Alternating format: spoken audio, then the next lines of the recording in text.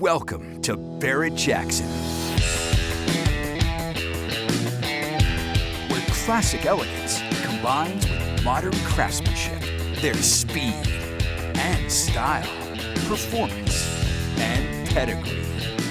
American icons, ultimate customs, and stunning convertibles, tailor-made for cruising in the sun.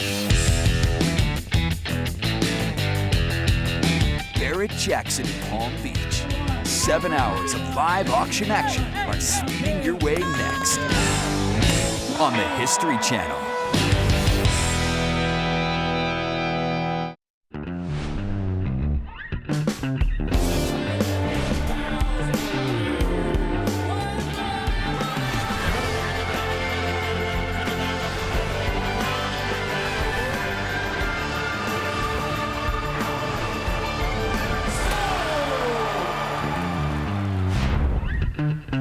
Of all the weekends for car people to come and enjoy the many charms of the Palm Beaches of South Florida, this is the best weekend because the world's greatest collector car auction is in town. Welcome to Barrett-Jackson Palm Beach, featuring the star cars of Super Saturday. Yesterday at the South Florida Fairgrounds, the bidders came alive. 13 cars hammered away for more than $100,000. Second highest was this 2012 Mercedes-Benz SLS AMG, yes, with those wonderful doors, for $185,000. Topping the ball, and for charity, a great cause, was this 2025 Corvette Z06 convertible. VIN number 001, the personal drive of NFL Hall of Famer Jerome Bettis. There he is. The proceeds went to his The Bus Stops Here Foundation, benefiting underprivileged youth. $200,000, and Jerome was a very happy man. But that's just the beginning.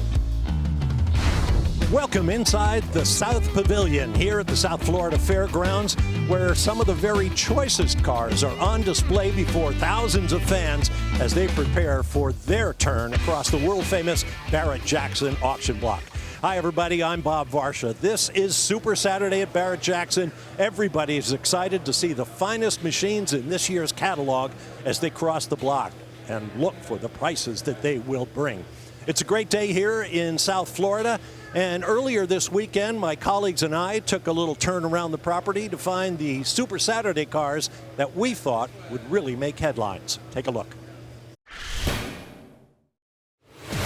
We definitely have some wild rides crossing the block. And if you want to get noticed, check this out. 2017 Brabus 6x6 Mercedes-Benz G-Wagon. This is off the charts. I love the Brabus 2 V12. They have the best body kits around with a full carbon fiber. It's even got the snorkel and also fully functional 6x6. You're never going to get stuck in this. Bob, what'd you find? Well, April, my choice is a classic, a 1939 Lincoln Zephyr, one of the most beautiful body styles ever built. And this one has provenance. It was done by Paul Tuttle Jr. of Orange County Choppers fame, but it is so subtle, unlike his motorcycles. Waterfall grille up front, V12 and a 3-speed under the hood, just the way it was born. Inside the cabin, no frills. Bench seat, no console, no computer dashboard. It's just fabulous. Rick, what have you got? Well, Bob, that Zephyr has a classic old school styling, but I want the ultimate in modern technology. And for me, it's this 2023 Ferrari SF90, a plug-in hybrid, 3 electric motors, a twin turbo V8 for massive horsepower, and 4 driving modes. You can either go all electric or pure qualifying. Tyler, I don't know how you could possibly top that. Well, clearly Rick hasn't learned his lesson from 50 years ago when it comes to Ford versus Ferrari, and my money is on the Ford. 2018 Ford GT, no hybrids needed to get almost 650 horsepower out of the twin turbo V6, and this one is a beautiful spec, lightning blue, silver stripes, and this one just a little over 200 miles on the odometer, so pretty much brand new. Super Saturday is going to rock. Well, all those cars and so much more are coming your way during our 7 hours of live coverage here on the History Channel from 11 a.m. to 6 p.m. Don't miss a minute. Sit back and enjoy your Super Saturday wherever you are with us here in Palm Beach. Time to take a break, but here's a car we want you to keep an eye out for. It's lot 648.1, a 1966 GMC 1500 custom pickup, and custom is the word. Goodies from top to bottom, including a suspension you can adjust with your phone.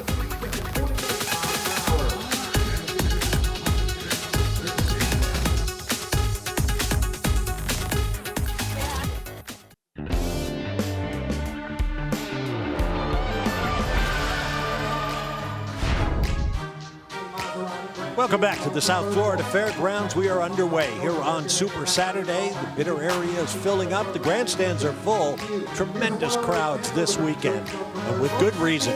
Right now, let's go to Rick DeBrule, standing by with the men who make the wheels go round. Oh, that's right. Barrett-Jackson CEO Craig Jackson Company President Steve Davis. And let's start off talking about Palm Beach as an event. I mean, this has been going for more than 20 years. This place really has staying power. It does. When we first came down here, Steve and I, what was that, like 2002, and checked it out, and ever since then we've really fallen in love with Palm Beach. It is like truly our second home, and the car community here just keeps growing and growing, and it really is a phenomena here. And the quality of what we have over the years has improved, especially when you look at things like the 2 charity cars today. Oh, the 2 charity cars are phenomenal. One for a local charity, Hannah's House, the ZR1, and then the dark horse for Tunnels to Towers. You don't want to miss that. Frank Stiller will be up on the block selling that for our veterans and our first responders. Today's docket is just very diverse, and I think Steve could fill you in a little bit more on that. But great television today. Don't go anywhere. Yeah, and I'm thinking back to that first auction we had here in Palm Beach, and you look at, who would have thought we'd have Ferrari SF90s on the docket today? Exactly. We were talking yesterday, reflecting back on that, said the same thing. 2003, First Florida, 2004, First Ride and Drive. We were talking about the big 340 horsepower Hemi that was coming out in the Chrysler 300. That was big news. Fast forward, if you don't have north of 1,000 horsepower hovering right there, then you don't even get in the game anymore. Absolutely incredible what happened to the culture, the hobby, the car way of life is really just taking hold in so many different levels right now, Rick. And again, we talked about plug and play. You don't have to be the most important, the smartest, the most wealthy person in the world to build one of these cars now. Crate engines, chassis, plug and play electronics. This is a new world, and we're loving every second of it. Yeah, it's really raised the bar for a lot of the cars we'll see crossing the block. All right, Craig, Steve, you guys have work to do. We're going to get back to our broadcast as well. All right, thanks very much, Rick. Let's get to the block now. Our first car is lot 642, a 65 Olds 442 convertible. Well, this is the second year of the 442 as a package on the Cutlass. And of course, 442 meant 4-barrel carburetor, 4-speed manual, and dual exhaust. But they didn't stick with that for very long. This one doesn't have the 4-speed. It has the automatic transmission, but I believe all the performance of the 442 that it's known for. One addition there in the center console is a tachometer next to the automatic transmission. If we go to the back, it does have the dual exhaust at least. Yeah, for 1965, the designation changed to 400 cubic inches, 4 on the floor, dual exhaust, although they used it for all kinds of things. And the significant was, in 1965, they went to the 400 cubic inch engine under the hood. The previous year, they weren't able to do that. You know, they only had a 330 cubic inch engine that was in the 442. So that's why it was the 4-barrel, 4 on the floor, dual exhaust. But the bigger engine, because GM lifted its ban on putting the big engine in these cars, putting the bigger engine really put the 442 on the road to being the performance car that it evolved into as the late 60s and early 70s evolved.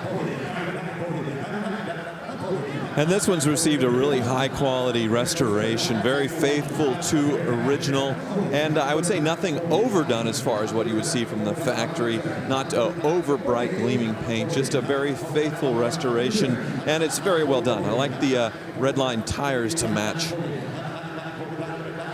Yeah, and everybody loved these cars back in those days in terms of sales. You know, the sales significantly jumped up between 1964 and 1965. I think they sold 25,000 of these in 1965. And I tell you what, if you're looking for one, little red convertible, how can you go wrong? It sells for $39,000 to that gentleman. And that is the high sale of the day thus far. As we move, just a handful of vehicles have crossed the block to this point. Love a big muscle car like a 442. Now here's something also in red, but very different in style. This is lot 646, a 2020 Jeep Gladiator Rubicon Launch Edition. Well, everybody was screaming for a Wrangler-based Jeep or a smaller Jeep truck, and they finally got it in 2020. The launch editions were all Rubicons like this, and I actually had my name down for one. And it was a launch edition. I thought I was getting one of the first ones, but they were everywhere. They were filling orders for dealers first and then giving the launch edition to the people that put down the money. So I felt like I got scammed a little bit because the launch edition wasn't the launch. So eventually I got the truck and I loved it. These things are incredible pieces of machinery when it comes to off-roading, as far as the locking axles and all the other off-road, the cameras and things. Way different from just a decade prior when the Jeep's just sort of a very crude off-roader. So a lot of technology in this one, but also old school Jeep fun. Well, and everybody kept wondering, when are they going to bring the Gladiator back? When are they going to put that pickup truck on the back? And that's exactly what a lot of folks were hoping for. This was a special run, this launch edition. I think they had 4,190 of them. And the whole purpose was the area code for where they were building these was 419. So they wanted to play off that, make it 419. And I think they even launched them on April 19th of that year. So they were playing with the 419 all the way. Yeah, there's that launch edition badge right there on the back.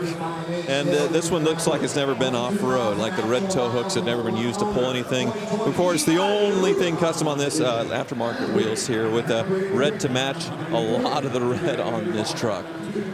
Boy, that couple is really into this vehicle. She's doing the bidding with a nod from him. He's watching the tote board, she's watching the auctioneer, which is the smart thing to do because the auctioneer drives the bus in terms of where we are in the bidding. Only 2,000 miles on this thing, so it's basically brand new. And yeah, the MSRP would have been around $60-something thousand, so 20 grand off new. It is 5 years old, but looks brand new. I'm going to say, looking at this thing, you would never know that it had done anything other than sit on the showroom its entire life. And I guarantee you, those 2,000 miles, they were pretty gentle.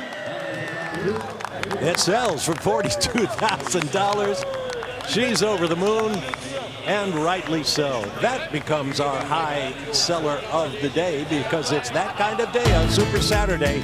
Each car that comes along, more valuable to these bidders than the last.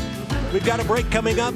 Stay with us. We'll be back with more excitement from the South Florida Fairgrounds and Barrett-Jackson.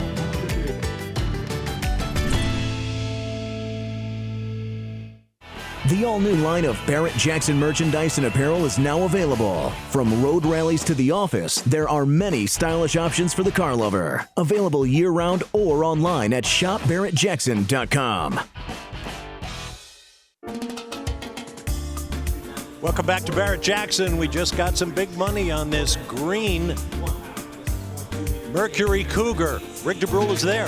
Yeah, I tell you what, it looks great. I'm a big fan of the Cougar. Of course, this is the Eliminator version. Remember Dino Don Nichols in the Eliminator? This one is green. It shows perfectly in big bucks, $66,000.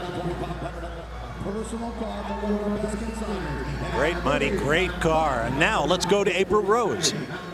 Hey, Bob, I'm in the staging lanes right now where all the cars line up just before they go across the block. They get their last looks. They get a good cleanup before they go on the big stage like this beautiful 2017 Jeep Wrangler 6x6. You got the huge winch up front. I love these sort of custom-looking hood hinges, and they went with the old-school KC lights. No light bar here. This is old-school beauty. You got your big Rhino Line step here, and of course the headache rack in the back, so your cargo will never mess with you. Now this one's got a 392 Hemi, 485 horsepower, fully functional 6x6. All the wheels have all the power, and it's still pretty much new, only 4,000 miles. Rick?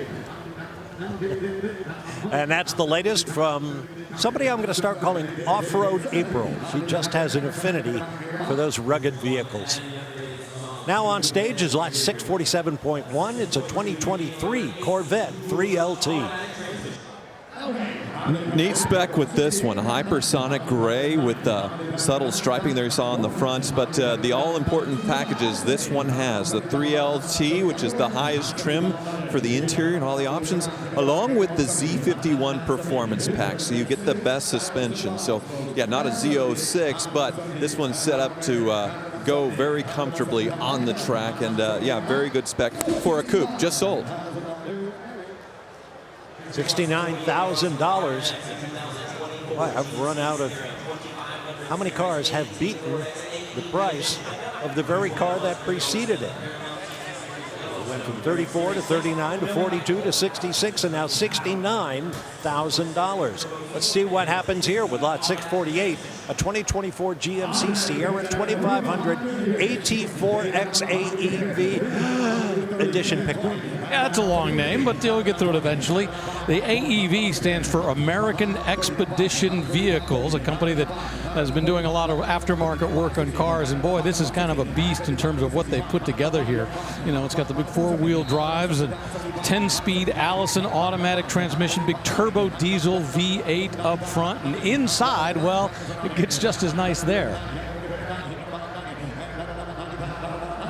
Yeah, beautiful interior on this one. You can see in the headrest, might be hard to get around there, but the AEV as far as the logo in there, but very fancy luxury truck here. The Duramax, a legendary power plant here, that Allison transmission, and it's great they could do the 3/4 ton, the 2500 with the AT4, the off-road package, which was taken even further with this one as far as the wheels, the off-road tires, and yeah, definitely a great look on this.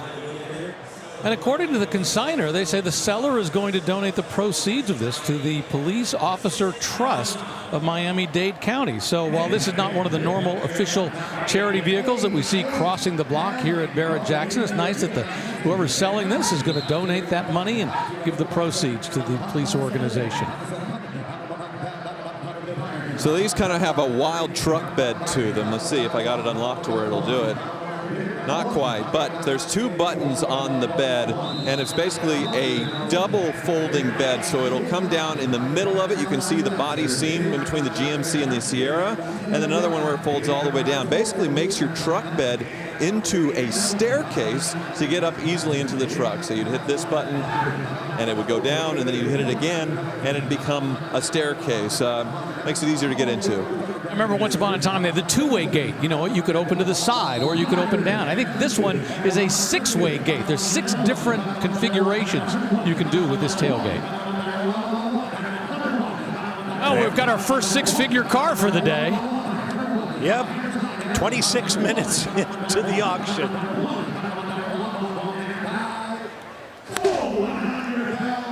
Sold at $100,000. How much did the charity aspect figure in? Only the buyer knows, but that's our first 6-figure sale, as Rick mentioned.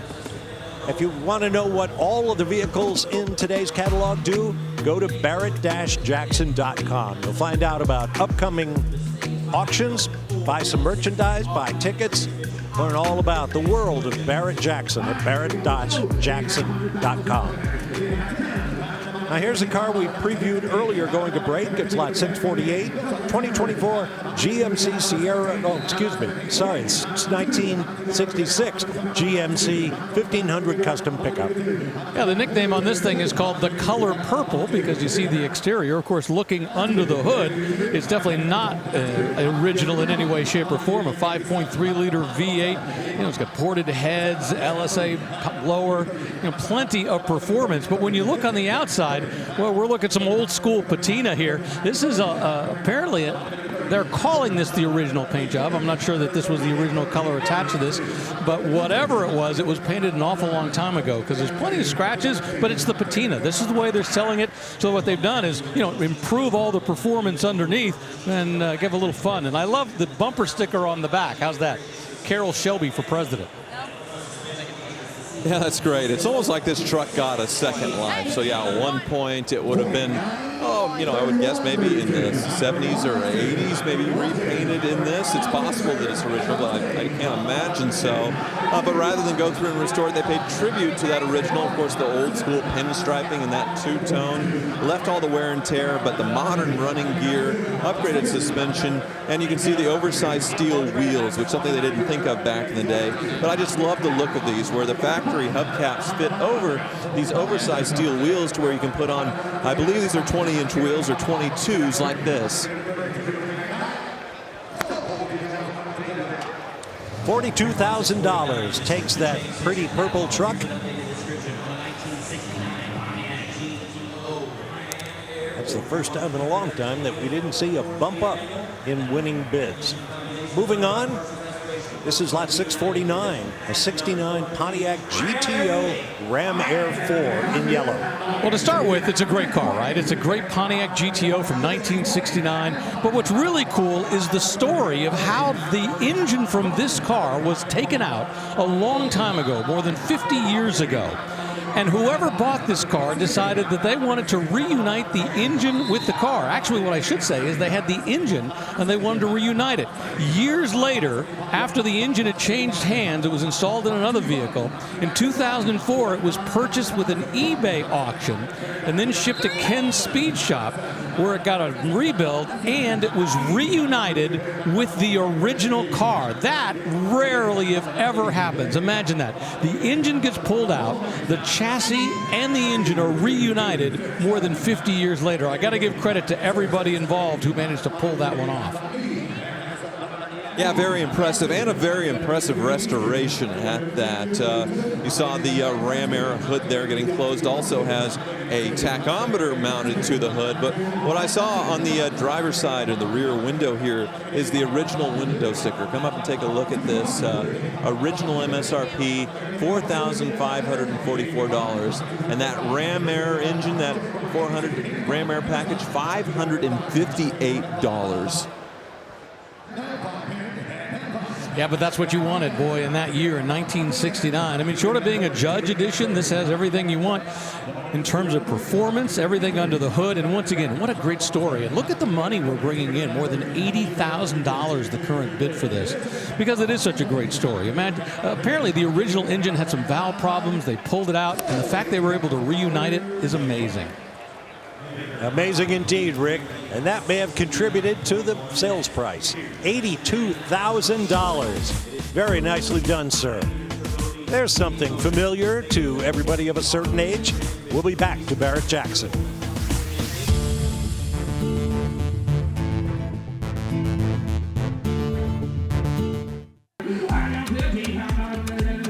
Custom or classic? Subtle or wild? There's something for everyone at Barrett Jackson. Welcome back to Palm Beach, where we continue with our 7 hours here on the History Channel. Currently on the block is lot 650.1, a 2002 Corvette custom convertible. Well, let's call it a custom and a classic. Now, technically, this is a 2002 Corvette. But when you look at it, you go, wait a minute, that's 1958, but something isn't quite right, because what they've done is they've taken a 2002 C5 Corvette and put a 1958 style body on it. And it's interesting when you look at the dimensions, because it's obviously wider, longer, lower, a little meaner looking than the original 1958 was. A number of these have been done by various manufacturers, but it's a fun thing to do, kind of play with modern mechanics in that classic style. Well, today we see more of the original C1 Corvettes getting a modern chassis from Roadster shopper Art Morrison and getting the LS engines like this C5 has. Yeah, this was sort of a trend for a little while, but definitely fun. Interior, though, is straight out of a 2002 Corvette. You can see the C5 climate control, radio, instrument cluster. But yeah, the exterior, obviously, much wider than the original Corvette. They had to get the original proportions in with it, but otherwise, very well done. To the eye, it looks really good. I'm a fan of the C5 Corvette. I think it was a really good step forward in terms of the Corvette concept and engineering. So building this on it makes sense. And I will say, before this got up on the block, they had a whole list of receipts on the dashboard showing plenty of time and money that was spent getting this mechanically right recently. More than $13,000 just on one of the receipts. So the nice thing is, not only are you buying a car that looks very interesting, apparently from a mechanical perspective, sounds like it's properly sorted. Look at the money we're bringing in. Oh, so close to the century mark. $97,000. Still a terrific sale. And that gentleman was calm throughout. Now here's a car that April previewed for us earlier. This monster is a 2017 Jeep Wrangler Unlimited Customs 6x6. As we saw earlier, the first year of the Gladiator to come back with this generation Jeep pickup was 2020. So in 2017, no Jeep truck yet. And also, we didn't have the 392 Hemi Wrangler yet in 2017. That was, 2021, 2022. But you have it here with this 2017 Wrangler Unlimited. So the four-door Jeep, which the frame was given a huge stretch, obviously, to accommodate what's going on with the 6x6. This is absolutely wild, and it does look like it is functional. So it has a center differential, or center diff, that is actually a pass-through to where it can get power to all 6 wheels. So a functional 6x6, not a 6x4. Yeah, because we see some of these 6-wheelers that, as you point out, that extra axle is just a passenger on this ship. This one was originally built for the SEMA show. That is really where we get some wild builds, and this is a perfect example of it. And it sells for $53,000 to that lucky gentleman who will sign for his new acquisition. And we're going to go to April right now. Hey, Bob, I've found Fabiano Iha, 7-time MMA champion. We got serious muscle here. Now, you're selling 2 cars, these International Scouts. I got to tell you guys something. He built these actually on his own. Well, with our team, of course, but... I was trying to talk you up. Yes, no, it's okay. Yeah, I definitely have my hands on. I have a very good team in LA. We own Scout Club LA that specializes in scouts. And our team, in my opinion, is one of the best. And I believe that we did actually build like 2 very different and very special scouts. Right, and the one right behind us, you were telling me it's the fastest street legal scout in existence. That's unbelievable. Yes, if it is another one there, please contact us so we change their line. But as we speak, it's 850 horsepower, turbocharged, LAS 6.0, and again, it's faster than the Ferrari and the Lamborghini, and it's a Scout. Hey, you might have some guys challenging you, but you're used to that. I am ready for. Right now, there's so many Broncos and Blazers people are restoring. What drew you to the Scout? Well, the Scout is special. If you are a true American, you know that they're very special. They were built for a very short time, very hard to find. I think the style and the car itself is better than the Bronco, but this is just personal. From one person to another one, it's 2 different companies, International and Ford. It's like different companies. But if you like the style of Bronco, and if you have a chance to take a look at the Scout, I guarantee you will fall in love. I am definitely madly in love. I want to buy both of them together. I just need Craig Jackson's Bitter Pass. Thank you so much. Good luck. We love having you here at Barrett-Jackson. Bob, back to you. All right, thanks very much. Very Italian-sounding gentleman with a very American-sounding affinity for Scouts. Now on the block is lot 652. This is a 72 Olds Cutlass 442 convertible. Yeah, triple black, boy, really shows nicely up here on the block. A little while ago, we had a 1965 Olds 442, the second year. Well, this is the end of the run of the glory days for the 442 in terms of what was going on.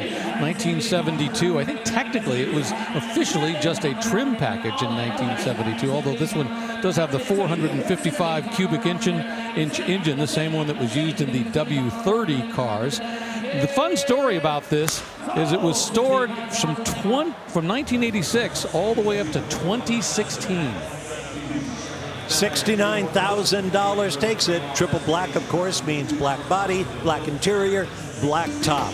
Another break coming up, and we'll be back for more excitement from Barrett-Jackson Palm Beach. Welcome back to a beautiful day here at the South Florida Fairgrounds. And look at the people out wandering the tents, the pavilions, checking out the concession stands, and the many, many manufacturers of automobilia you'll find here and at every Barrett-Jackson. Here's what the last three cars across the block did while we were in break. And on the block right now is a car Tyler Hoover introduced us to in his unique rides feature yesterday, a 53 Allard J2X Custom. Yeah, so this is sort of a continuation of the classic Allard, but dramatically upgraded. The classic looks, as you can see, but modern coilover suspension and an LS under the hood. Really cool. Allard was a car company in Great Britain, started in the mid-40s, and of course they had a pretty good run of racing. Raced at Le Mans, a variety of other places. Boy, look at the number. This is suddenly getting attention. Looked like it had stalled out around 50,000. Now we're closing in on 100. But once again, they had a lot of success in various forms of racing in the 50s. Never won Le Mans, but had a lot of fun on the racetrack. Cadillac powered at its day. $90,000 to that gentleman. Looks like he appreciates a nice vintage car. Now, we've been talking all week about our fantasy big game, brought to you by Dodge. And today the game is in full swing. The winner at the end of all of our 2025 Barrett-Jackson auctions will take home an all-new 2025 Dodge Durango GT. So let's take a look at who's in the lead so far following the Scottsdale auction back in January. John R. with a not terribly significant lead over Elijah C. Keep on playing. A great prize, a new Dodge Durango GT. Good luck to everyone playing. And we head back for the block. Currently occupied by lot 654, a 2012 Rolls-Royce Ghost extended wheelbase sedan. Now, I know I'm going to sound crazy saying this, but this is supposed to be the smaller, more affordable Rolls-Royce in the lineup. But the MSRP, $351,000. And a lot of that has to do with this one being the stretch, the long wheelbase to give the rear passengers extra room, because you buy a Rolls-Royce to be driven in, not necessarily to drive in. So you come look inside and it has the lunch trays, the TVs. Yeah, you see that Spirit of Ecstasy hood, but yeah. Lots of room to just sit back and relax, and unbelievable options in this one. Yeah, I like how they say they have the theater option, which is really just a couple of little, monitors on the seat ahead of you, like a lot of vans had. And it sells for $100,000. Our second six-figure sale.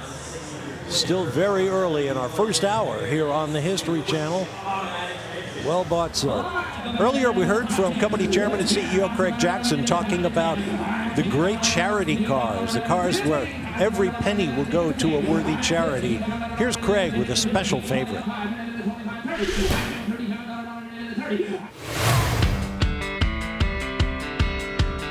We have a 2024 Ford Mustang Dark Horse. This is VIN 001. This charity vehicle was purchased in 2024 by Ron Pratt. Then at our 2025 Scottsdale opening night gala, he generously donated this car to Tunnel to Towers Foundation. Since 9/11, the Tunnel to Towers Foundation has been helping America's heroes by providing mortgage-free homes to Gold Star families and fallen first responders families. As the first new Performance Mustang nameplate in 21 years, the heart of the Ford Mustang Dark Horse is the all-new fourth-generation Coyote 5-liter V8 engine. This engine sends 500 horsepower and 418 foot-pounds of torque through the unique 6-speed Tremec manual transmission. And 100% of the hammer price from the sale of this vehicle will benefit Tunnel to Towers Foundation.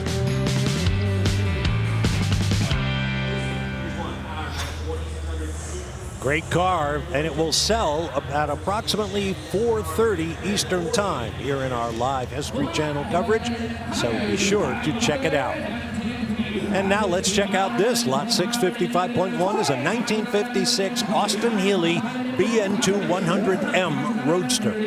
Well, the significance of this car is this is a 4-cylinder car. We usually talk about this body style in 3 different generations. There's the 104, the 106, and then the 3000. The 3000 that eventually was built all the way through 1967. But this one is special because this is the BN2 100M. This one was designed for competition. Just a 4-cylinder engine, but it's 2,660 cc's. And it had a lot of success on the racetrack back then. And this is the car that really helped to put Austin Healey and Donald Healey's company on the map from a performance perspective. It had style and it had enough performance to do well on the track. So you see that 1000 Mia badge for the Mille Miglia. I imagine, yeah, this 1956, one of these probably would have raced in the Mille Miglia back in the day. But yeah, faithful restoration on this one. Very, very well done. I like how they even sourced the vintage-looking tires to match on the wire wheels that are knockoff. Get a lead hammer to knock those off. But maybe a bit older restoration, but certainly very high quality and very faithful to the original. Well, we see an awful lot of the 3000s crossing the block, and those are great cars, but this is where it all began with the 100 4-cylinders. $80,000 takes it, and that is the second acquisition of, let's call it a vintage car by that particular bidder. Well done to you, sir. That is a very well-known car from Donald Healey's car building company. Staying on the block now, here's lot 656, a 1956 Chevy 150 custom wagon. I love the fact that this is a 150. I know I always say that, but you know, you think about it, a 150 wagon. This was a 2-door, and the purpose of this was really, you know, for somebody to haul around their stuff, and wasn't even really a family car for the most part, probably. It was something somebody used to haul around their equipment. But now, boy, look what's been done underneath that engine hood, that 7.4-liter V8 engine. It's got a Voodoo camshaft, roller rockers, plenty of performance, and plenty of style all the way down. Yeah, absolutely. This thing is only hauling itself really, really fast, and lots of upgrades. You can see lowered as well. Beautiful wheels on this one, and it looks like a good speaker box setup in the back into the cargo area, so booming speakers as well. $55,000 sends it to wherever that cowboy wants it to go. Not a Nomad, a 150 custom wagon. Nicely bought. Here's lot 657, also a bow tie. It's a 57 Bel Air convertible. Well, you know, this was the car that wasn't supposed to be. In 1957, what they really wanted to do was introduce the body and the style that came out in 1958. But they were behind. They couldn't get it done. They looked at what everybody else was doing in the automotive industry and decided, well, they needed to hold off just a little bit longer. So what they did was they took the 1956 Chevrolet and, well, they stylized it a little bit, added more chrome, added more elements to it, and this is what we got. One of my favorite elements is this right here, the inlet for the vent that they've put into the surround of the headlight. It's pretty complicated. Tubing that goes all the way back and in. But boy, what a great element, a great design touch, and very functional to get that air into the driver's compartment. This one has a 283 cubic inch V8 and a 3-speed manual. In 1957, you could get Rochester fuel injection as an option, much like the Corvettes. This one doesn't have it. Otherwise, I'd say this is a very well optioned, full out gingerbread 57 Chevy. Yeah, they talked about the 283 because you could get 283 horsepower out of that fuel-injected engine. I often wondered, was it really 283, 284? Because they were going to make it match no matter what it was. $63,000, and I think that was particularly well bought. I really, really dig that car. Congratulations, sir. And now rolling up, something in the Mopar persuasion. 1971 Dodge Hemi Challenger custom convertible. 1971, second year for the Challenger. You know, Chrysler in many ways was kind of late to the serious world of the pony car wars. Yeah, they had the Barracuda, but they didn't have everything else that they needed. 1970, the E-bodies come out, the Barracuda, the CUDA combination, together with this car, the Challenger. A little bit larger than the Barracuda, a little bit more comfortable, a little bit more room inside. And this one, well, this has been taken up to the next level. Now we've got a 426 cubic inch Hemi that's been made into a 4-speed automatic transmission. Full frame-off restoration, that color B6 blue, the RT stripes. I think it's the perfect combination. White inside and blue on the outside. Absolutely, no harm, no foul here. It's probably started life as something way less exciting, you know, a 318 without one of these high-impact colors. And this one, you got to choose basically a blank canvas to make basically the ultimate 71 Challenger, the 426 Hemi, a legend. And yeah, the colors with the white stripe, the white top, the white interior to set off the blue. A lot of fun here. The most popular year, of course, for these, 1970. Each year beyond that, though, still has the same styling. $67,000 takes it apparently to that gentleman's garage. And we'll move on to the next dream ride. Slot 658. It's a 1968 Chevy C10 custom pickup. Well, 1968, second year of this generation that went from 1967 up through 1972. And this one is a lot different than the way it was born. Underneath the hood, that LS engine, 6-liter. It's also got a CVF Racing pulley kit, custom valve covers, aluminum radiator. They've done everything they need, mating that up to an automatic transmission to give it plenty of performance to go with the looks on the outside. Well, they took that LS and they backdated it to make it look like a vintage V8, maybe more like that 283 that was in the Bel Air just a little while ago. And all the wiring and the fuel rails neatly tucked away. That's the sign of a high-quality build here when it looks as nice under the hood as it does on the outside. With this one, just stunning on the outside. You can see it looks like it's slightly tubbed to fit wider rear wheels. Beautiful cherry wood, and yeah, over $100,000. Definitely shows you can do the quality, the little touches, the little custom touches. You can bring big money here at Barrett-Jackson.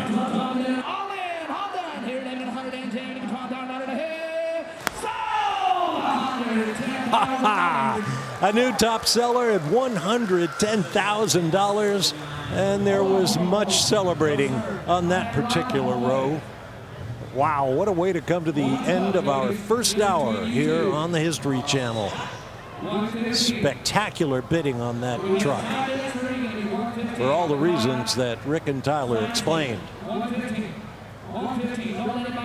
Well, apparently they're still trying to sort out the bidding. Apparently there was a question at the very end, so they're trying to figure out who has the correct bid. They opened up just a little bit.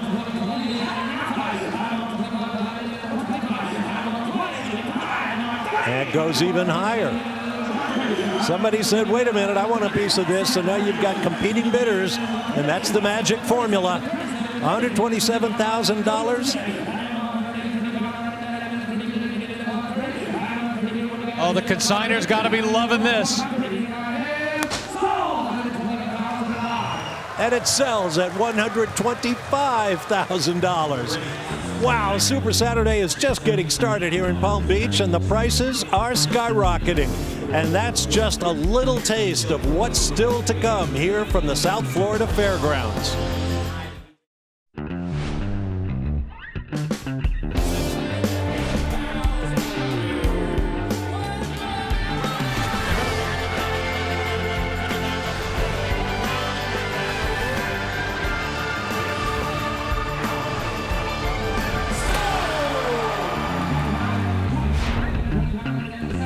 Welcome to the world's greatest collector car auction, Barrett-Jackson. We're just kicking into gear here on Super Saturday, and what a day we have in store for you. I'm Bob Varsha with Tyler Hoover, April Rose, and Rick DeBrule. Let's get right to the action in this packed auction hall. Now on the block, lot 659.1 is a 64 Shelby Daytona Recreation. Yeah, they only made 6 of the originals. You know, the Daytona, the Shelby Cobra Daytona was built for racing on the big tracks where you needed better aerodynamics and they wanted it enclosed. Pete Brock, the guy who designed this, did such a great job, and Shelby went out and started racing these, immediately won at Sebring, helped him to win the FIA championship that year. There's no shortage of companies that are doing recreations, but I tell you, when you look at this body style, it's beautiful. And one of the key things that Pete Brock did was this camback tail right here, where it's flat. And what they discovered was you could make it flat as long as it was a certain circumference. Otherwise, it had to be a big teardrop shape. This was a key part of the aerodynamics of this car. Yeah, and this is a very well done recreation as far as the quality and sort of looking vintage or period correct. Inside, sort of the period looking buckets that you would see, so nothing upgraded there as far as modern. Same with the toggle switches and the gauges. And yeah, all Lexan glass as well for lighter weights. Any idea what Scuderia Filippinetti is? Race team from the day. You know, most of these were in blue and white because those were the Shelby colors that they were racing, the American racing colors back in those days. You got to remember, they had different colors for different countries. Sells at $46,000. And a twist to that tail is when Peter Brock, the designer, suggested the cam tail that Rick described. Carroll Shelby didn't want to do it, as the Barrett-Jackson Summit Racing sold sticker goes on.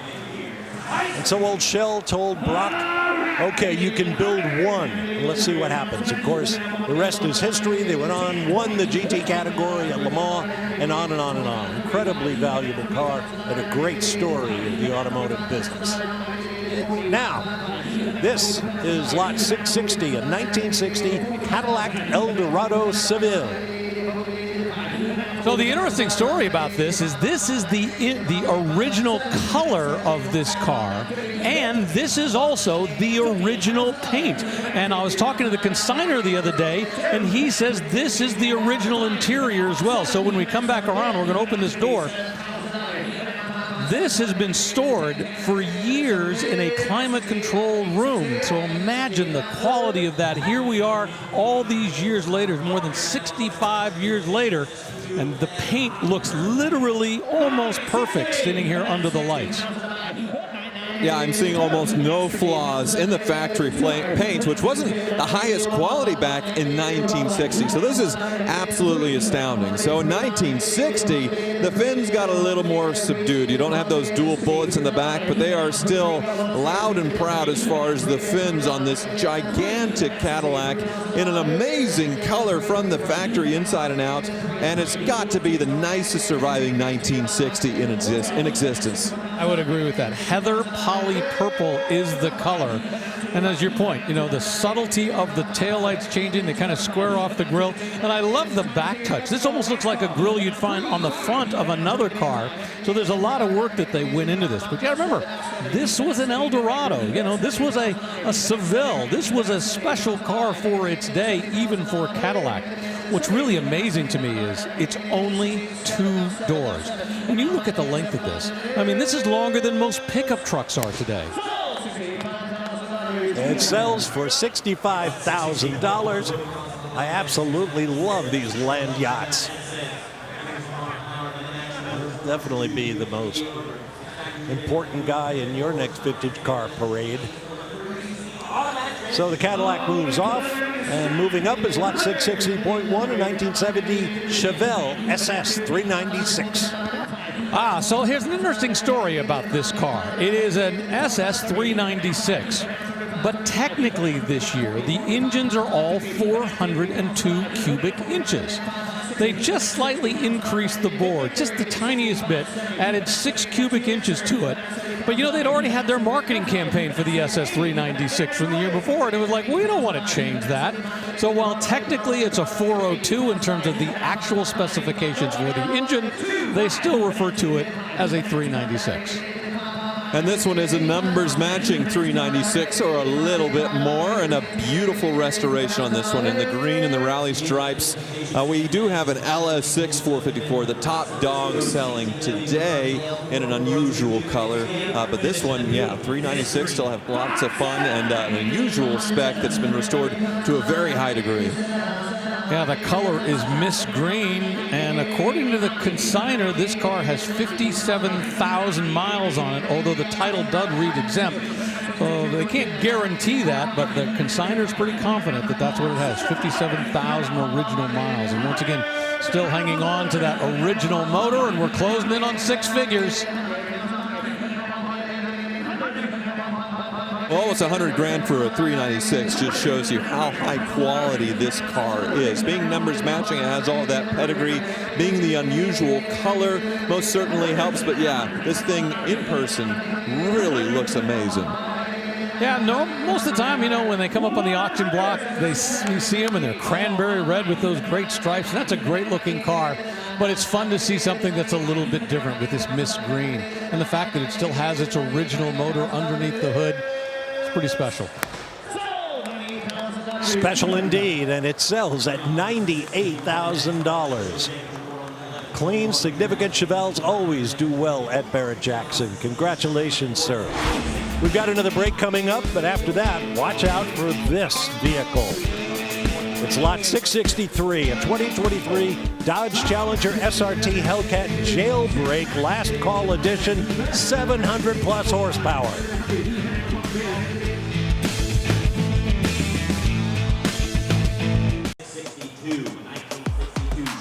There's a look just outside the auction hall here at the South Florida Fairgrounds, and as you can see, huge crowds have gathered here for the latest visit by the world's greatest collector car auctions, Barrett-Jackson, at the South Florida Fairgrounds. Inside the auction hall, fans are 7 and 8 deep all the way around the seated bidder area. The grandstands and skyboxes are full, and that adds to the intensity and excitement here at Barrett-Jackson.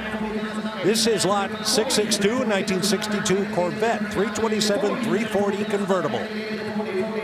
Last year for the C1, this year this has the 327 cubic inch engine instead of the 283. And they say this has the original motor attached to it, but they've made some other significant changes. I mean, they've put on some fresh chrome, they've put 4-wheel discs all around, so they've taken a very original 1962 Corvette and added a little more drivability to it. Triple black car, black interior, black top. Really, it's a good combination in terms of drivability for a 1962 Corvette.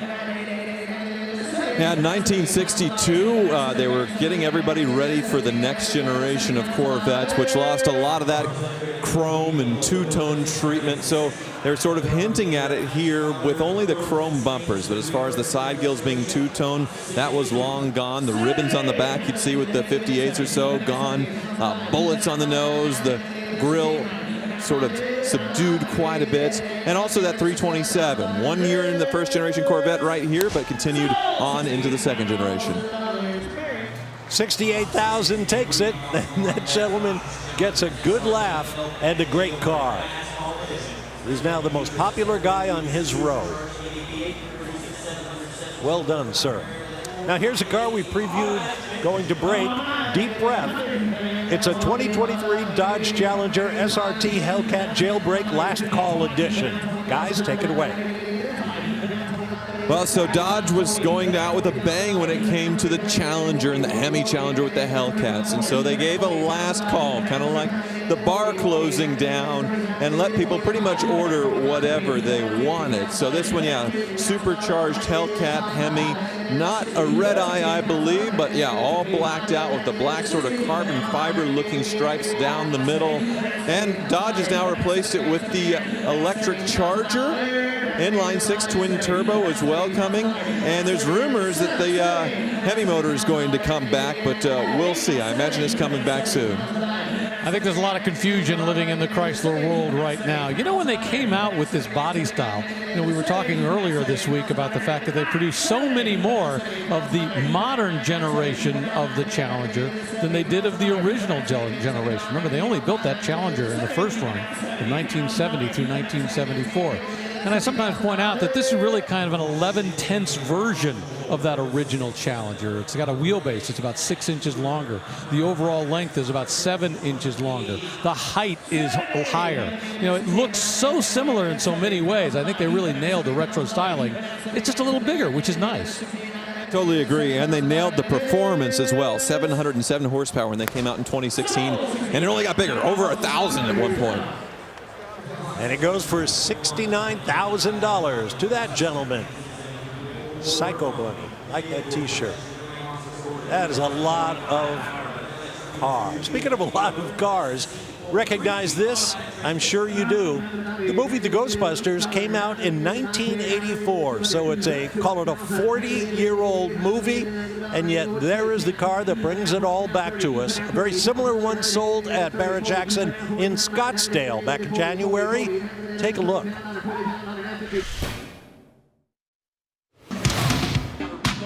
All right, we've talked about it. It's finally arrived at the Ecto-1, a 1959 Cadillac Miller & Meteor Ghostbusters Ectomobile recreation. This one is a very screen-accurate tribute with everything on top as far as the ghost sniffer, the radar, you have the siren, you have the place to store the ghosts after you capture them, and we're already into the six figures, over $100,000. Listen to the crowd as we pass $200,000 bid. It's important to remember, this is not the original. This is a replica, highly done, very nice, and once again, as you point out, on a 1959 Cadillac, we're at $255,000, and I think we're still going. What an amazing build. Hey, $270,000. Wow. So we have 3 phone bidders involved. We have an internet bidder, and we've got a bidder on the floor.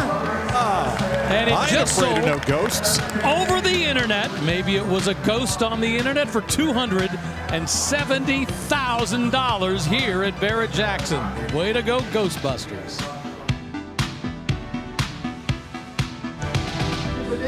Now only 1,172 actual miles.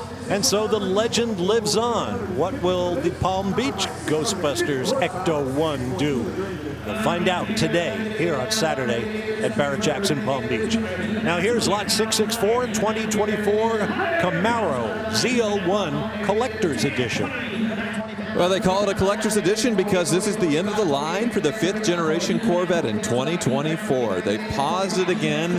They did it with the 4th generation in 2002, and then we had to wait until 2009 or 10 for it to come back. But this one's special because it's also the ZL1, supercharged 6.2-liter V8. I believe these were around 700 horsepower, and this one a 6-speed manual transmission. So this is the track-focused Camaro, finished in a really cool scheme as far as the matte black with the black stripe, and it looks like all the carbon fiber as well with that big wing. Yeah, they only made 350 of these. I think only 117 have the manual transmission.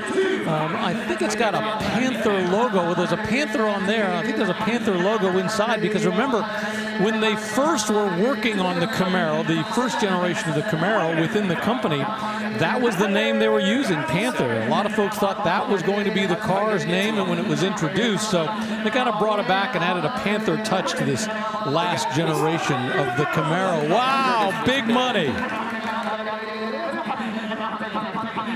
Well, I suppose we call this an instant classic, an instant collectible.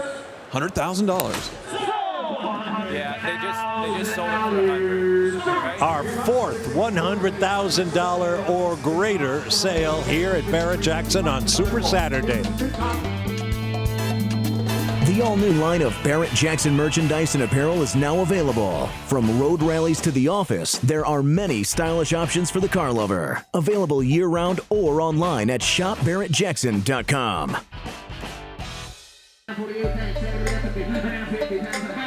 Welcome back to the center of all the action here at Barrett-Jackson Palm Beach, the auction hall. This is lot 665, bidding about to wrap on a 1955 Chevy 210 Custom Coupe. Yeah, a little earlier we saw a 150 from 1956, the bottom of the line. This is the mid-range, the 210, which would run between the 150 and the Bel Air. And this one has been beautifully done. LS1 engine under the hood, very modern performance. This is what we refer to as a post car because when you look at this post, in between the 2 doors, as opposed to a blank area where they just have the windows coming together, that's why they call it a post car. Yeah, and certainly not a color combination you would have had in 1955, but it definitely works as far as all the bright blue metallic and silver. Nice things done to the interior as well, but the perfect stance. I do really like the way they took the little custom touches to make it sort of a, I don't know, we call it a pro touring, a street build. Looks great. You know, it's interesting when you think about it. You know, these days, one of the two most popular colors in this country is silver for a brand new car. Back in the 1950s, no one was painting cars silver. What a weird color scheme. Thought they were selling it, and then they got one more bid. Love the squared off exhaust in the back. $54,000 takes it to that gentleman. Well done. Now it's time for some Hagerty Fast Facts on our next vehicle, lot 665.1, a 2003 Ford Mustang Cobra SVT 10th Anniversary Edition. It commemorates the 10th anniversary of the Ford Special Vehicle Team, SVT. Since the model year was 2003, 2,003 of these were produced, powered by a 4.6-liter V8. Well, you know how they say still in the wrapper? That's exactly what we have here. This is what's called PDI condition. That stands for pre-delivery inspection. And this is the material that would be put on the car while it was in transport to make sure that it didn't get any chips, any dings in the paint. This car has just 6 miles on the odometer. Imagine that, less than 10 miles. Put away even before it got to the showroom floor. And as we look here, we can see the original MSRP. It's listed at $35,935. Well, actually, go to the bottom. $35,560 together with destination and delivery. All the plastic new inside as well. Now, I've seen a few Cobra are still in the plastic, which is the racing version that you had to qualify as far as saying you were going to use it to race to buy. A lot of people didn't race and put them away, but I don't think I've ever seen an SVT Cobra preserved to this level. Pretty unreal. On the driver's side as well, there's a little bit more of that original dealership sort of documentation. Assembled in Dearborn, Michigan. An All-American, and it sold at $66,000. That's right, fist bumps all around. And someday they'll take off that transport protection. The car will shine. Now here also in red is one of our fantasy bid cars. It's a 1993 Ford Mustang SVT Cobra, lot number 665.2.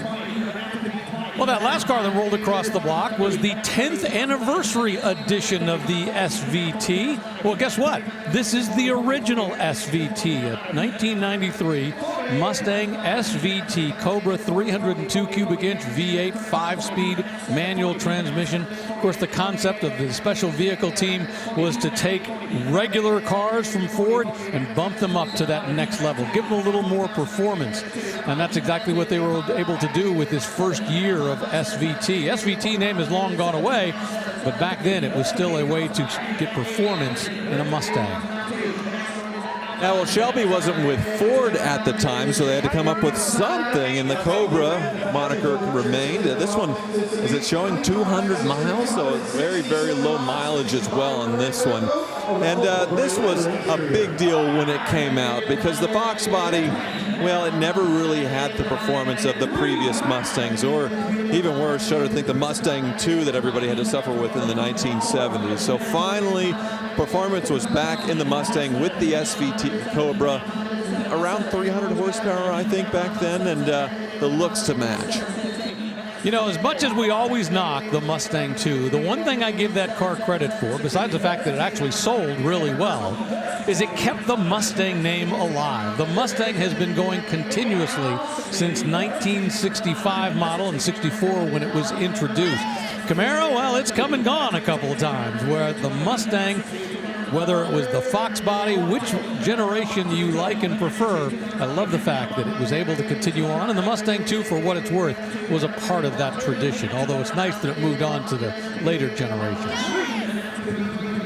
Well, speaking of keeping names alive, I wondered about the brand Cobra, which of course applied to Carroll Shelby's vehicles, and yet somehow here Ford is using it. I know the two were associated, but I think Carroll Shelby had the Cobra name before Ford put it on this car. kind of curious. The world of intellectual property, you know, who owns what name at what point in time. I believe Ford had actually had the Cobra name, but they were able to use it extensively on a variety of different cars. Yeah, just talk about the GT40 and where that name went.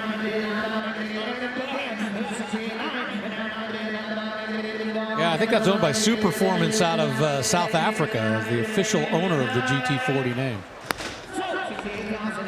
And right on cue, the hammer falls at $68,000. Token of appreciation from those car guys. Now let's join April. Hey Bob, I'm in the pre-staging lanes and I'm gonna brag. I have the best darn job in the world, surrounded by all these beautiful machines just like this 1967 Corvette. She is stunning. Now take a look at the color, showing beautiful out here in the Palm Beach sun. Elkhart blue, second most popular color back, or second rarest color back in the day in '67. The first rarest color was tuxedo black. I would have never guessed that. And I love how they added a custom touch with this teak wood wheel right here. She's got her matching numbers: 427, 400 horsepower big block, M21 4-speed manual. I love the factory side pipes back here. I mean, the C2 is such a beautiful Corvette. I think I need to take this one home. Bob? Sure, not a problem, April. Although the owner and consignor might have something to say about that. Right now, center stage is lot 665.3, 66 Corvette 427 390 convertible. So 1965 was the first year of the big block Corvette. It was a 396, but in 66 it bumped up to 427. And you notice the difference between the car April previewed. You can tell the difference between a 65 and 66 and a 67 with the big block by the hood. It doesn't have that Stinger hood. It has sort of just a big bump out to accommodate that big block V8 under the hood. And this one finished in gorgeous Nassau blue. I think that is my favorite color of this year, with the side pipe exhaust and the knockoff wheels. So this one really does have it all. Yeah, Chevrolet like to name their cars after racetracks, and people are always like, wait a minute, Nassau, that's a racetrack? Well, they had the Bahama Speed Weeks, and they would race on the Nassau track, and a lot of very famous race car drivers did that. This is the 390 horsepower edition. I think the top range for 1965 was the 425 horsepower model that came with the 427 cubic inch engine. So horsepower, wow, we were starting to get to the glory days of the first generation of horsepower with 425, but I think 390 is very acceptable. 92,000. Well bought, sir. A car that in 2008 won the NCRS Top Flight Award. So it's got pedigree. We've got a break coming up, but here's a car we want you to keep an eye out for. It's lot 673, 1973 Ford Bronco Custom SUV with a second generation 5-liter V8 Coyote engine and automatic transmission.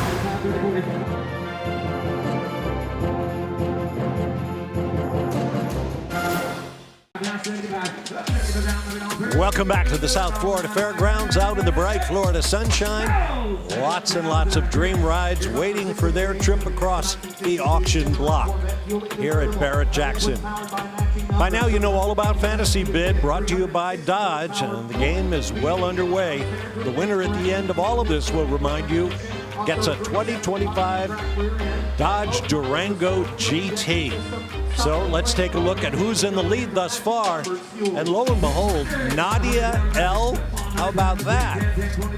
Elijah C. still in second place.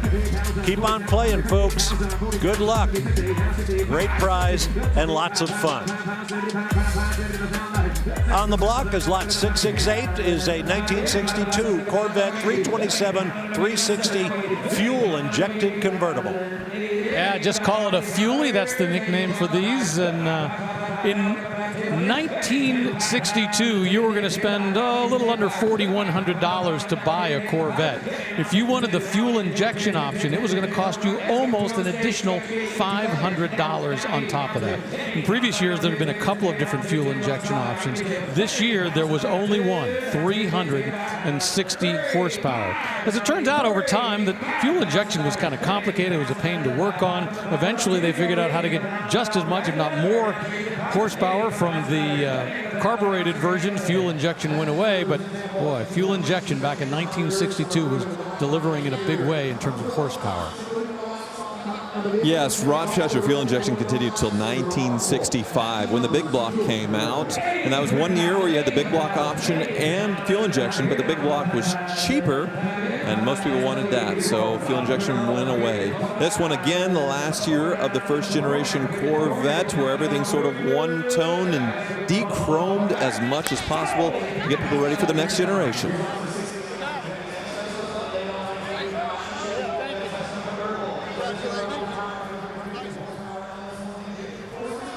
And it sells at $83,000.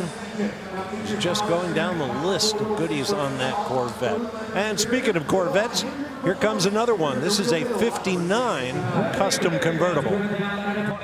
Well, I saw talking about 62 having none of the gingerbread. 59 almost had it all, and this one's been beautifully restored with all of that chrome. Of course, the wild toothy grille, the surrounding the two headlights as well, all the chrome. But this one seriously upgraded under the hood. LS1, which you can see right here, it's given the sort of vintage look with the fuel rail covers to make it look like an older engine. But that is an LS1 under the hood. And definitely C5 Corvette wheels, I think, or maybe C4 that have been chromed to match sort of the modern power plant. Yeah, well, this is really the great combo that we're seeing so much of these days. You know, the classic resto mod that's rolling across the block. You know, it looks a little shinier, a little cleaner than a 1959 Corvette might have looked, you know, special bigger wheels. What you can't see, though, is that big LS engine under the hood, 350 cubic inches. And as you mentioned, it's got all the bling. 1958. The only thing it's missing from a bling perspective on the back here would be those chrome tusks that they had in 1958. 1958, 59, very similar in terms of their style. But I love this build, and boy, we're over $100,000. I think the people in the room like it as well.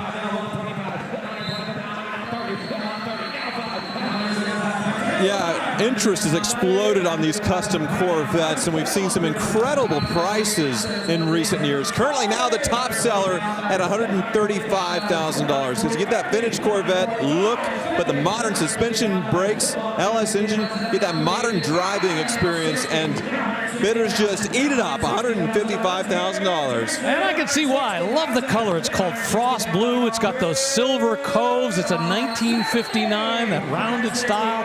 And we're still going.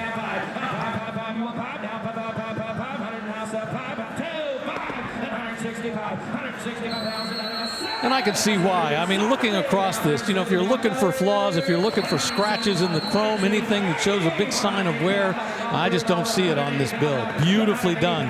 Very much a classic resto mod in terms of great performance and that old school look at the same time. We mentioned Hendrick Performance did the work. Rick Hendrick is a noted Corvette collector and specialist. Look at that number, $200,000. And that's where it goes, tying our high sale of the auction through the entire 3 days. But that will not be the end of that story. Beautiful car, great bidding, great price. What a Barrett-Jackson moment. Now, earlier, our Tyler Hoover, who always seems to get the best jobs, had the opportunity to take one of my favorite cars from this auction, the Lincoln Zephyr from 1939, out for a drive of all things. Check it out. Paul Tuttle here of Paul Jr. Designs, and he's brought this Zephyr to sell. It is stunning, but it's totally reimagined, huh? It's reimagined, and you know, even though I've built bikes most of my life, I've built a few cars, but none quite like this. But this was the first time I got a chance to really customize one. You know, I wanted to pay respect to the original design, but make a beautiful car even more beautiful. But you kept the flathead 12-cylinder, and it is beautiful. Thank you. I'm a purist at heart. In the way of cars, I like to collect original cars. In the way of building things, obviously custom. So this is kind of a hybrid. I don't even like the word hot rod for this car. I like period coach built. Well, this thing's not just all show. With that air ride, it probably goes down the road pretty smoothly, right? Very smoothly. Can we go for a ride? Let's do it. Awesome. All right. Now that flathead's just such a distinct noise, and in a V12, it's just so much cooler. This is what they put in the step-up Lincolns in 1939, and honestly, like when you never see this car anywhere. You go to any car show, you'll almost never see a 3-window coupe. No. And they only made them 37, 8, and 9. So how many hours do you think into this build? Oh gosh, I think this took me the better part of 2 years. Wow. Yeah, this was a long one, man. You know, it's like building 10 motorcycles. Jeez. Nice. Well, I think the next owner is going to be very, very happy with this thing. Thank you so much for bringing it to us, and best of luck on the block. I'm looking forward to it. I'm a little anxious. It's a big piece of work for me, you know? It's kind of what I love about old cars.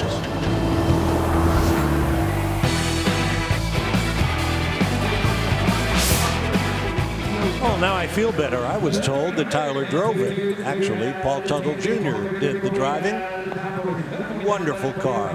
And here's another one on stage. Lot 669.2 is a 69 Pontiac GTO Judge Ram Air 2.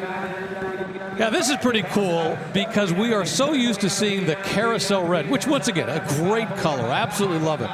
But it's so unusual to see it in this Liberty Blue with that Ram Air 3 engine under the hood, 400 cubic inch V8 Ram Air induction system, pumps out 366 horsepower. It's got the Judge package, and if you first look at this, you think, oh, you know, this is some kind of custom color. No, Liberty Blue was a color that was available from the factory back in 1969. So not very many, I'm sure, got this, and this is one of them. Yeah, great color scheme. You have that hood-mounted tachometer, and I saw air conditioning. It was added on, or was it optioned with this one? Either way, something that a nice upgrade there. That Liberty Blue certainly pops and stands out from all the other ones.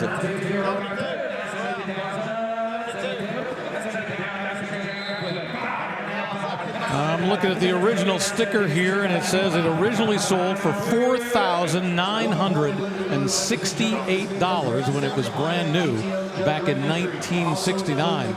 Also, the consignor is pointing out that they only made 37 that had this Liberty Blue color. So it's pretty rare to have the combination, especially of this with the parchment interior and the parchment Cordova top. The consignor says it's really just one of one. It's a very rare car indeed. Yeah, they started the restoration with a car that had 48,000 original miles on it, so already very well preserved, and then this high quality restoration on top of it. Just incredible.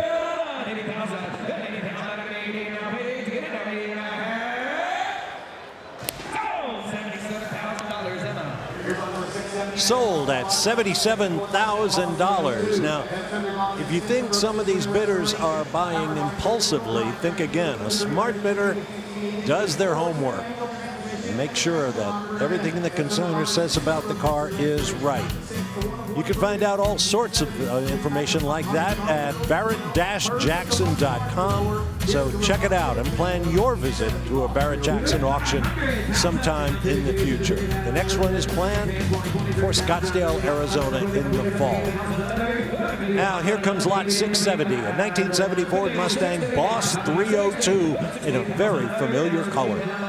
Indeed, of course, this is the same color that Parnelli Jones and George Follmer were racing in the Trans Am, and they were very successful with this car in 1970, winning the Trans Am Championship. Remember, back in those days, they didn't even have a driver's championship. It was just a manufacturer's champion. So Ford was very serious about winning, and coming out with the Boss 302 was really all about winning the Trans Am. The Trans Am back in those days had a limit of 305 cubic inch for the engine.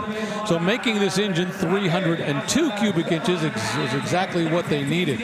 Now, the Boss 302 also had a redesigned dual exhaust system and standard shifter, had a 5-inch rear stabilizer bar, got better intake valves. There were a number of changes to this to make it a better performing car. Now, it's not noted whether this is the original color, but I think it's no foul if it isn't, because obviously this is the most famous color of the Boss 302. Parnelli Jones Racing, one very similar to this. And of course, there's the big Boss 429 as well with that huge V8, but wouldn't have qualified, as was said. Now you think about it, 1969, the base engine in the Mustang was a 6-cylinder, 115 horsepower, or you could bump up to this, and the 302, which I think was pumping out close to 300 horsepower. So it was a great step up for this.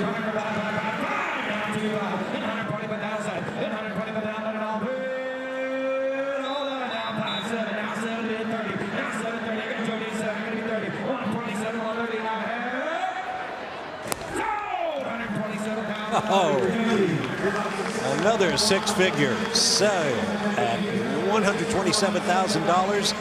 Bit of applause there from noted collector John Staluppi. I wonder if he picked that one up.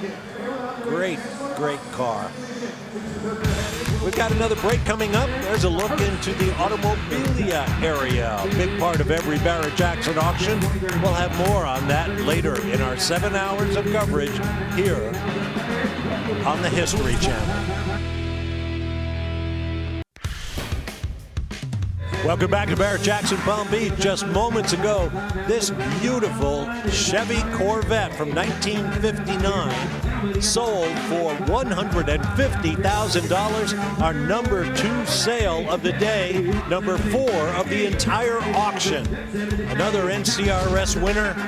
Beautiful Corvette, and I love those dual headlights on those old Vettes. Now, here's lot 671.1, a 57 Bel Air Custom Coupe. Well, that's what they say, but underneath it's very modern. It's got an Art Morrison chassis that they built it on. They've got a big 454 cubic inch engine under the hood. So yeah, it's a classic resto mod. It looks like a 1957 Bel Air on the outside, but underneath all kinds of work has been done in terms of making it a better car from better performance, that big 454 four-wheel disc brakes. And I love a little subtle thing they've done back here with the V for the V8. They put these little lights in there, tail lights in. Just a nice touch. $90,000 takes it. Boy, I thought that one had 100 grand written all over it. Well done, sir. And I even like this shirt. Now let's take a peek into the Meguiar's staging lanes, where all the cars line up for the final fluff and buff before they go under the hot lights on the auction block. And as I mentioned yesterday, this is my favorite place to watch. You're in the shade, and the cars are coming to you. Saves on steps. Now to the block where we have lot 672, a 1972 Chevy K5 Blazer Custom. Yeah, this one's been heavily customized. A 5.3-liter V8 under the hood, so modern LS power, truck power, but you can see the lift. And I like what they've done here with the lift as far as adding the Fox off-road shocks, getting the steel wheels. They look like the factory steel wheels, but they're larger and wider to accommodate the modern BFG all-terrains. But everything else looks pretty classic and vintage as far as that CST package, that wood trim that goes around. See the Chevrolet script in the back. Lots of faux wood on the outside and should be on the inside as well. Let's see. Well, a little bit of it, but it's definitely been modernized in here as far as the seats. Looks great. Yeah, the consignor even points out that it's got a fresh paint job, but they've gone back to the original color of this Blazer, medium olive. Nice poly color that they did back in that year. Remember, they came out with the Blazer in 1969. And I like the fact that we're seeing so many of these K-series, the four-wheel drives, and that seems to be the sweet spot for the Blazers, having these four-wheel drive versions in terms of restoring them right now. Looks like we've got several bidders involved, including, top right of your screen, an internet bidder. One of the 4 ways you can bid a Barrett-Jackson: by the internet, over the phone with a Barrett-Jackson staffer, have a staffer proxy bid to your instructions, or, of course, the best of all is to actually be here and eyeball and research all these vehicles looking for your dream ride. Boy, I wish I could sneak a peek under the hood, but we're not supposed to on the down ramp because this 5.3-liter V8 has a turbocharged charger attached to it. Big turbo in green to match. And $73,000 is the price at the Hammer. And we're going to go to April Rose.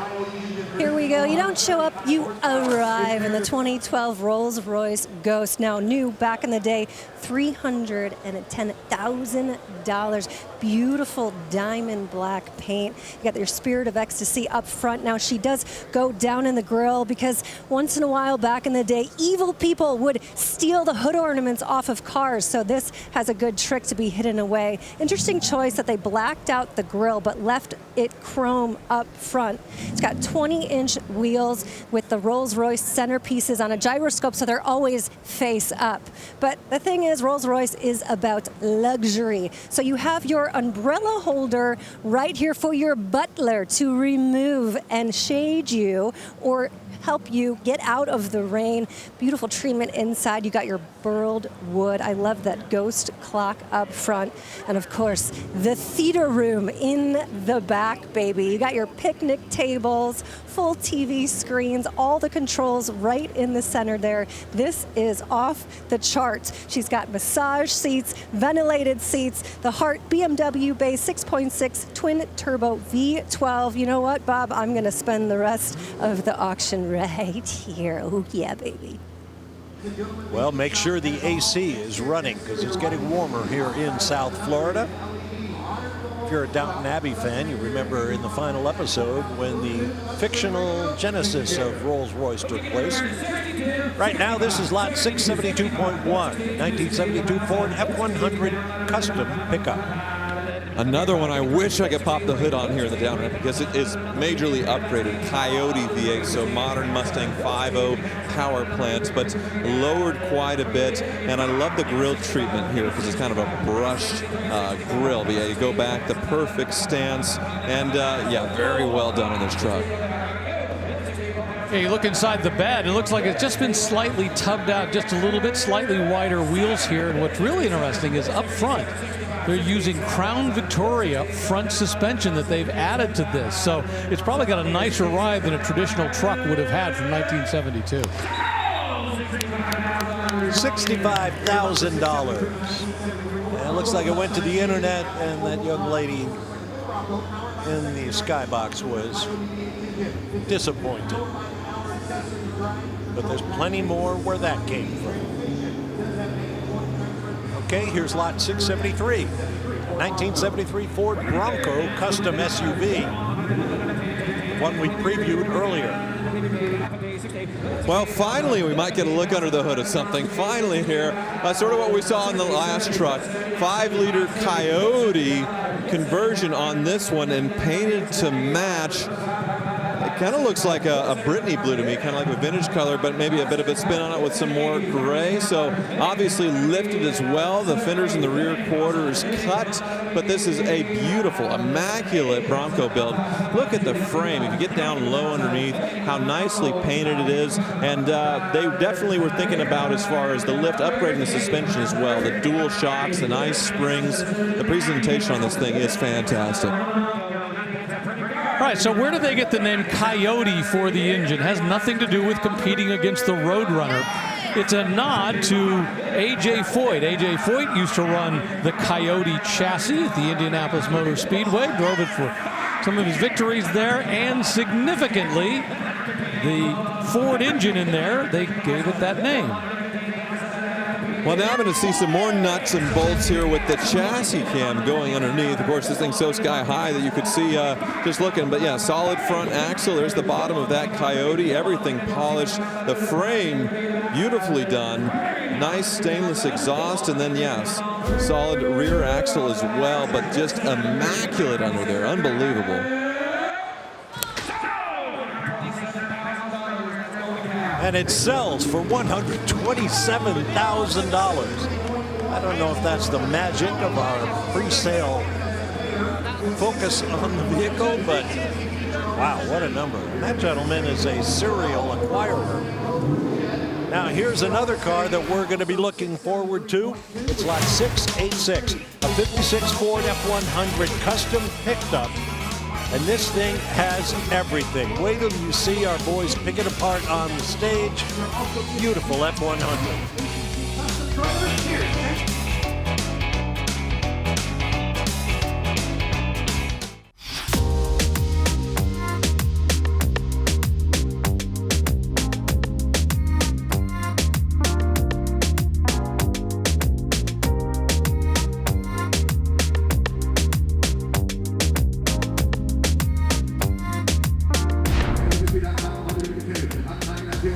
It's a mechanical wonderland here at Barrett-Jackson.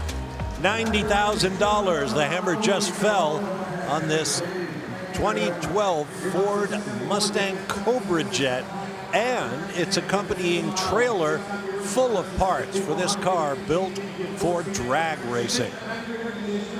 What a buy. You won't find that in a flea market. Now here comes a 77 Pontiac Firebird Trans Am SE, lot 674. It's a car that Rick DeGrule featured yesterday in his 30 Years feature. Yeah, big body style change between 1976 and 1977. Most significantly, they went to those rectangular headlights up front, got rid of the round ones. And of course, this is the car that Burt Reynolds drove around in terms of the styling for the movie Smokey and the Bandit, although technically that was a 1976 car with a 1977 front that was put onto it. Yeah, they call this the Bandit package now, but really it was the special edition is what it was. All the gold as far as the pinstriping, the gold cat eyes, and the interior as well. Yeah, looking at the original window sticker there, the build sheet, $7,900 back in the day. The special edition package was $1,100, along with the gold snowflake wheels. These were made famous by the movie, and sales exploded. Smokey and the Bandit, the second highest grossing film in 1977 behind Star Wars. A low-budget film that just took off. Of course, Burt Reynolds and his personality and his mustache just carried that thing along with the car. Well, from a performance perspective, it really didn't have a lot. It wasn't a high horsepower car, but what it had was style, and it had that movie. And once again, you get that combination of great looking car together with pop culture and Burt Reynolds, and boy, you've got a winner on your hands. You could buy actually different versions that year of the Firebird. You could buy the base Firebird, the Esprit, the Formula, or the Trans Am, or as you mentioned, you could bump up and pay just a little bit more and get this special edition version. There's just one thing missing, and that's a CB radio and a big antenna right here to have a total screen accurate Bandit mobile. Wow, $112,000. Might as well have Burt Reynolds' provenance.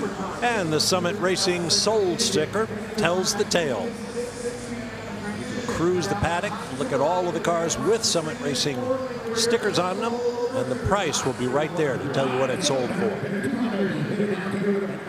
Now to the block we go once again for lot 675, a 1955 Chevy 3100 custom pickup.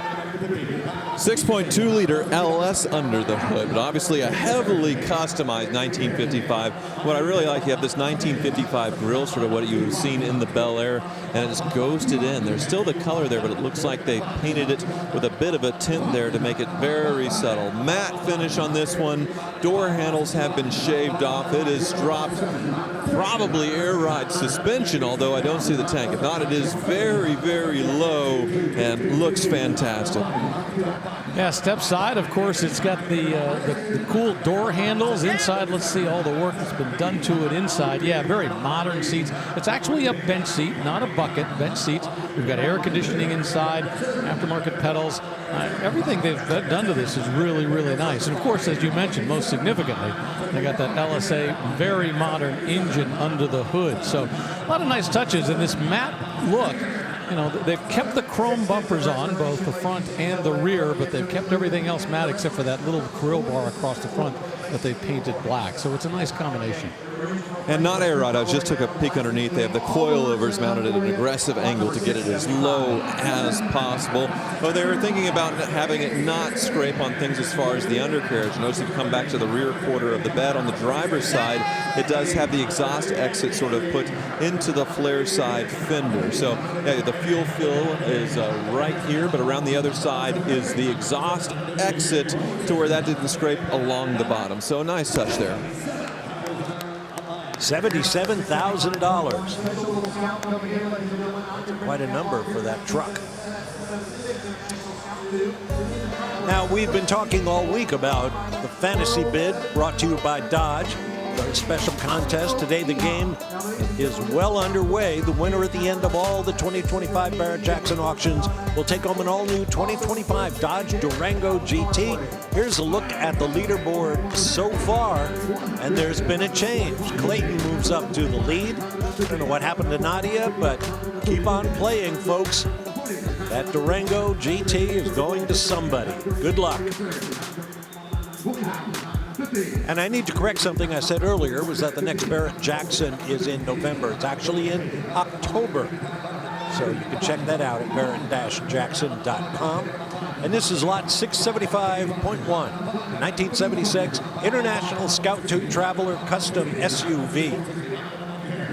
Well, this was built, as April Rose talked about a little bit earlier, by Fabiano Iha, the MMA martial arts champion. He is now retired, and apparently as part of that retirement, he's decided he wants to play around with international scouts. And in Scottsdale this year, we saw the international scout market arrive in a big way.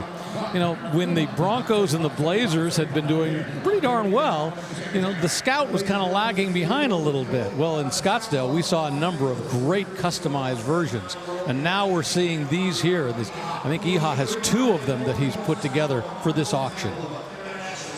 Yeah, this one upgraded with the LS power under the hood, matte finish, fender flares, very well done. 3 full rows of seating as well, so modern practicality. Looks like air conditioning as well. So yeah, all that vintage look, but all the modern practicality and conveniences. Great build here. And April just reminded me it's Fabiano Iha. Got to get the name exactly correct, because, you know, he's an MMA guy. Last thing I want to do is make him mad. That's exactly what I was going to suggest. You know, they started building this body in 1961, built it all the way up through 1980, an attempt to do battle with the Jeeps. Sold for $70,000. Shirt with the Martini logo on it. There goes Fabiano. There goes his car. We'll be back with more from Barrett-Jackson, Palm Beach. The all-new line of Barrett-Jackson merchandise and apparel is now available. From road rallies to the office, there are many stylish options for the car lover. Available year-round or online at shopbarrettjackson.com.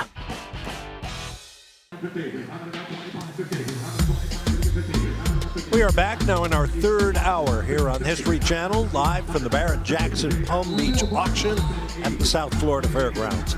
Now here's a car that April Rose previewed for us earlier. It's lot 677.1, a 1967 Corvette 427-400 convertible.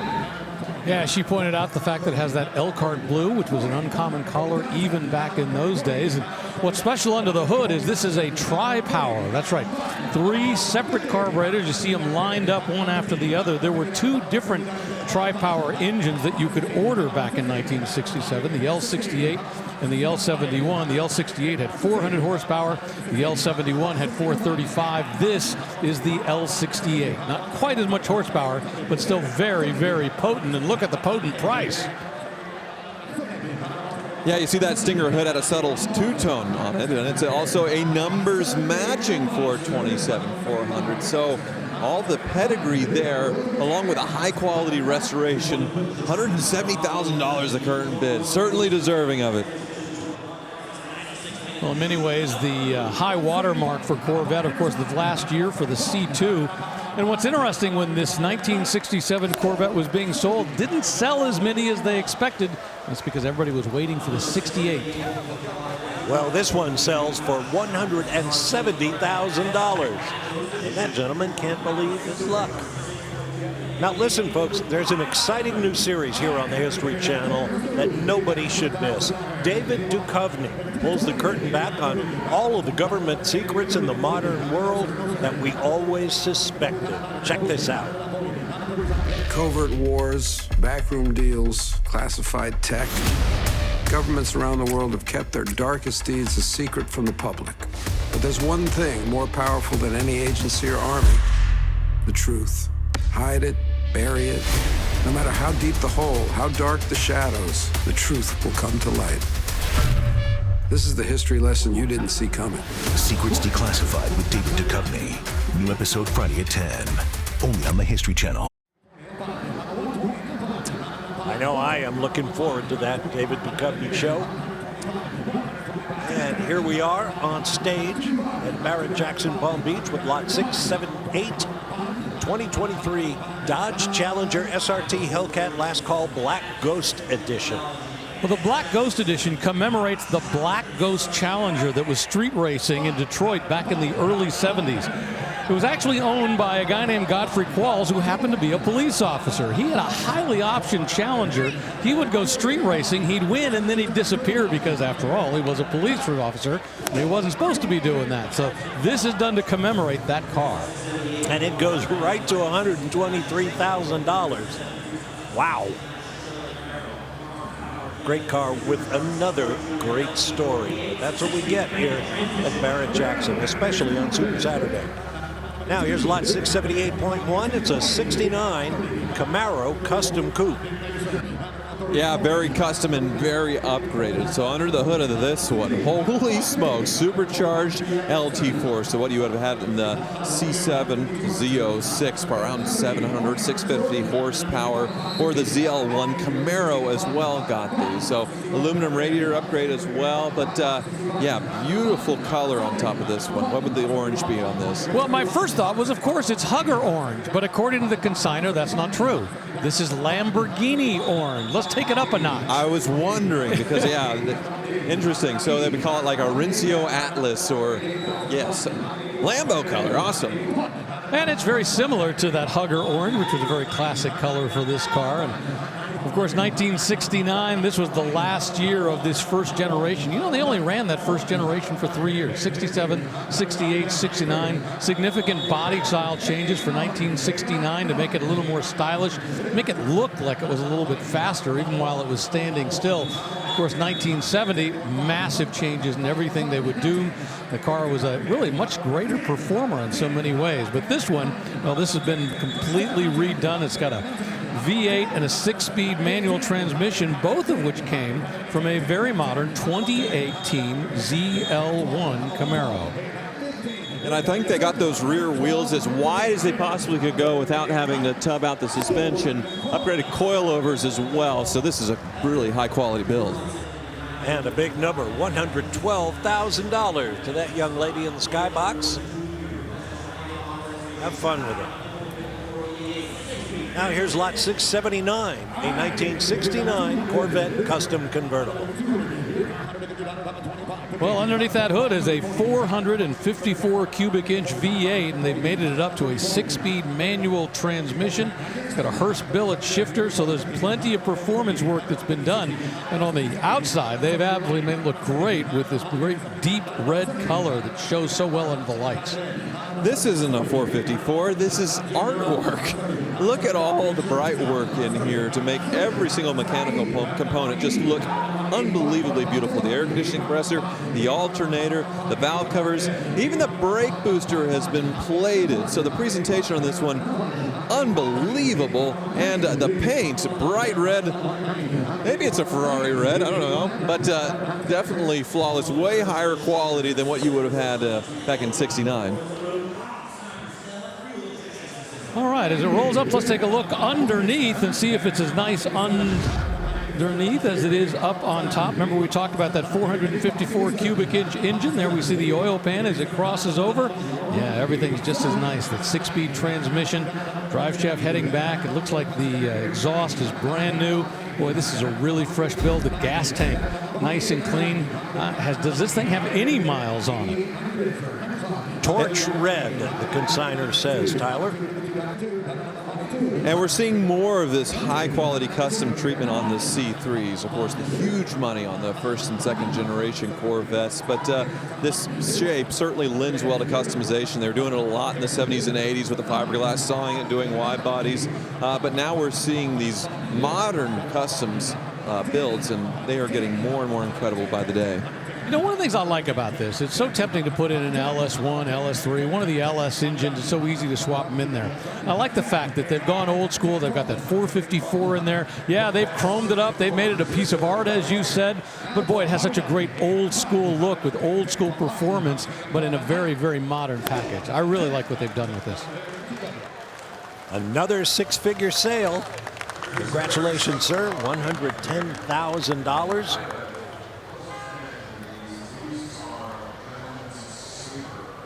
And now next up is lot 680, a 1970 Buick GS 455 Stage 1 convertible from John Staluppi's Cars of Dreams connection. Buick's performance car. This one's been upgraded. They put a fuel injection on it, but these are super rare. Steve, you want to say?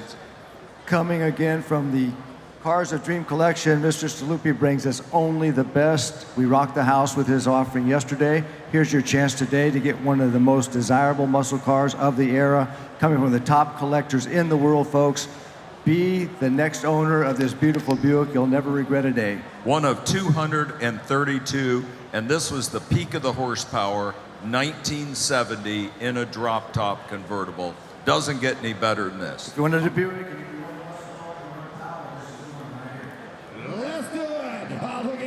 Well, John Staluppi doesn't just have a collection of cars. He has a collection of cars in a beautiful setting. He has what is essentially like an old big box store that he's converted to an amazing showcase for all these cars. And one of the things that's really impressive about Staluppi is he loans his collection of cars, his building out, to a variety of different charities who then come in and hold fundraising events. So he uses his cars to allow these other charities, these other organizations, to come in and raise money for their great cause. Oh yeah, and at the same time, he buys and sells an awful lot of spectacular machinery. Yeah, this is pretty spectacular. It's interesting to see in 1970, as far as they're in the same body with the Chevelle and the Cutlass, how different they made everything. That ram air intake you saw before the hood went down. Stage 1, so big performance on this one. I saw the air conditioning added as well. And typical with this collection, a very, very high quality restoration.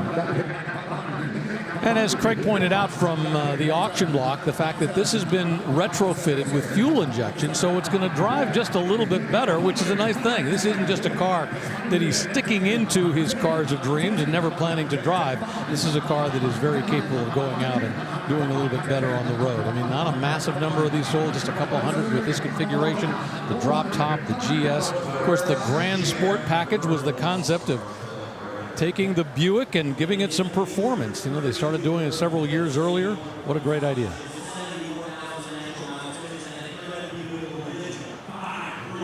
Well, the GS 455 Stage 1 also had that distinctive hood scoop up front.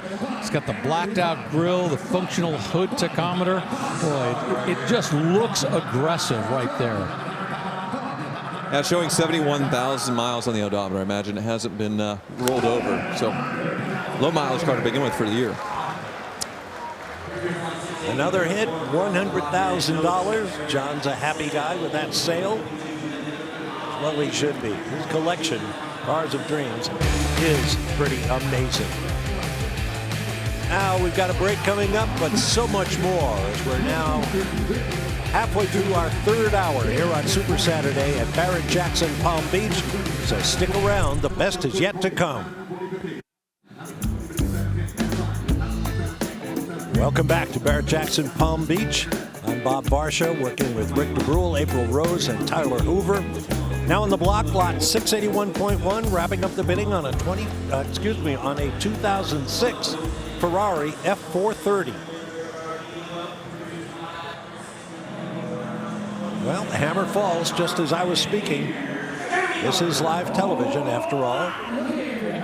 A great car, typical Ferrari nomenclature. 430 means 4.3 liter V8, 483 horsepower. Now we move on to a car that April Rose previewed earlier for us. She said she was going to stay in it. I don't think she did. It's lot 681.1, a 2012 Rolls-Royce Ghost. Yeah, you see that Spirit of Ecstasy's there, as April pointed out, though it's blacked out. So they're calling it sort of the black Ghost spec on this Rolls Royce. I'm going to get in here and play with the infotainment and see if I can get the Spirit of Ecstasy to roll down. Rick, what are you seeing out there? Well, I want to show something that I found. Look at this. The Rolls Royces came with their own umbrella that gets tucked into a special place, and they still have the 2 original umbrellas that go along with this, because I have a feeling more than a few people want to take these as souvenirs. So you buy a Rolls Royce, you get a couple of umbrellas as well. You know, the Ghost name actually goes back to the early 1900s. One of the first models that they ever produced for Rolls-Royce. I think it was 1906 that they produced that. Did that for about 20 years up to 1926, and then the name disappeared for decades and decades. And they got the MSRP on the back here. Look at this. The MSRP, the total suggested retail price for this was $310,000. And I needed the owner's manual. I had a minute to try and find it. Thank you. Didn't quite make it, but that does go down. It's on a disc. Wow, $93,000. That's a significant discount on a $310,000 MSRP. I'd say that's a good buy. Goodbye. We'll be right back. You can't look away for a moment here at Barrett-Jackson Palm Beach. Just moments ago, lot 682, this lovely 1962 Maserati 3500 GTI sold for $170,000. That ties it for P2 on the day and P4 of the entire auction. Great car. To the block we go, where a car from the GM Heritage Collection, a real time capsule with just 85 miles on the clock, a 2024 Camaro ZL1 Collector's Edition. Yeah, we saw one of these earlier sell that did not come directly from GM's Heritage Collection. Very similar. So we have the end of the line of the 5th generation Camaro right here. The ZL1 with the supercharged V8 under the hood, around 650, 700 horsepower. And yeah, matte finish with black. 6-speed manual in the big wing. This is the track-focused Camaro and the end of the line. And significantly, this was the one that was used for the photo shoots, for all of the work that they did in promoting the car. So this was the cover girl that Camaros had back in their day. Well, that cover girl goes for $147,000. That's an expensive magazine, I think. But it is a very special car. Now let's take a look at what's about to cross the block with our Meguiar's on deck cam. A beautiful pickup truck.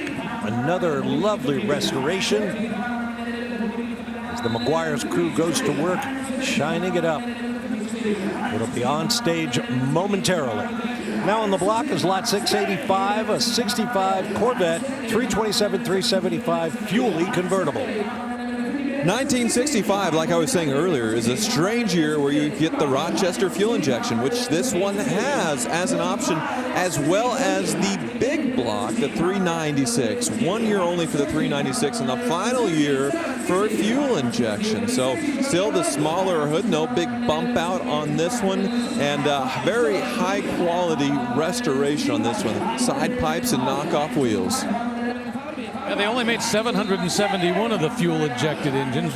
Now, the reason the fuel injection really still existed was because the big block didn't come along until March of that year.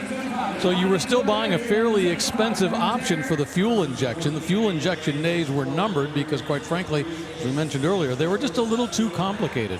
A lot of the standard mechanics back in their day weren't able to do it. And, of course, fuel injection goes away in the Corvette world. I think they don't bring it back until, like, 1982 with the throttle bodies. So the concept of having fuel injection went from being too complicated to the perfect way to build an engine. Well, it was a pretty complicated system that seemed like it was magic for it to work, but recently there's a lot of companies that can rebuild and get them tuned perfectly. $67,000, and it is sold here at Barrett-Jackson Palm Beach. Black on black on black.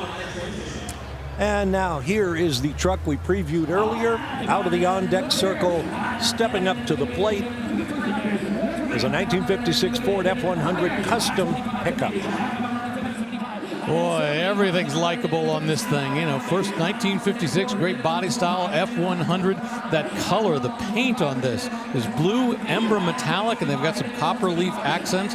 But we got to get up underneath that hood and show that 5-liter crate Coyote engine that's been stuffed in there and produces 460 horsepower. But once again, look at how they've kept the engine color theme from the outside into the engine compartment, these accents, and look at the number. We're closing in on 200,000 already. And we've got both a telephone and an internet bidder involved, and probably some folks on the floor as well. Well, it's the little details, like I said, with these customs. So that dramatic hood reverse opening presentation certainly helps. Having everything shaped just properly as far as the handles, the stance just right. The wheels are unique. They look fantastic. $182,000 the current bid. Holy smokes, but a unique choice with the wheels that I really like. And yeah, everything with the paint, flawless. Bumpers deleted. Stunning. Yeah, the copper leaf accent. Now, this isn't just copper paint. This is copper leaf that's been applied and then painted over. And then look at that bed in the back. That is nicely finished wood. Boy, every detail on this is just right. Let's take a peek inside. Will it make it to 200,000? This door handle's kind of inset, but yeah, beautiful treatment in there as well. You can take a peek through the window. Wow. Our old buddy Steve Magnante, who we hope to see back among our numbers somewhere in the near future, used to say, it isn't right to put a Chevy in a Ford when you're building a resto mod. But this is a Ford in a Ford, and it goes to $191,000. Yow! We'll be back.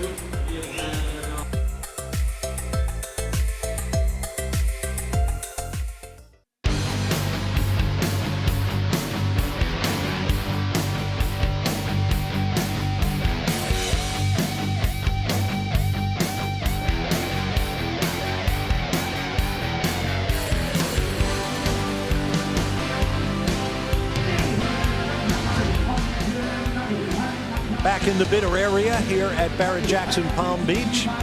Here's a look at what the last 3 vehicles to cross the block did. And notice on the far left, a 1967 Plymouth Hemi Belvedere Custom Coupe went for $170,000. That ties it for number 3 sale of the day and 5 of the auction.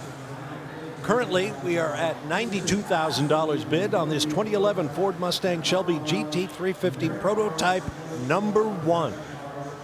Well, prototype is the important word. You know, they were decided they were going to rebuild or put a new line of GT350s out. And this was back in the era when you would basically buy a Ford GT and you were going to send it to Shelby and they would then do the work to convert it. This was the very first one that they ever did. And they went through extensive work on this to get it to exactly where they wanted it to be. It's got special racing suspension in addition to all of the other performance upgrades on it.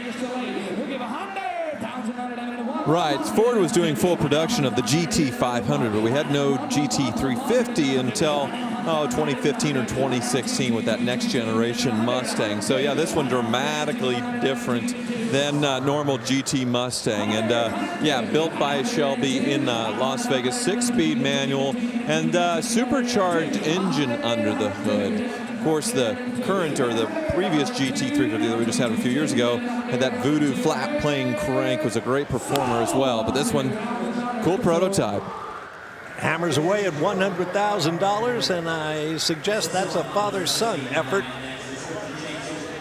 I hope he's old enough to drive, and that he goes to a driving school, as everybody who has a high-performance car should do. Now, here's a vehicle we talked about earlier, but maybe we don't need to talk about it so much. Technically, it's lot 689, a 1959 Cadillac Miller and Meteor Ghostbusters Ectomobile recreation. That siren is pretty iconic.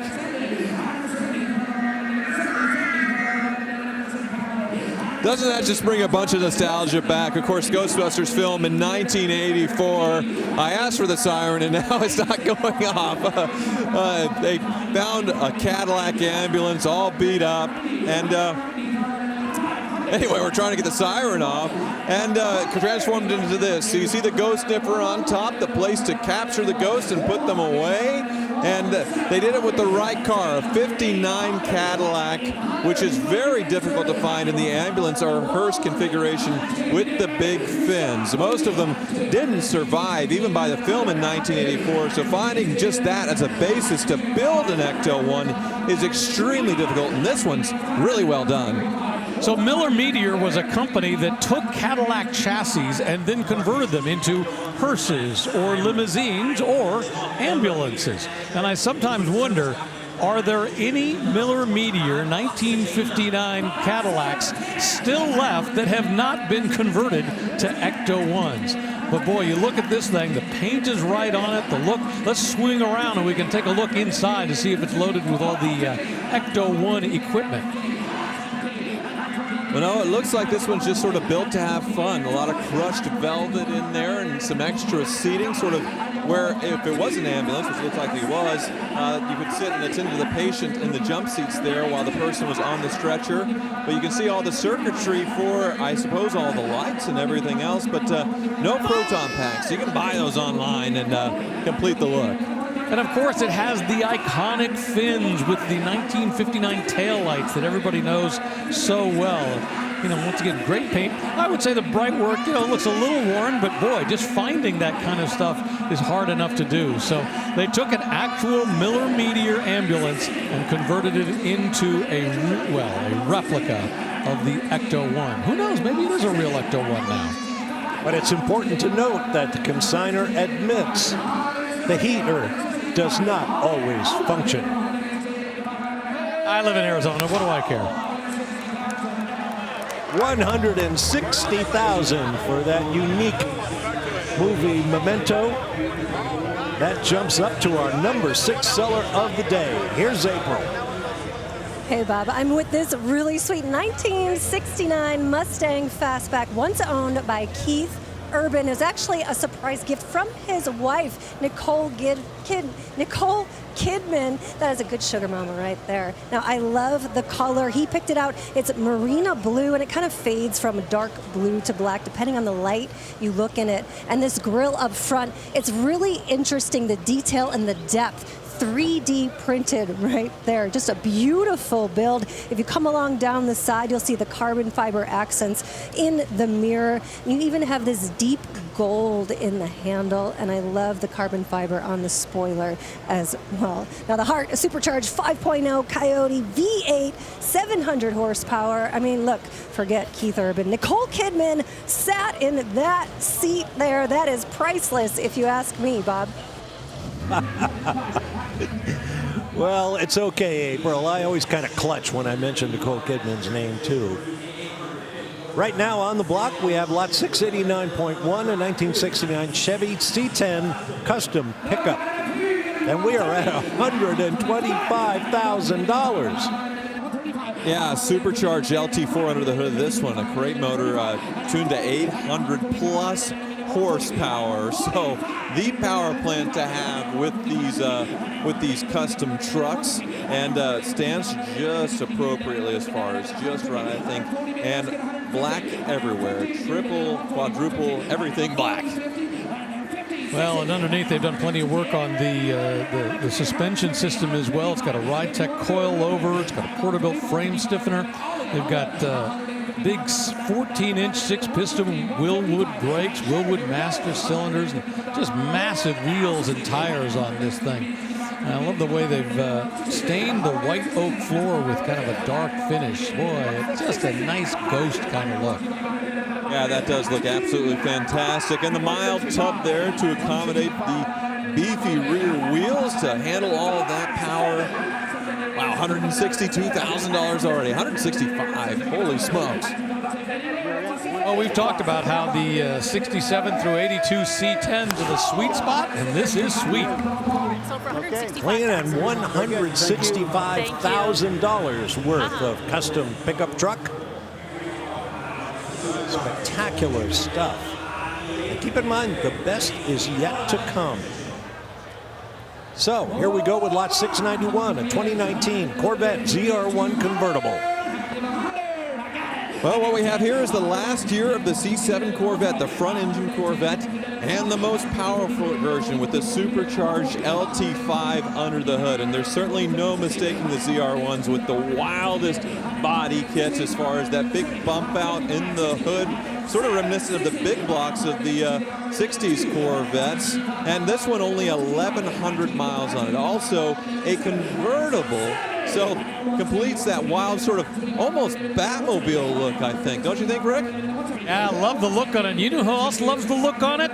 A gentleman by the name of Craig Jackson. Every now and then on something really special, he will come down from his perch and join us regular people here on the block and bid on something. And he is standing over here with his arms crossed, keeping his eye on Joseph Mass, who's up on the auction block, giving him the occasional nod. So something about this has caught Craig Jackson's eye, and he finds it very appealing. You know, this may be the end of the line of the front engine Corvette, but the technology in this was still spectacular. I mean, he had 13 different heat exchangers to make sure that the engine flow, the airflow, was just right so it could run at the right temperature. It's still a very driver-focused cockpit, very much like a jet aircraft. Yeah, the end of the line for the front engine, but still a technological masterpiece.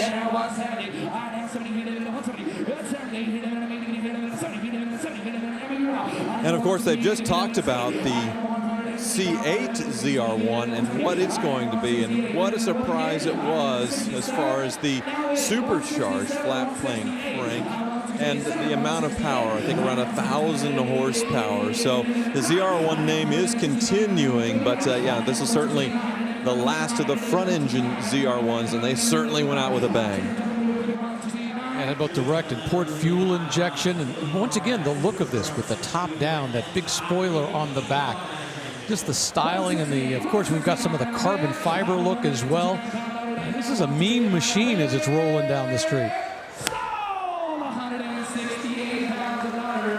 Mean machine indeed. Can't tell whether Craig got it or not, but $168,000 takes it somewhere.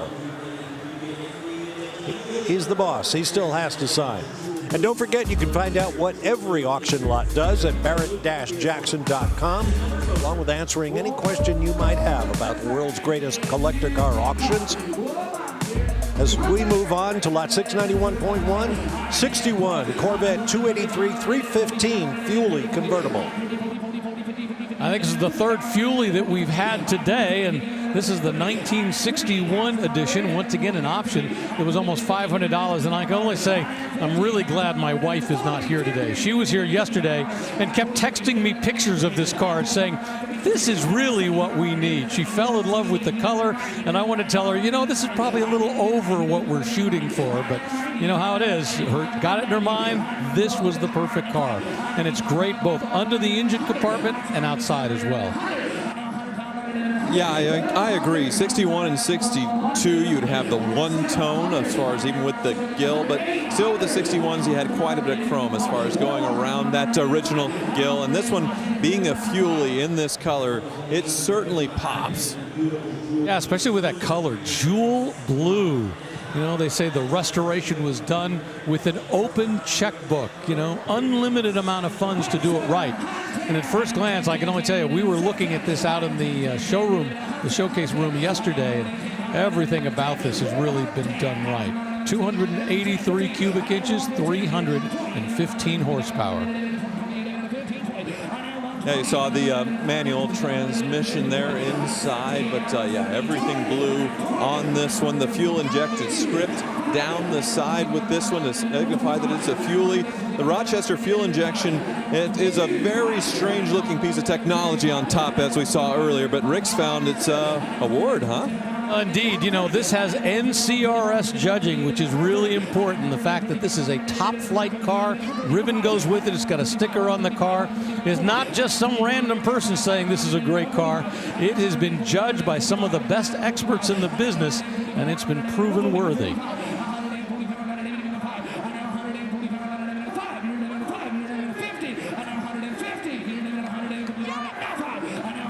I love the look of the dog dish as well, the hubcaps and the blue painted to match. Very pretty.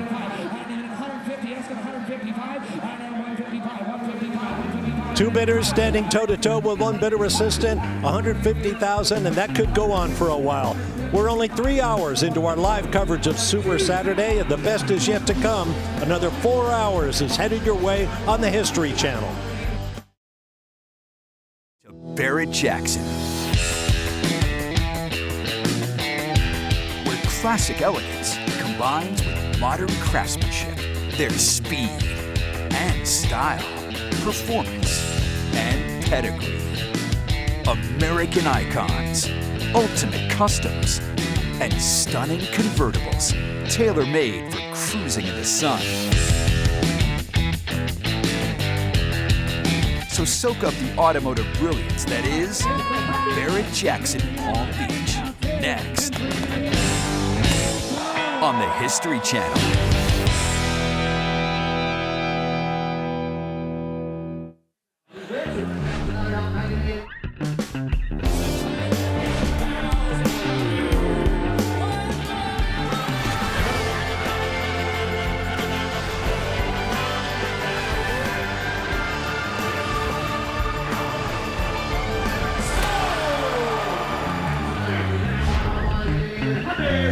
Welcome to the world's greatest collector car auction, Barrett-Jackson.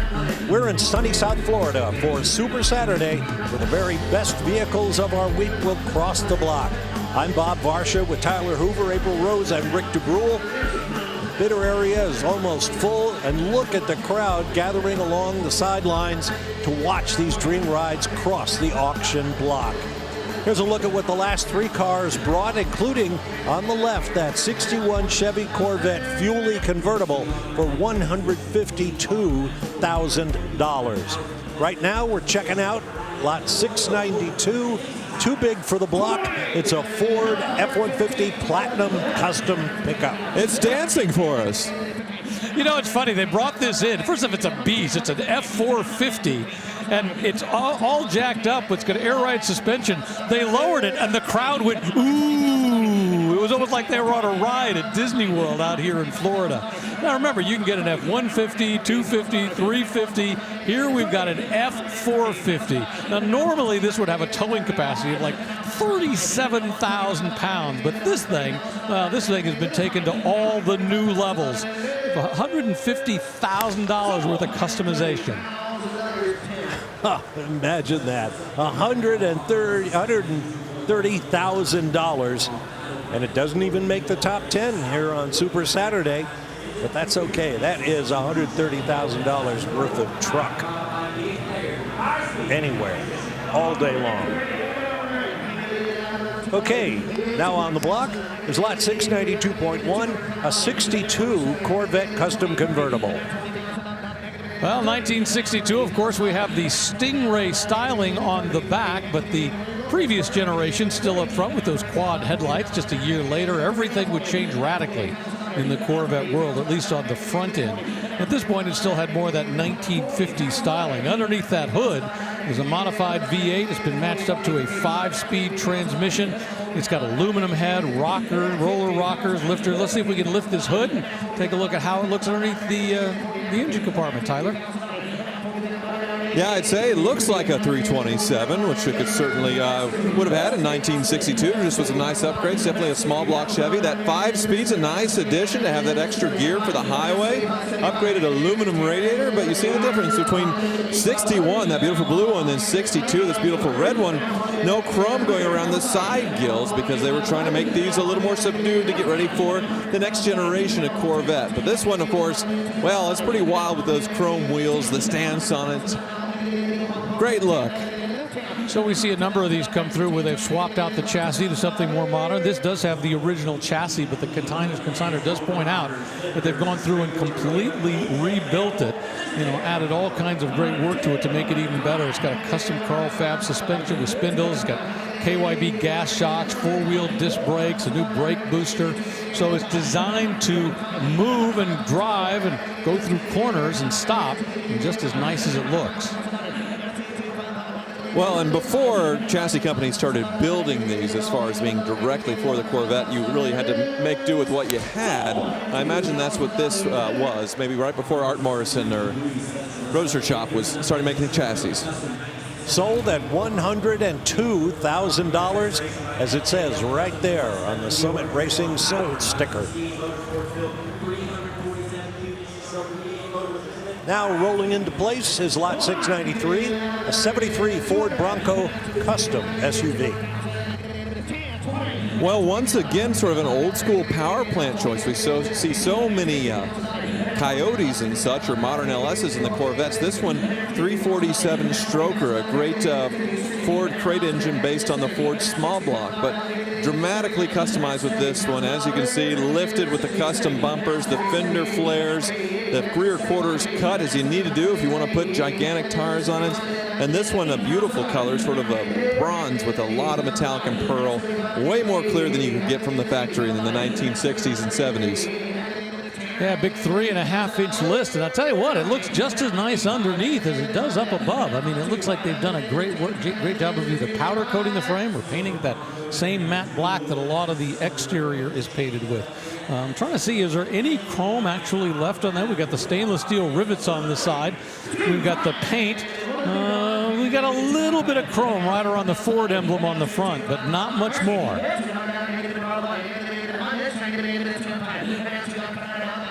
Yeah, nicely trimmed interior as well. And you can see two speakers, sort of the nautical boat speakers mounted to the roll bar, and a full-size spare mounted to the back tailgate to complete the look. Front and rear giant LED spotlights as well, so you can definitely see where you're going at any time. Like the dual exit exhaust too. Yeah, big 3-inch dual exit exhaust going out on either side. That's still that short wheelbase, that first generation of the Bronco before they went to the bigger side. And let's go inside and take a look at those massive speakers. Yeah, they almost thought they had it sold, but they got another bid. If you can power and list, enough sound for all the people at your party.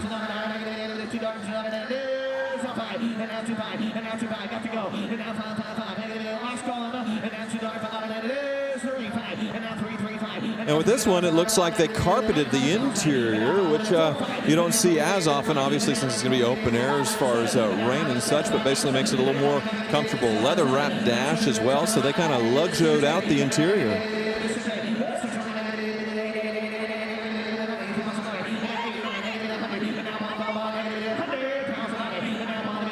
Notice on that front bumper, very subtle in there as far as the LED light, which I definitely like. A lot of people will just put a massive spotlight on top of the windshield or on the bumpers. It kind of overwhelms the look. I like how this one's just nicely integrated into the bumper. I thought there was a chance it would go to 100, and now 102. Still bidding. Gosh, I wish the auctioneer wouldn't hammer it and then reopen it. Well, technically, he never says sold, and that's the important thing. He's not reopening the bid. He just continues on, because sometimes somebody gets that last bid in just before he brings that hammer down, and so as long as he hasn't said sold, he's allowed to keep going. Remember, the auctioneer is the captain of this ship. But the rules talk about when the hammer falls. Somebody needs to take it away from him and give it to him right now at $105,000. All in good fun, and the man got it after all. Now, we're going to break, but here's something that's coming up. And no, you're not seeing double. Another 73 Ford Bronco Custom SUV. It's lot number 703. With even more goodies than the one that sold just a few moments ago. Stay with us.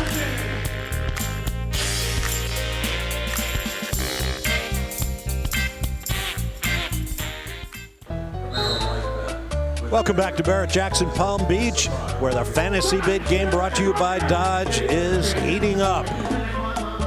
Remember, the winner at the end of all the 2025 Barrett-Jackson auctions will take home an all-new 2025 Dodge Durango GT. Let's have a look at the leaderboard, and there's been a change. I think Clayton was up near the top earlier. Now David moves to P1, and Nadia makes a comeback. She was P1 a couple of hours ago, and she is still right in there with the thick of it. So continue to play the game, and good luck. Now to the block we go. We're already at $105,000 bid on a 1968 Camaro RS Custom.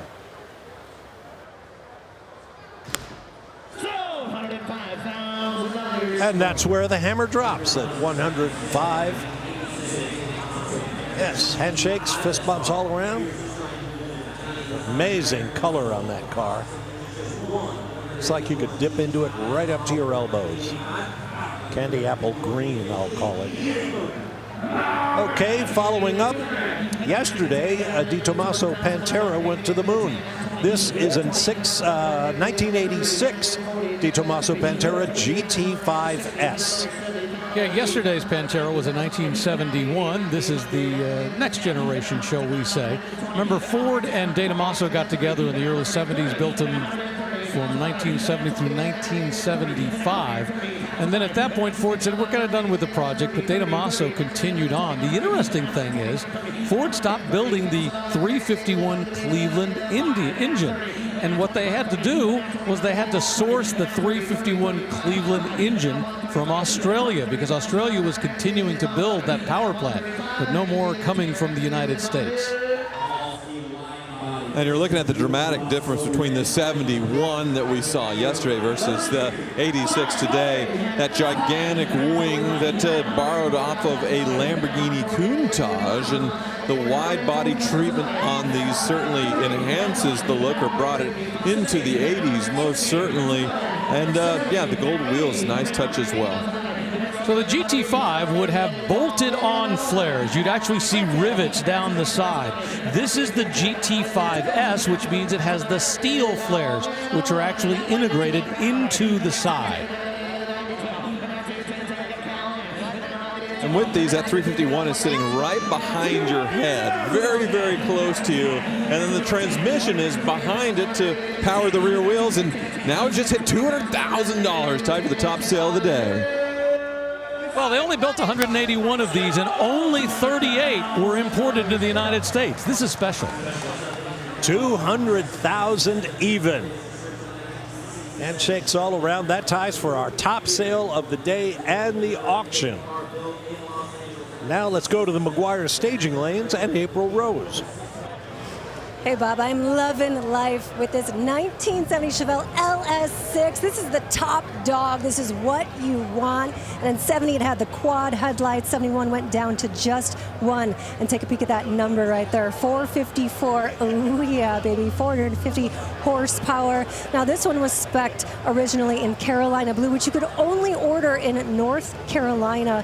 And there's that inspection sticker right there. It's cool to see the vintage stickers, because you know this car has been taken taken care of throughout its life for it to survive. It's been optioned with the white vinyl bench seat.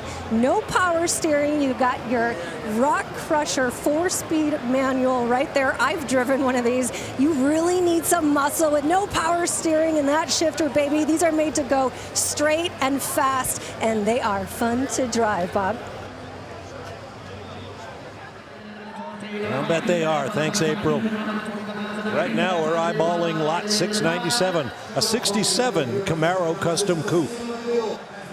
Well, this was actually built for SEMA, you know, the Special Equipment Manufacturers Association that has the show in Las Vegas every year. And year after year, people build amazing cars to take that. And generally, it's because they're showing off some aspect of the technology for a particular aftermarket company that's selling parts. And this one had quite a build. And since then, it has been modified even more to make it even better. It's got an Art Morrison chassis underneath, a nice LS3 engine up front.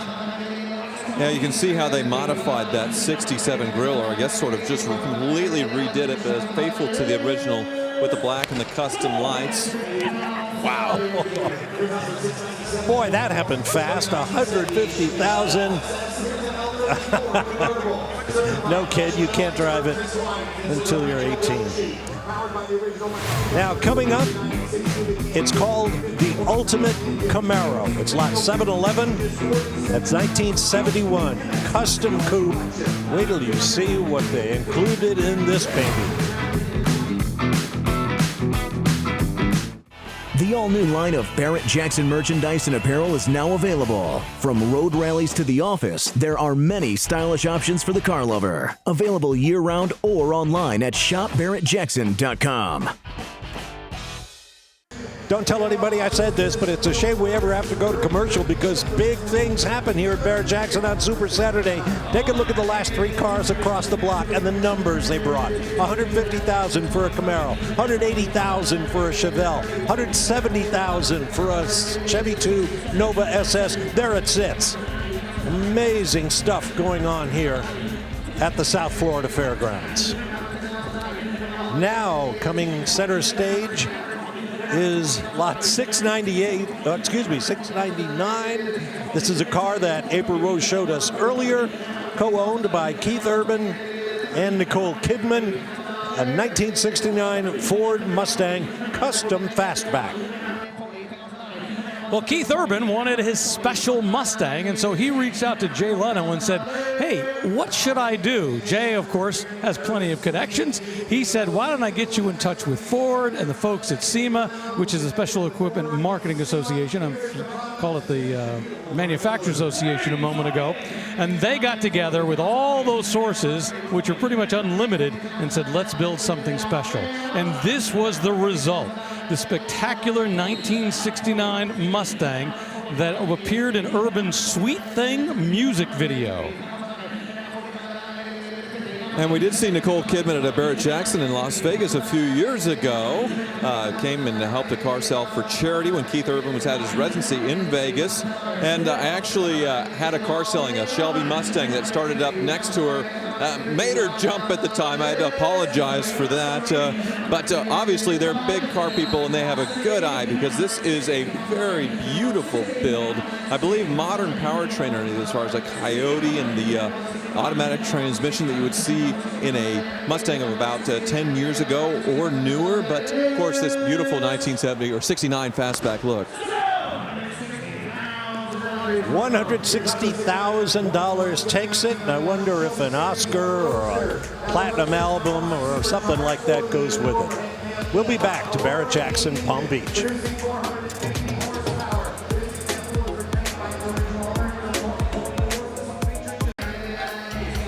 Welcome back, midway through our 7 hours of live coverage of Barrett-Jackson Palm Beach here on History Channel. And right now we're wrapping up the bidding on lot 702, a 1952 Jaguar C-Type Recreation. Yeah, this was the car. They took the Jaguar 120, which we've seen that body style a lot, and really sleeked it out, gave a beautiful design. I absolutely love what they did with this back in its day. And once again, this is a recreation, but the car this is modeled after won Le Mans twice. And it sells at $115,000. And that's a second acquisition, at least, by that pair. I'm assuming father and son. Right-hand drive and everything. Nice Jaguar creation. Here's a car we previewed earlier before going to break. It's a 1973 Ford Bronco Custom SUV.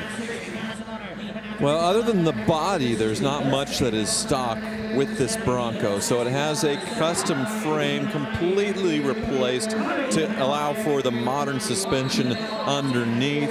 Coyote V8 under the hood, so a modern power plant. But they picked an interesting design with this one as far as the blue, sort of the Brittany-ish blue, and all the trim that would be chrome has sort of a subtle bronze to it, sort of you would think it's black, maybe you're seeing it on the TVs, but they're actually a subtle bronze, a little bit of brown to the tint in the striping, in the bumpers, in the Ford logo on the tailgate. Looks really cool. Yeah, colors like grabber blue are all long gone by this time. This is Area 51 blue. And you know, the reality is you can buy new body panels, so I'm beginning to wonder if it's got a new chassis, it's got a new engine, it's got a new suspension.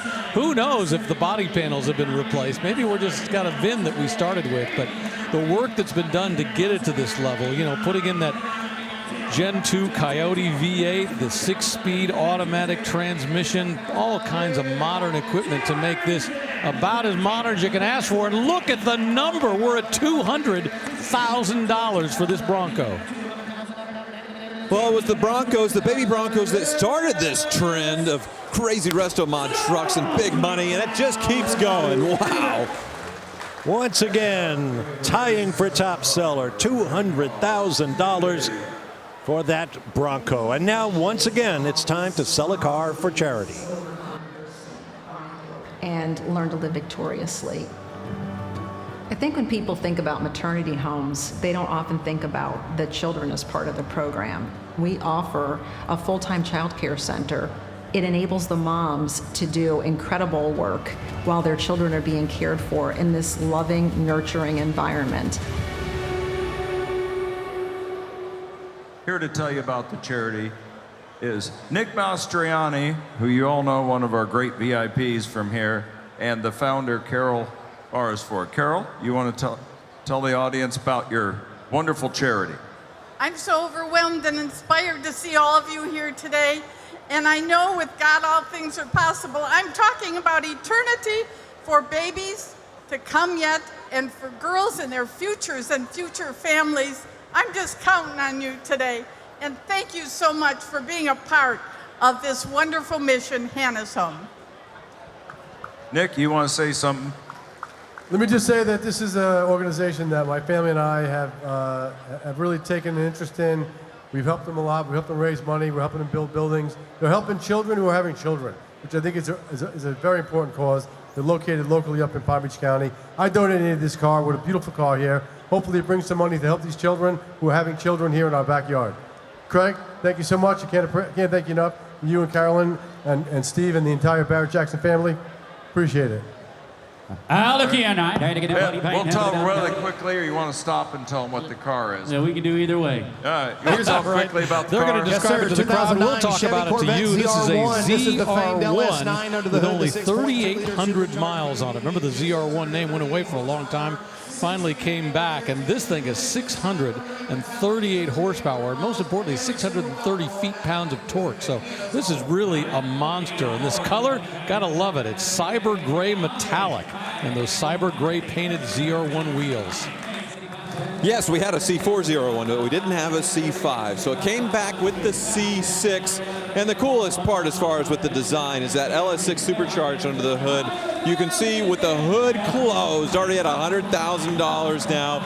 This is Glacier or Lexan to show you the top of the supercharger of the LS9. Over 600 horsepower, manual transmission, and yeah, very low miles, as Rick said. Yeah, it also has the 3ZR premium package, so you get things like the Bose premium sound system, the heads-up display, you got power tilt, all kinds of great stuff. Wonderful Corvette on top of it. 25. I had to get down with 25. 125 pounds. So with the C6, you can see also with the ZR1, it got the carbon fiber roof and the matching pillar here on top. Another part of the ZR1 that made it special. Much wider, similar to the Z06 on the top, the normal C6. And yeah, unreal performance out of these. 600 plus horsepower in 2009 was pretty unbelievable. Yeah, the gentleman who donated pointed out in the car card, he says, this thing has been kept in a air-conditioned room and cleaned every week. And it sells for $110,000, every penny going to a worthy charity. Another break coming up, and we'll be back with more live here on the History Channel from the Barrett-Jackson Palm Beach.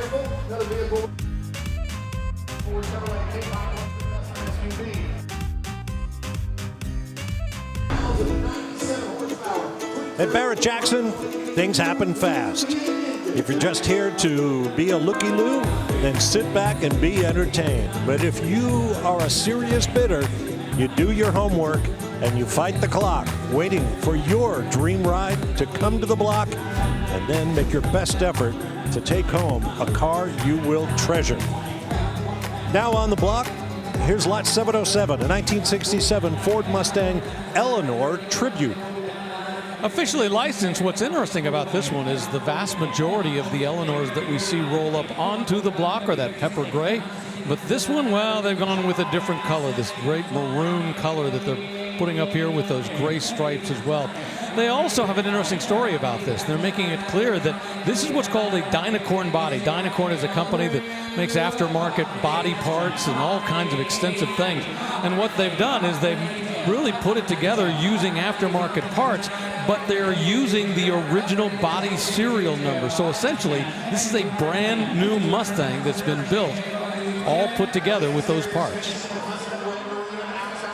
Yeah, I do like that they went with the pepper gray in the Nicolas Cage film, as what you would have seen on the screen for the stripe, and then this beautiful red for the body, and the interior way upgraded from what you would have seen in a GT500 in the day or in the film. They've taken these things so much further when they do these builds to just insane levels, and as you can see, insane money. Top seller, $250,000. Well, at the rear wheels, this thing's pumping out 1,100 horsepower. Sold. Our new top seller at $250,000. Wow. Beautiful car. That is amazing. Another car inspired by a Hollywood film. It just goes on and on. Okay, here's a car that April Rose previewed for us earlier. It's lot 710, a 1970 Chevelle SS LS6. Yeah, LS6, the big dog with the Chevelle. So under the hood, the 454 with 450 horsepower. This one, original correct, but not numbers matching as far as the right period. And the color is the big deal on this one. The Carolina blue, which they only sold in a certain area, happened to be North Carolina as far as the color. So an extremely rare color combination, and this one restored to an incredibly high degree. Yeah, the LS6, of course, is the top of the food chain. I mean, everybody loves the 1970 Chevelle when you got the big block in it, but the fact that you've got the LS6, which is not just the big block, but also major performance parts that have been added to it, in total pumping out 450 horsepower. And as you mentioned, this Carolina blue, very unique, and this is an original color for this car. So what an interesting combination that they put together here. And look at the number. We're at $175,000, the current bid.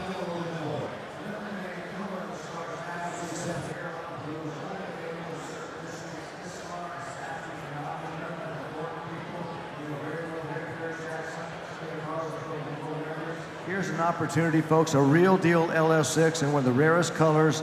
Absolutely incredible car. 80. Yeah, they started with a real deal Carolina blue car for this restoration, which is very hard to find, and did an unbelievable job with it. You see the black rally stripes, the black vinyl top. Inside is a bench seat, so whoever's sitting in the middle has to sort of straddle that shifter there. Vinyl white interior with the black carpet, all just immaculate. Sold for $175,000 in Carolina blue. Does that make it a tar wheel? Now let's have a look at our Dodge leaderboard as the game continues. Fantasy Bid brought to you by Dodge. Personally, I'm rooting for Nadia. Let's see how she's doing. Oh, she's down below 5th.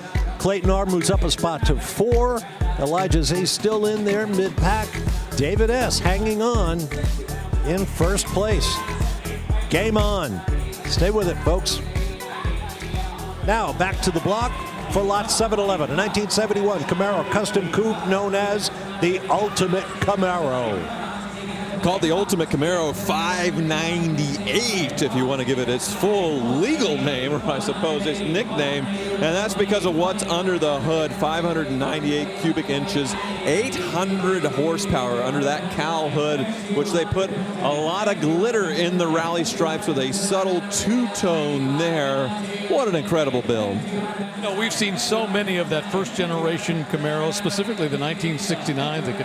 Great rebuild. I'm a huge fan of the second generation that started in 1970. And this is really an ultimate example of it. And check this out. We're bid at $200,000. Look at those massive tires in the back, tubbed all the way in. They said they spent more than 4,000 hours building this. Well, it's not just tubbed, but they actually did some aero like you'd see on an Italian sports car under there. It's been massaged. The engine in it, the amount of power, but the workmanship to put this together is absolutely amazing. Don't miss the opportunity. And coming from an amazing designer. Yeah, you can see the staggered wheels on this as well. There's, of course, the front end where it had the split grille in 1971. But the wheels, as far as getting them to fit on the front, definitely flared out in the front and then dramatically tubbed in the rear. You think the fronts are deep dish. Look at the back on these Asante wheels. Full roll cage inside the interior. Absolutely stunning as well. Looks like they integrated sort of a modern Camaro dash in there. Yeah, check this out. It's very subtle, but it definitely flares out, and you realize how far they've tubbed it in to get those massive tires inside. It does have a nitrous system that's been added, but they say it's deactivated. There it is, another $200,000 sale. The Ultimate Camaro. Now we're going to take another break. Coming up, be on the lookout for a car that both Tyler and I enjoyed, a 1939 Lincoln Zephyr 3-window custom coupe from Paul Tuttle Jr. Stand by.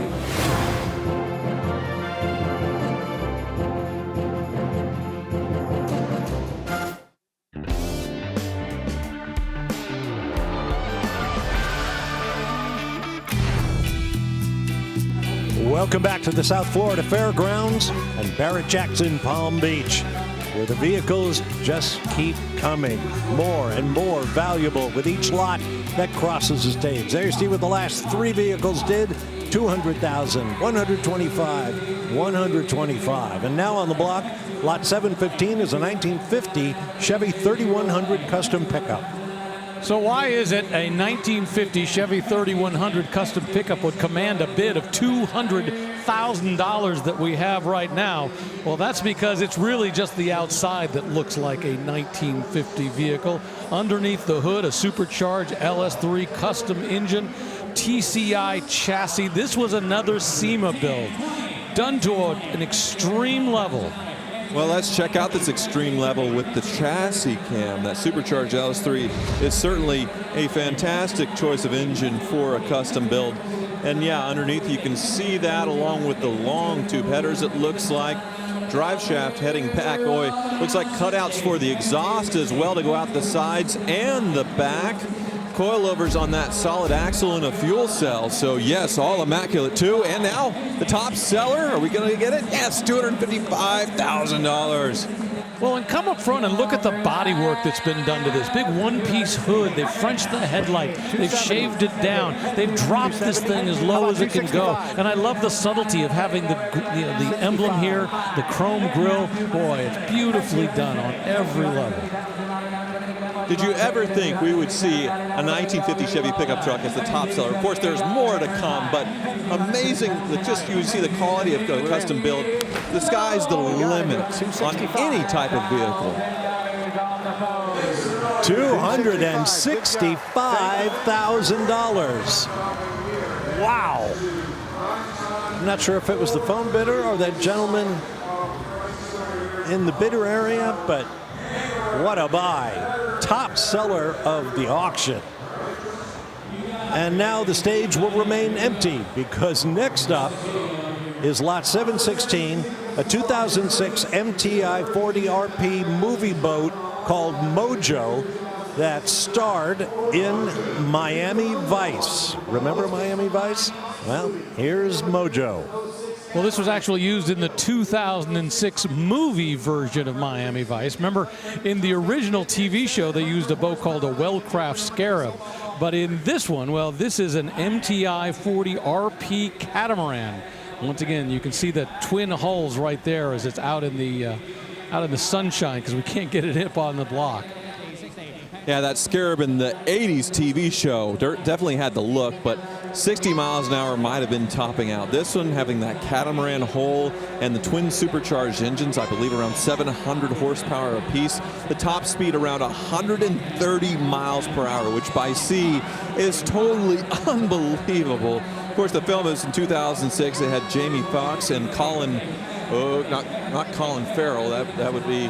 Yeah, I saw the film a while ago. It's been almost 20 years, but yeah, very good film. Of course, the original with Don Johnson, the TV show, is iconic, and they remade that with the film. So this boat was used in the film, and you could buy it and go faster than just about anybody else on the water. And the price already, whoa, $260,000. Are we there already?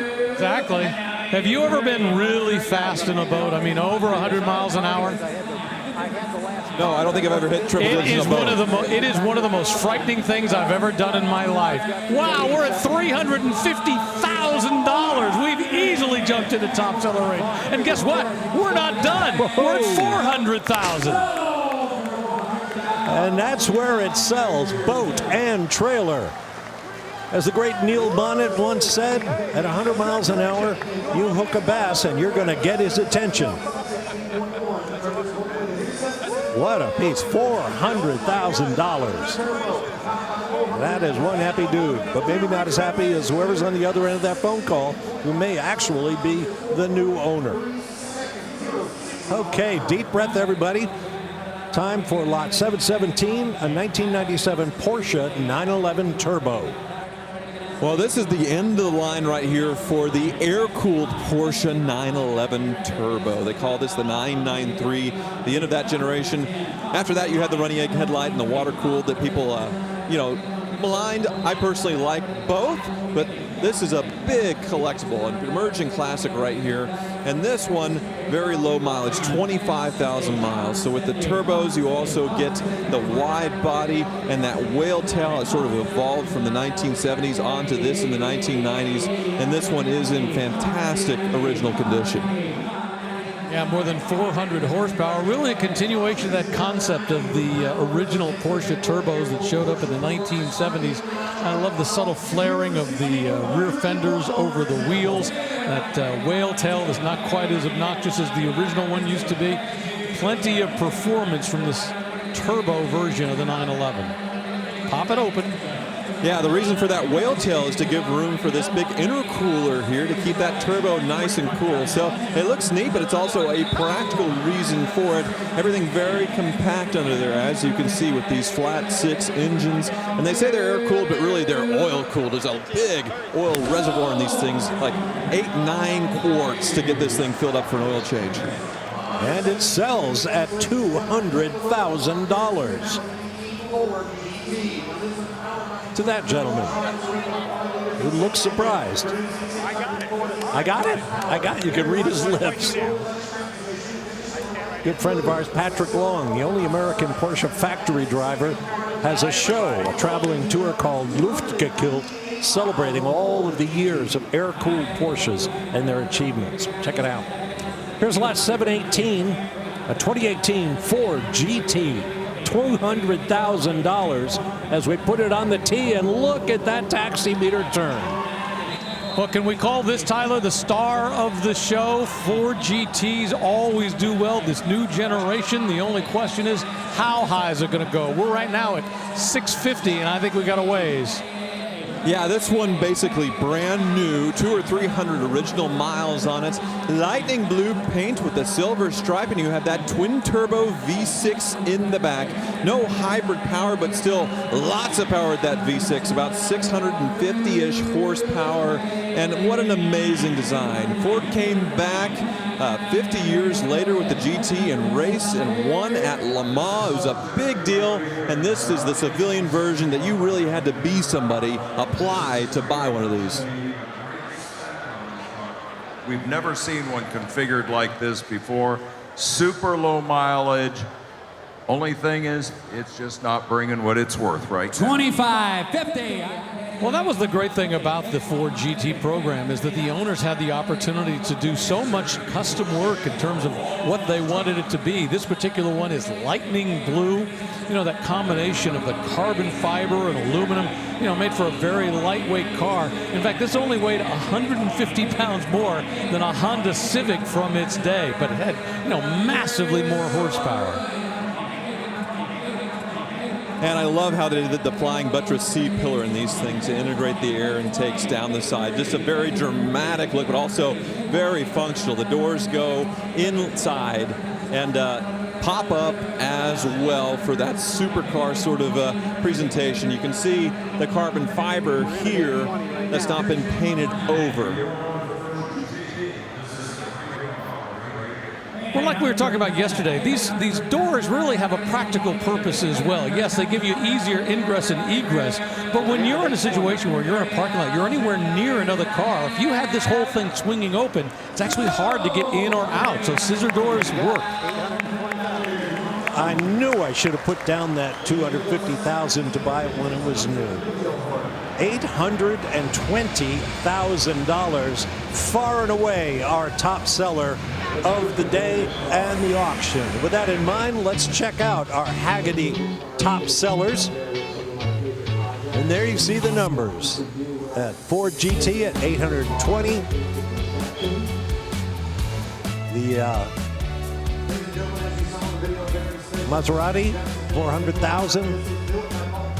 And so on, down to $200,000. And that's why we call it Super Saturday. To the block we go. They already had such great lines, but the workmanship that Paul put into it, and I'll let him tell you about it, but having somebody that really understands the art of a car from all the bikes and everything that he's built. Welcome Paul Tuttle Jr. to Barrett-Jackson.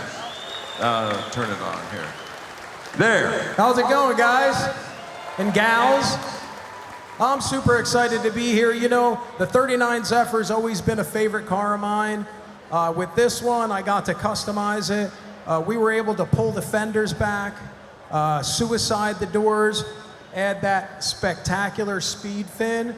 And I got to tell you, we put the cognac leather interior in there, and I can't wait to meet the new owner of this car.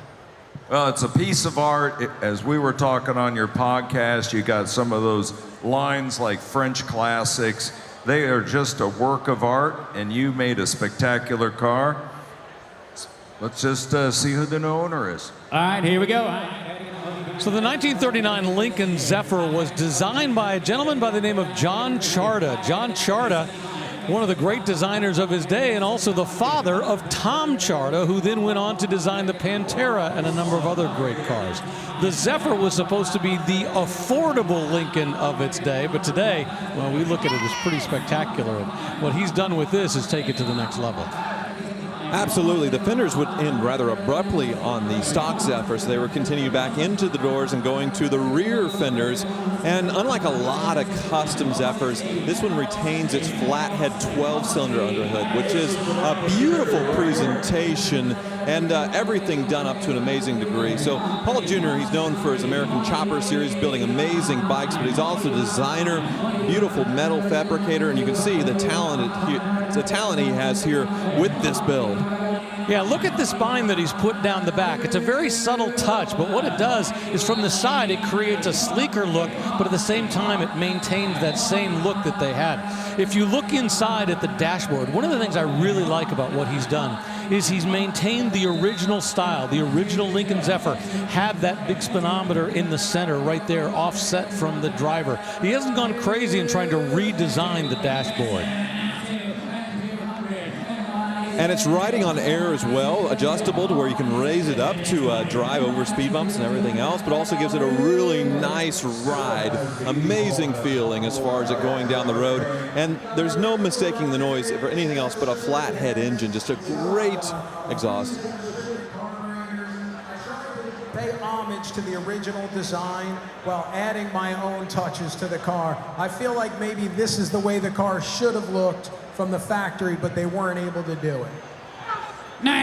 So what he is talking about is this line right here that slopes all the way back and then kind of melds with the back fender as well. So it's got a sleeker style as it goes all the way down the line. We're up to $200,000. We've seen a number of these Lincoln Zephyrs converted into hot rods, but I like the subtlety of this one.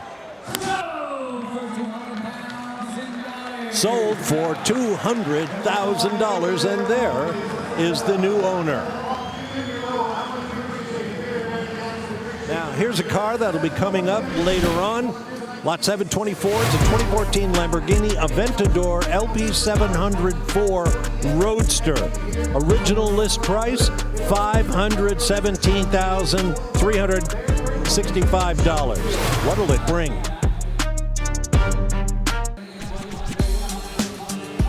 Waiting out in the staging lanes, beautiful 67 Corvette and all these other beauties as we get into the meat of the day and the catalog here at Barrett-Jackson Palm Beach on Super Saturday. Here's what the last three vehicles across the block did. $820,000, $200,000 even, $230,000. And the hits just keep on coming. Currently on the block is Lot 721, a 1961 Lincoln Continental Custom Convertible. A majorly upgraded 61 Coyote engine, air ride, beautiful build. And it sells at $165,000. But the cars are pushed at the down ramp there. That means bidding is wrapping up, so give it your best shot, bidders. And that's what they do, and sometimes they hammer away quickly. Now rolling in is Lot 722, a 1968 Ford Mustang Custom Fastback. So this one's been given somewhat the Eleanor treatment as far as the front end, but you used to have to be very careful to call something an Eleanor because the widow of H.B. Halicki, who started the Gone in 60 Seconds film, would sell officially licensed Eleanors. But Shelby got involved with that because you can't own a Shelby, even though it's a character, and got that sort of taken away in court after a long process. And so now we're seeing some more Eleanor builds, but still people are being cautious of calling them Eleanors. This one, see the side pipe exhaust and the fastback. Looks like a Mustang 2 front end is what I heard. And yeah, beautiful build on this one. Yeah, earlier today we did see an officially licensed version of it, but it doesn't have to be officially licensed to have that style and look. Love the color of this thing. It's black cherry. It's hard to see at first. It almost looks black, but it absolutely has that cherry look to it. Underneath the hood, we've got a 5-liter Gen 2 Coyote engine. It's got a 5-speed manual transmission. Back in the back, it's got a 4-link semi-floating 9-inch differential. Suspension system, all kind of coilovers they've done. They've worked everything in this from top to bottom. So it's interesting, this one has sort of the 67 Eleanor front, but then the 68 fastback style rear, which 67 and 68, two very famous Mustangs in films. Of course, the Gone in 60 Seconds film with Nicolas Cage for a 67 GT 500. And 68 was the Bullitt Mustang with Steve McQueen. So you get a little bit of both here. Sold at $170,000. High fives all around. Can I drive it? Don't forget, Barrett-Jackson.com is where you need to go to find out all about the Barrett-Jackson auctions, including all of the catalogs in the docket, all of the prices that were brought, and all of the cars yet to come. So you can be ready here on the History Channel when they roll by. Now, here's a car we previewed just a moment ago going to break. Lot 724 is a 2014 Lamborghini Aventador LB700 Roadster. Well, I'm not sure if you caught the suspension drop there as it got on the block, because this one does have the axle lift, but the legendary Aventador right here, 700 horsepower, V12 in the back that you can see through this beautiful presentation as far as the sort of hexagon shape that Lamborghini loves to integrate in their designs here in the back. Aventador came out in 2012 and was a major redesign from the Murcielago. This one is a roadster, though. It has a T-top, sort of removable, two removable panels, and now we're at $400,000. Why $400,000 out of this car? Well, think about this. This will do 0 to 60 in 2.9 seconds. This will top out at a speed of 217 miles an hour. Brand new when this sold in 2014. It was about $517,000 because this particular car has $70,000 in options that were added. Yeah, only 8,000 miles on it as well. And it has a lot of the 50th anniversary badges as well, as far as 50 years of Lamborghini. Very cool. Sold at $475,000, number 2 sale of the auction. Wow. Beautiful in that platinum silver color, whatever they call it. Amazing. And now we shift to our Meguiar's on deck cam for this little beauty. It's lot 732, a 2022 Ferrari SF90 Stradale Assetto Fiorano. Wait for it. Up ahead on the block, we have lot 725, a 1995 Ferrari F512M topless Spider conversion. Yeah, this is pretty wild. So the Ferrari Testarossa came out in the mid-'80s and continued into the '90s, but under the 512 designation when they did some major upgrades under the hood as far as horsepower. Still the flat 12 under the hood, still the wild side strokes that you know from the Testarossa, but a big deal with this one is it has a Spider conversion. So a well-known conversion company made this into a full-time convertible because Ferrari never did a Testarossa convertible back in the day, and I think it looks fantastic without the top.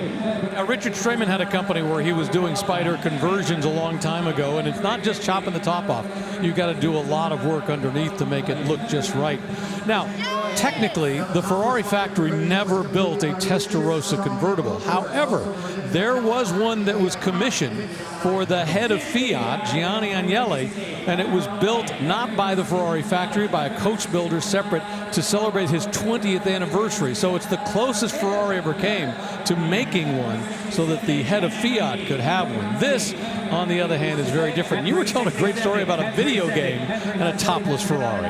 Yeah, Outrun, red Ferrari Testarossa looking in that video game, and yeah, Hopalong in the passenger seat, but that was in red. So you look here inside of this rear grille, you can see this one definitely has an upgraded exhaust as well that is valved to where when you hear sort of RPM, it opens up and just sings a lovely song, but then at idle, it is relatively quiet. I can't help myself. Let me see. Gotta take a peek under here, right? See this flat 12 cylinder.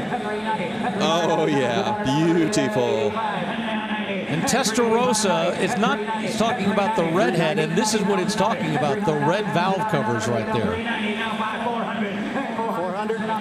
Look at the number. We're closing in on $400,000. I was curious what this would do, and I guess the combination of the fact that it is a rare vehicle in the sense that it's a topless Ferrari 512 built by a recognized builder in the day, I think is bringing big money, $400,000.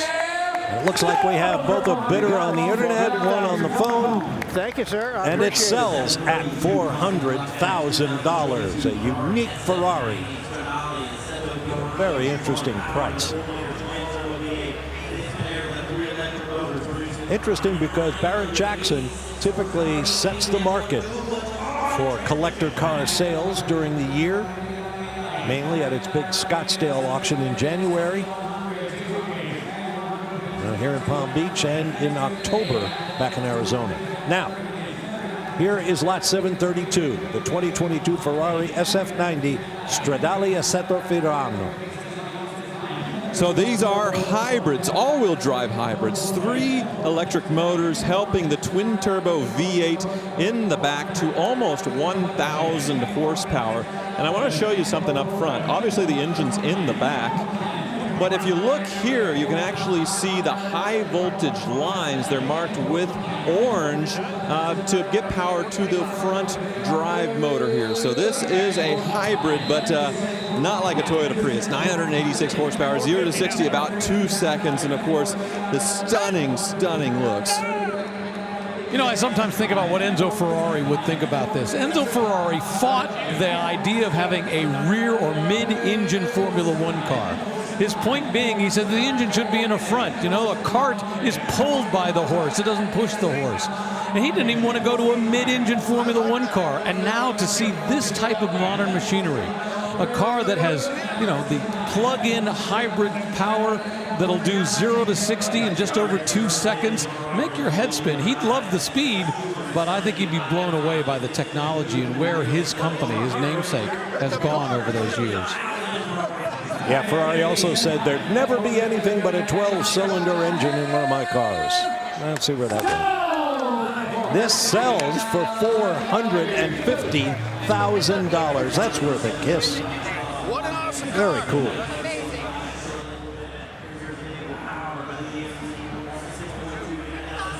Man, we are in the tall cotton here at Barrett Jackson Palm Beach.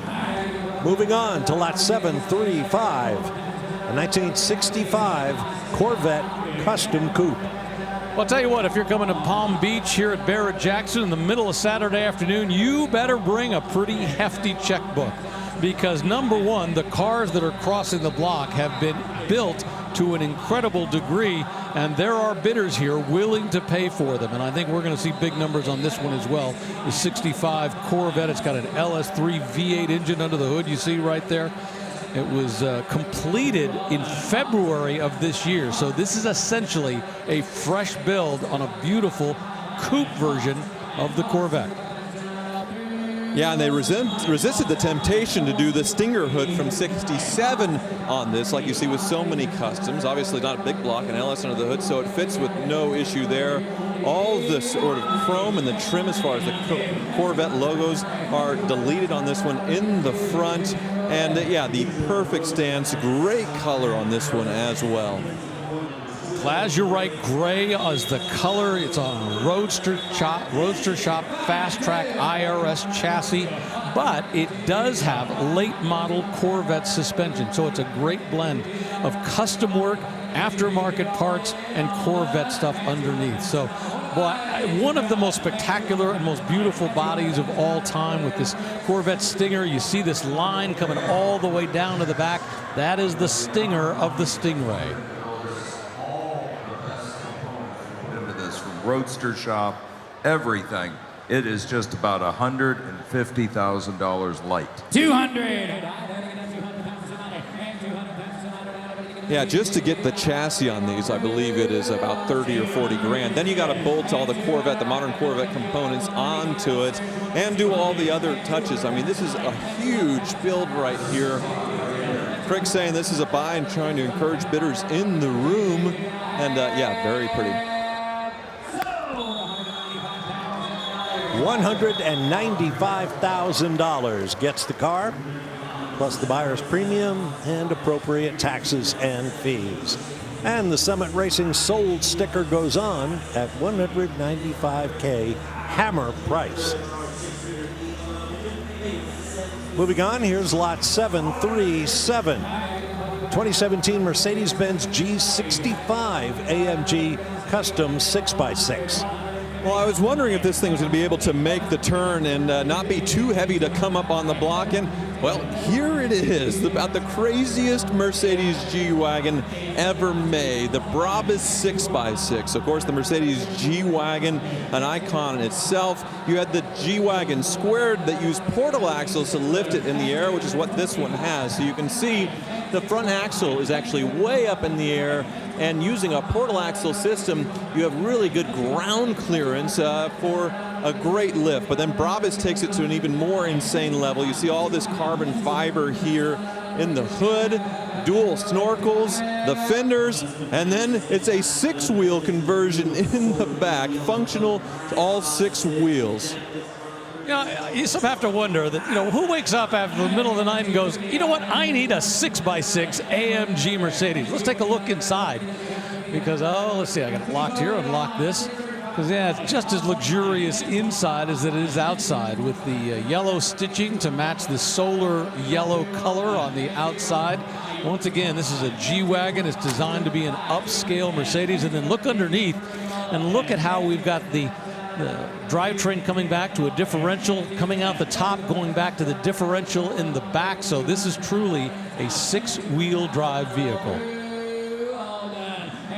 Isn't an upscale Mercedes redundant? Sold for $205,000, which raises it all the way up to 9th on our list of top 10 sales.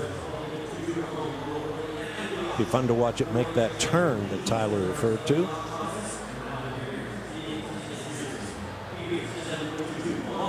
Now here comes lot 742, a 2023 Ferrari 296 GTB.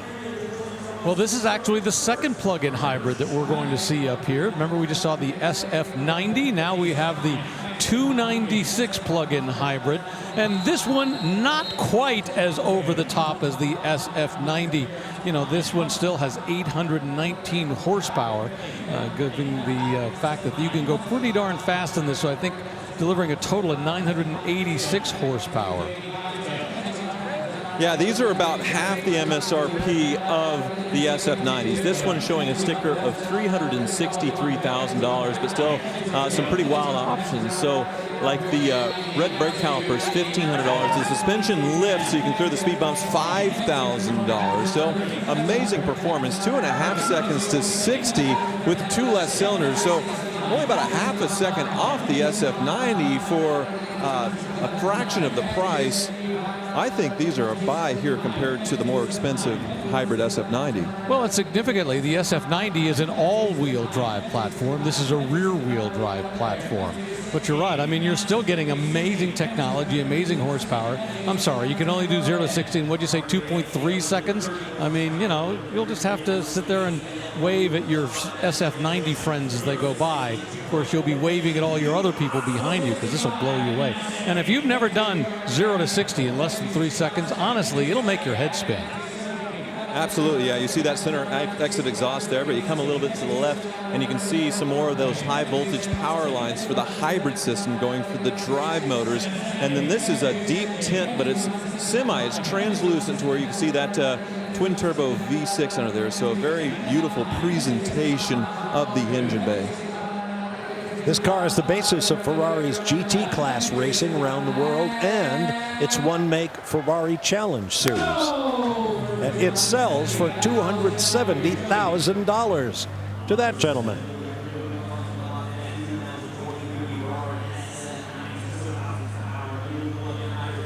Rosso Corso, famous Ferrari red.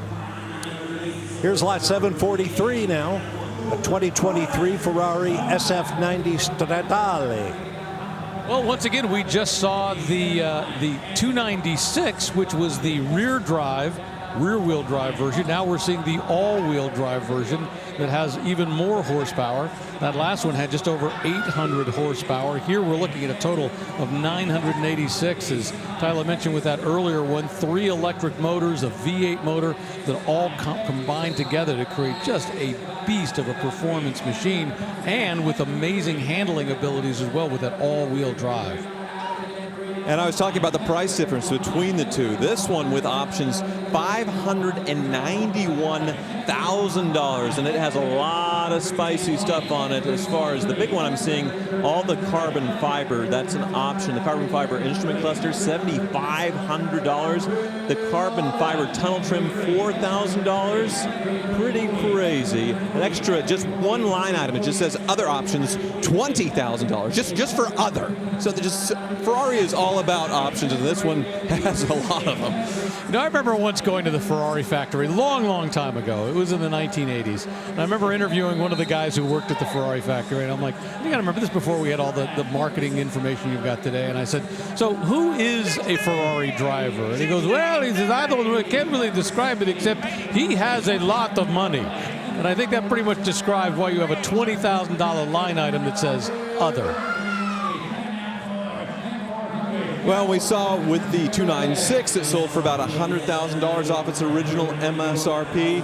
This one with almost $600,000, we're $200,000 off of its original MSRP. So quite a bit of depreciation in a short amount of time, just 2 years so far. But yeah, this one, pretty wild spec in that yellow, and it's the Stradale. And Bob, you know, when you think about it, you've got Enzo rolling in his grave with the fact that he's got a plug-in hybrid. Well, they also have an SUV. I mean, what would he think of that? Good question, Rick. 390,000 takes it. Stradale, by the way, means built for the road, because Mr. Ferrari originally couldn't care less about road cars. He wanted to go racing. And now something in a German flavor. This is lot 745, a 2007 Porsche 911 GT3 RS. Now this is from the 997 generation of 911 Turbo, and a lot of people think this is the best driving as far as for the road and track Porsche 911 ever. You have a manual transmission, 3.6 liter water-cooled engine, 415 horsepower, and this one is sort of the spec that you would have seen in the magazines back in the day. And you want to talk about the opposite of depreciation. These things were hits from the beginning. Base price about $125,000, $30,000. We have already sailed way past that. They only built 410 of these, and as far as the Porsche factory was concerned, this is about as far as they felt they could go to create a car that was a race car that was still street legal using that 911 platform. So this is essentially a road racing machine that you can license for the street. That's why they only built a handful of them, and that's why we're closing in on close to $200,000 for the price on this thing. Yeah, you can see that giant wing on the back, 193-mile-an-hour top speed, so that extra aero certainly helps. Maybe we can sneak a little peek. The thing with these Porsches, though, you pop the hood and there really isn't a lot to see because they're getting everything so crammed in there as far as the flat six. But this one looking very tidy. But basically all you're seeing is some fans, intake, a few accessories, because that engine is mounted so low, giving it a very low center of gravity, and what makes these things such potent track vehicles. Sold for $185,000. Whew. I know I need a break, and we'll have one. And after that, keep an eye out for lot 770.1. It's a 1970 Oldsmobile 442 convertible. It's been hands-on by Thornton Muscle Cars of Quakertown, PA, the recognized experts.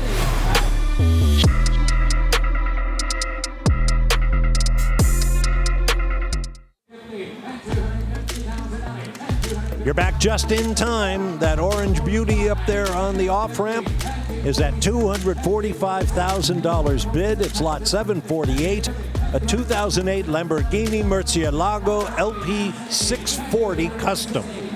Well, as if the Murcielago wasn't wild looking enough, this one has been treated to a Liberty Walk body kit to make it even wider. just unreal. Also, this one treated to a manual transmission conversion. Very few Murcielago manuals out there. They existed, but they're in like the dozens. So they've started to do conversions on them with the gated manual. But yeah, this one, a wild look in the bidding. Yeah, $257,000. You know what I love about this? It's got 50,000 miles on the odometer. It's been driven, it's been enjoyed, and now it's got a new owner. It sells $257,000. And I think the gentleman in the white polo shirt just had a heart attack. But he's loving it. There's the number. And we move on now to lot 751. From out of the crowd of bidders on stage is a 1971 Chevy, a Chevy Camaro, that's right, custom coupe. Well, according to the consignor, they spent 5 years and 12,000 hours building this and $600,000. It was shown at the SEMA show back in 2012. Look at that 582 cubic inch big block.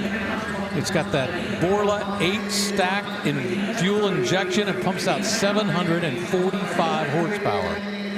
Well, you see the stacks on the engine, a beautiful presentation, all sort of bronzed out, but you can see the stacks with the air intakes there.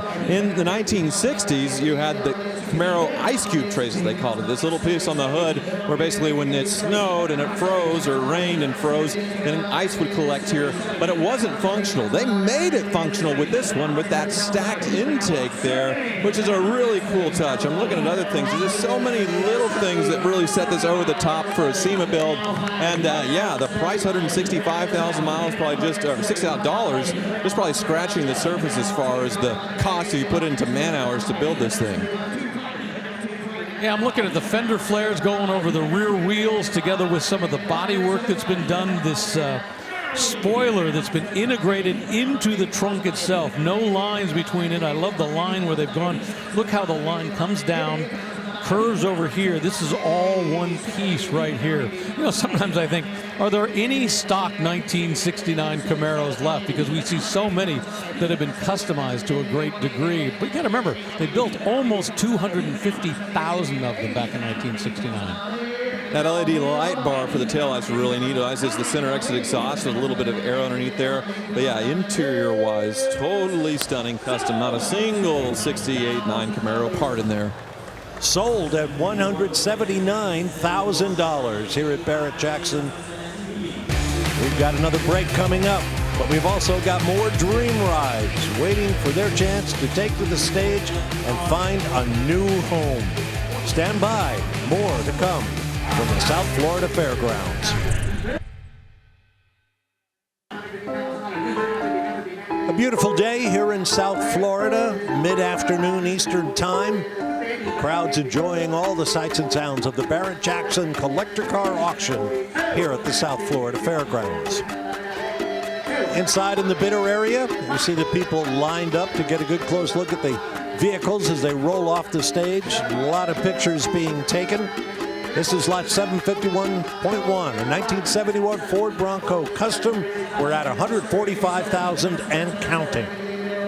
Well, the one thing that's unusual about this particular one is you go down the body on the side, it's uncut, and the consignor's pointing this out, making the point that they have not cut away with fender well, which is what we see on so many customs. That's the original fender line. And it sells for $145,000. Elegant in white.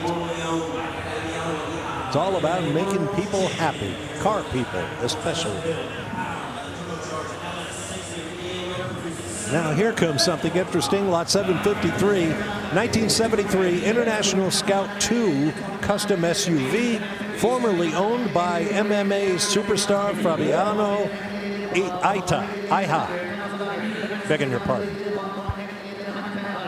And in his retirement, he is doing international builds. He loves these, and this one he talked about with April Rose being probably the fastest one, or the most powerful one on the planet. 750 horsepower V8 under the hood, given a matte finish, and the hood is looks like it is reverse opening.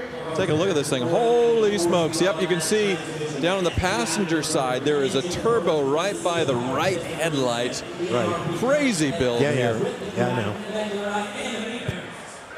Yeah, everything's nice on this. You know, they started building the Scout back in 1961. Initially, it was just a 2-door model. Then it moved up to the 4-door model.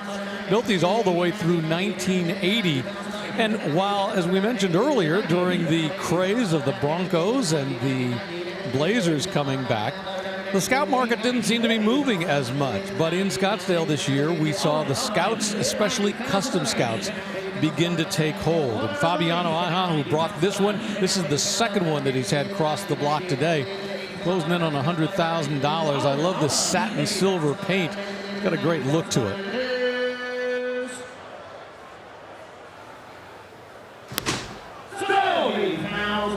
Sold for $80,000. Ciao, Fabiano.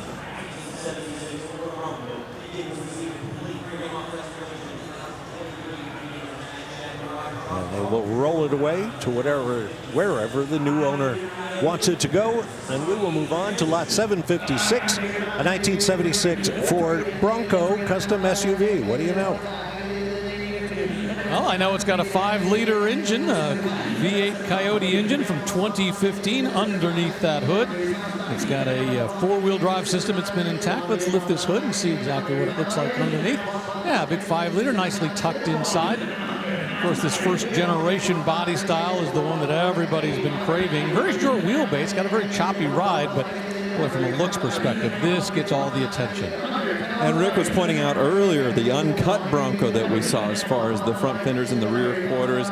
This one you can see, rather than it being very flat across the back wheel, they have put in an extra panel. This is probably a replacement quarter panel to give plenty of room. We see some of them with fender flares. I kind of like this because it looks very, very stock, and since the wheels aren't sticking out too far, why put the flares on it and sort of disturb the classic lines of the Bronco? So thumbs up to this one.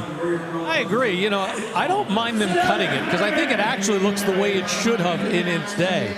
But when they put the flares on, it just kind of takes it to a new direction. I also love the fact that they've combined Brittany blue with Wimbledon white. The Brittany blue down below, the top, which is Wimbledon white, using 2 classic Ford colors to kind of make this 1976 Bronco custom really pop up here on the block.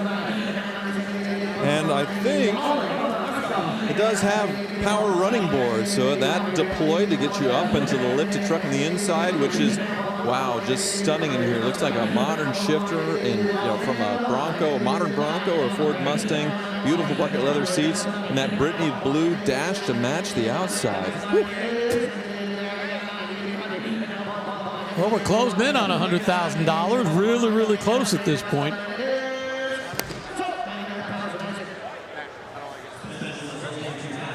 Well, in this case, a miss is as good as $1,000. $99,000 takes that custom Bronco. And once again, don't forget Barrett-Jackson.com to learn everything you could possibly want to know about the Barrett-Jackson auctions. Now center stage is lot 759, a 59 Corvette 283-270 convertible. Well, today we've seen several Fuelies go across the block, and that was the expensive option. It would cost you almost $500. This is special because it is a dual quad. Take a look at that engine, those 2 4-barrel carburetors sitting on top. That's what's delivering all the performance for this one. A total of 270 horsepower out of that 283 cubic inch engine. Yeah, this one finished in Panama yellow and restored to a very high degree. 1959 sale had all the chrome except for the rear ribbons here on the trunk that went away in 1958. But yeah, this is the C1 Corvette in all of its glory as far as blinged out as they got. And the dual quad was probably preferred at the time over the Rochester fuel injection. Now the Fuelie cars bring a premium, but this one doing pretty well. $135,000 a car bid. Well, they only made like 1,840 or something of these, so it's a pretty rare car having this dual quad setup. Yeah, it's not the fuel injection, but to your point, it was probably much easier to take care of back in the late 50s, early 60s. If you needed a mechanic who was working on it, they didn't have to do anything special to get it trained, to get you trained.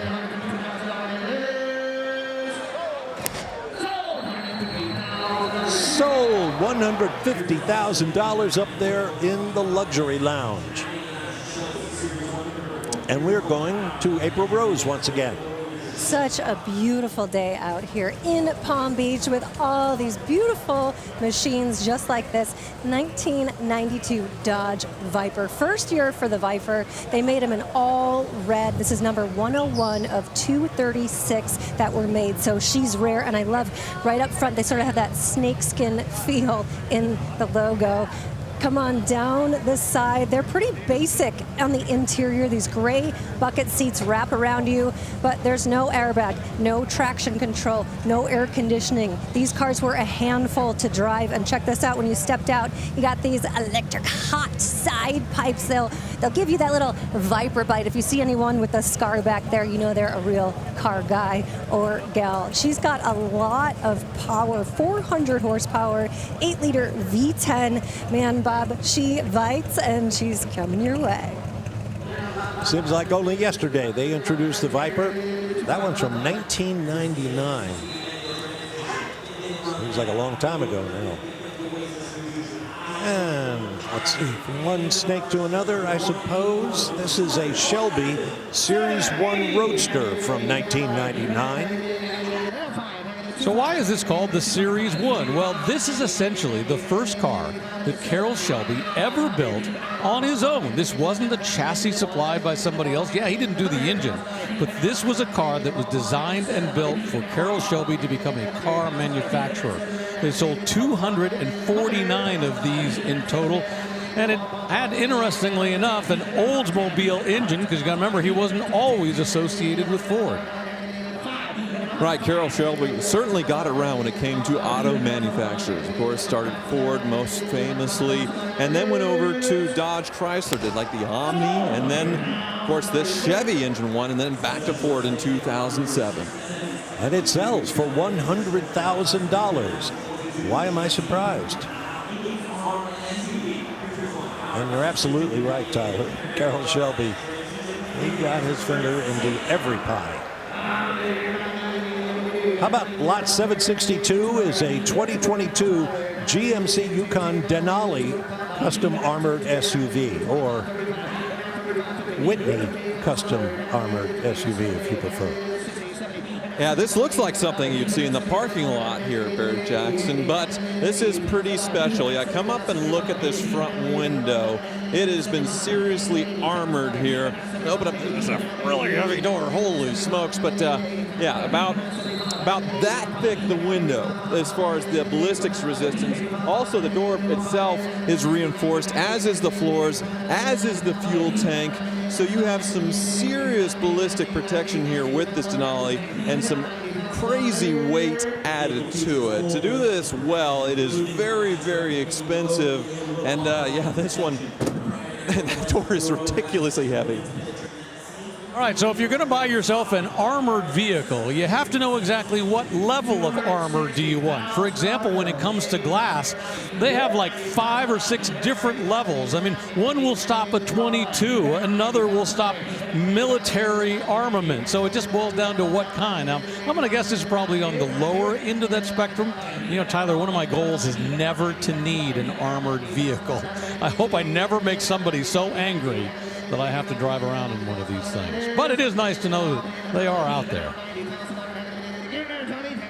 Yeah, these are in use quite a bit for, you know, diplomatic and high-end dignitaries, elected officials. And GM does build the current, presidential limo, the Beast, with even more armored protection. So, yeah, General Motors definitely the dominant force when it comes to armored vehicles and aftermarket conversions of them. And, yeah, this Denali, really you would never know until you got up close. Yeah, you're right. The point being, when you open that door and you feel all that heft, and the glass looks like it's original equipment manufactured. I'm not sure who actually builds the glass to make it that much thicker, but they make it look like it's supposed to be the original glass on this vehicle. I wonder what kind of window motor it takes for that thing to go up and down, because that is some serious weight there. Probably, what, 100, 200 pounds just in one piece of glass? $85,000 takes it, that Yukon McKinley. And that was our final fantasy bid car. So we hope you got your bids in, and we hope you do well with them. Now here's a car that's coming up sometime later today. Lot 777.1 is a 1957 Ford Thunderbird F-Code convertible. Beautiful in yellow.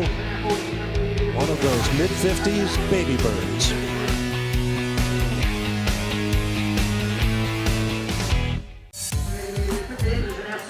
There's the unmistakable and classic look of an Allard. Originally powered by a Cadillac engine, another example of American horsepower in a British chassis.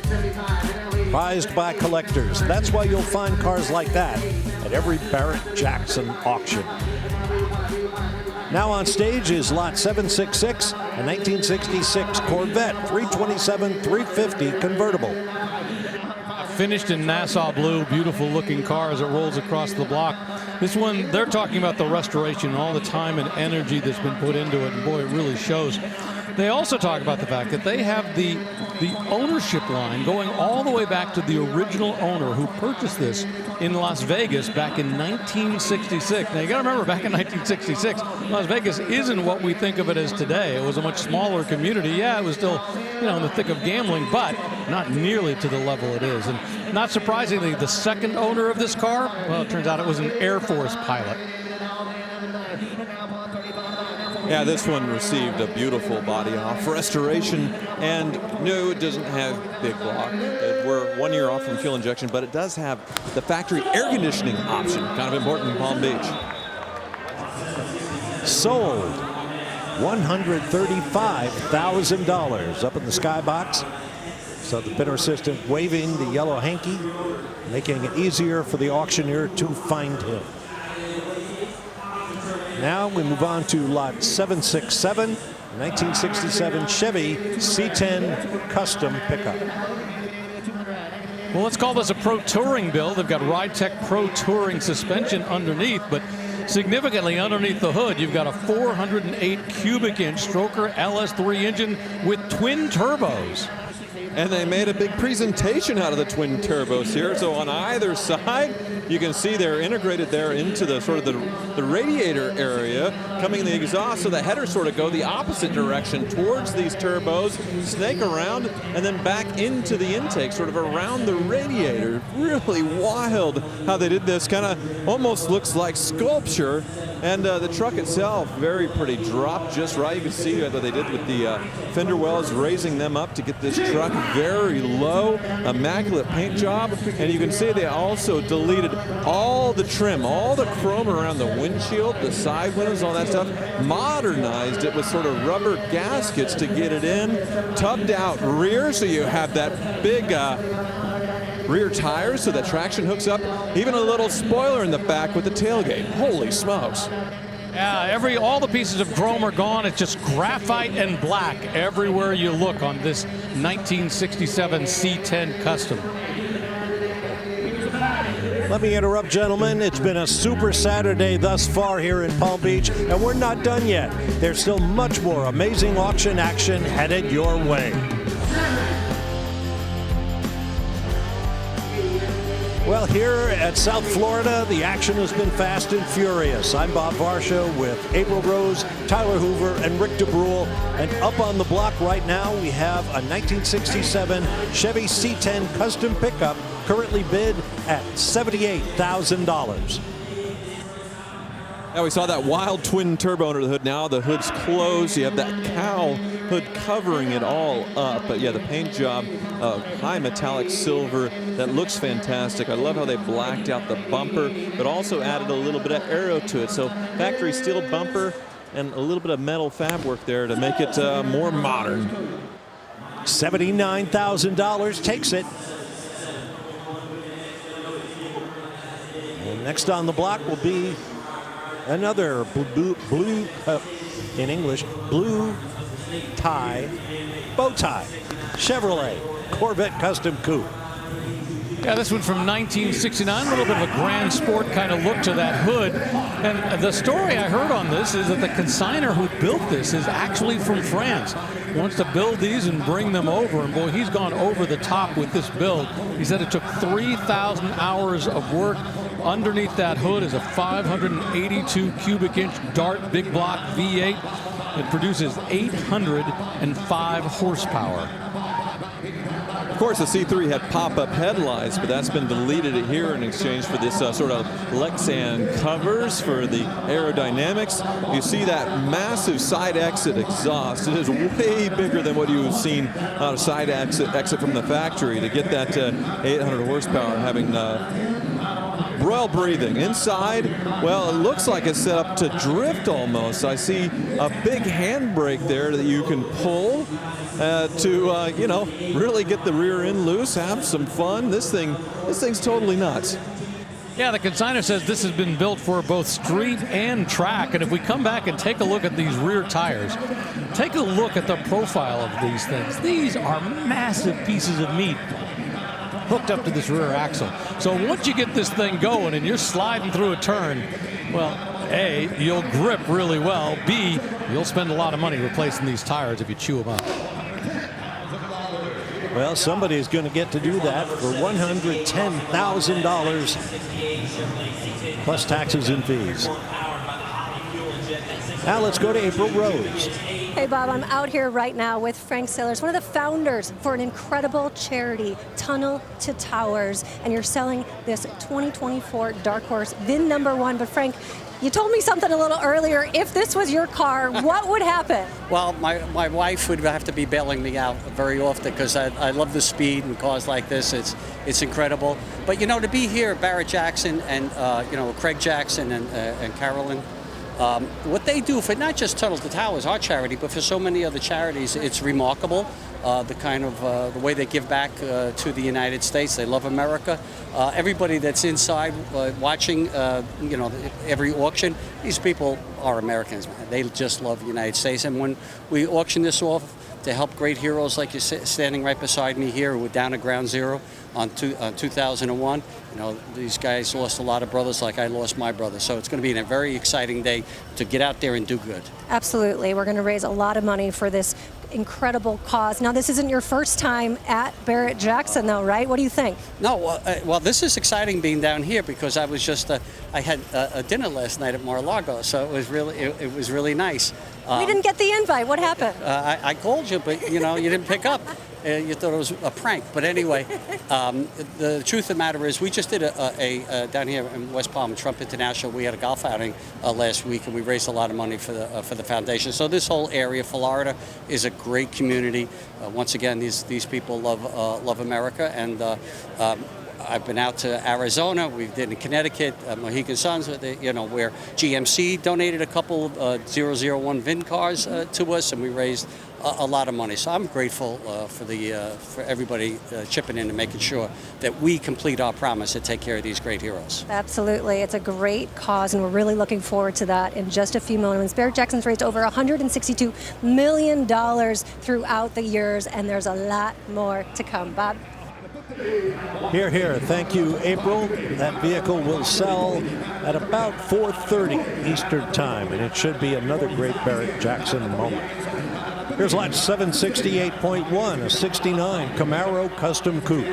Well, here we go again with some crazy twin turbo stuff going on. Once again, on either side of this Chevy V8, we have turbochargers, the headers going back and then around into the intake. And this one on pump gas, 800 horsepower. If you put E85 in the right tune, 1,500 horsepower in a 1969 Camaro. Just absolutely insane.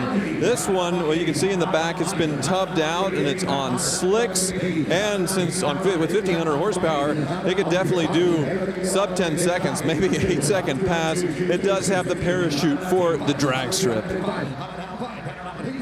Yeah, just an absolutely insane build in terms of the potential for the 1,500 horsepower. Underneath, it's hard to see, but they've actually rhino-lined the chassis underneath to kind of protect it, so it's got an extra special layer of protection. Inside, boy, it looks just as nice.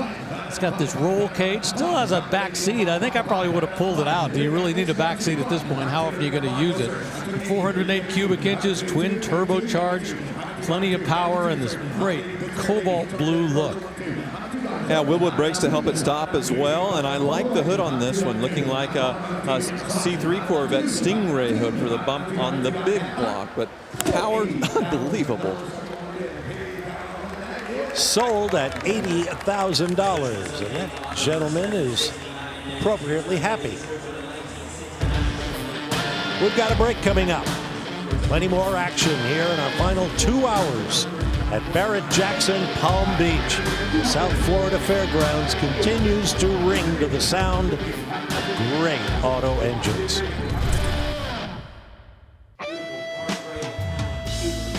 Back in the auction hall at the South Florida Fairgrounds, you're just in time. We're watching car 769.1 79 Chevy C10 custom pickup. We saw a lot of twin turbo action before, but now this is the opposite forced induction. Supercharged LS on this one stands out. Amazing power, quality build on a square body. $71,000 takes it to its new home.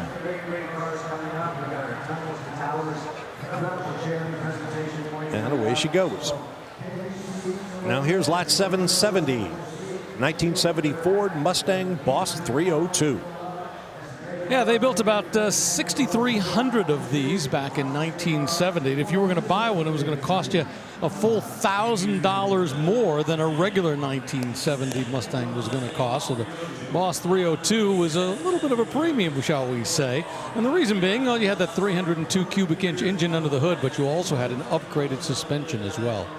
And a painstaking restoration as far as getting everything right like it was new from the factory. You can see the factory inspection stamp, the OK there on the valve cover and the stickers, the right hose clamps as well. They wanted this thing to be as close to factory original looking as well with this restoration, and they did an amazing job. Nothing on this car was shortcuts. Real deal, buy it with confidence. It was one of my babies. So that was company president Steve Davis. And, you know, we often talk about when you're looking at a car, who used to own it? I mean, was it owned by somebody who knew Mustang? Was it somebody who had a great collection? Well, guess what? Steve Davis used to own this. This is one of his cars. He is a Ford guy in many ways. He's owned some spectacular pieces of machinery. As he said, this is one of his babies. The fact that he owned this, I guarantee you, this is a solid Boss 302.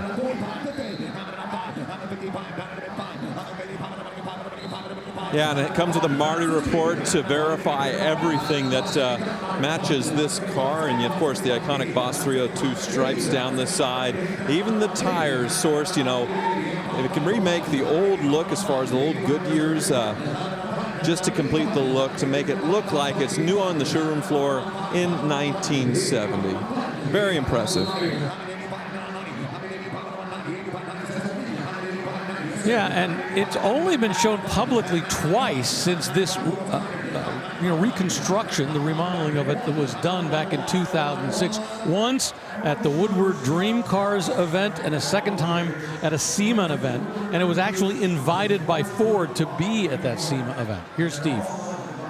Ford into the SEMA booth when they unveiled their Boss crate motor. So again, folks, incredible Boss, one of one in this configuration. Original numbers, matching car, one of the best at the time, and it's been in a great home since. Buy it with confidence. A beautiful car. Well, I'll tell you what, it sounds like the redoing of this car was done in about 2006. But I mean, when you look at the chrome, when you look at all the bright work, when you look at the paint, it doesn't really look like an older restoration. It looks like a pretty fresh restoration. So everything he's talking about, I think, is very valid in terms of what you're getting with this particular car.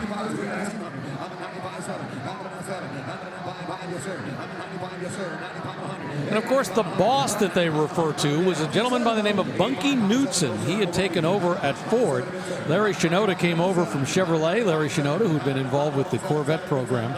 And one of the first programs he was involved with at Ford was the Boss program. And you had two bosses. You had the 302 and, of course, the Boss 429. Sells for $95,000. And the Summit Racing Sold sticker goes on. And that beautiful Boss 302 has a new home. Now here's lot 770.1. Car we showed you earlier in a preview leading to a break. It's a 1970 Olds 442 convertible.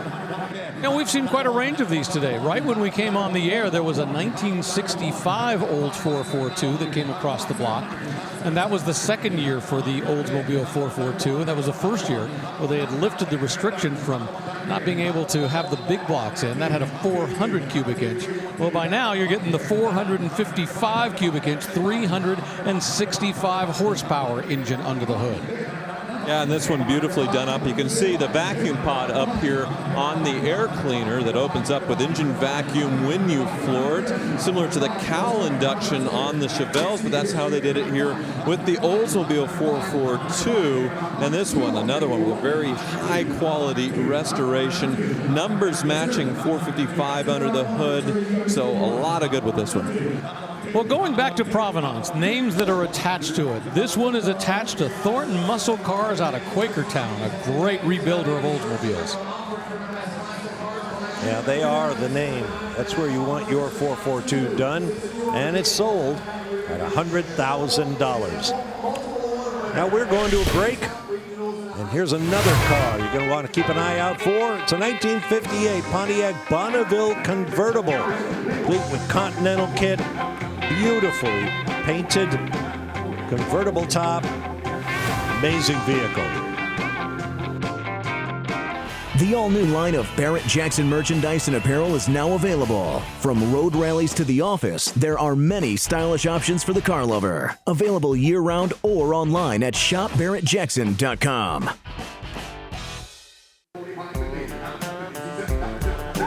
Beautiful in blue. That Corvette we saw go across the block here on Super Saturday at the Palm Beaches. As Barrett-Jackson continues here in our final couple of hours. But more great cars still to come. So be sure to stay with us right to the end.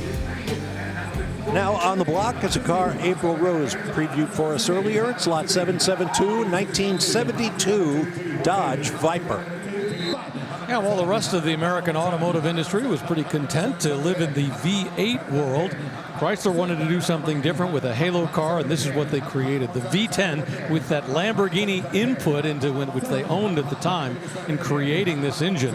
In 1992, I think they only built like 236 of these, and this is really designed to be a brute. It's a minimalist.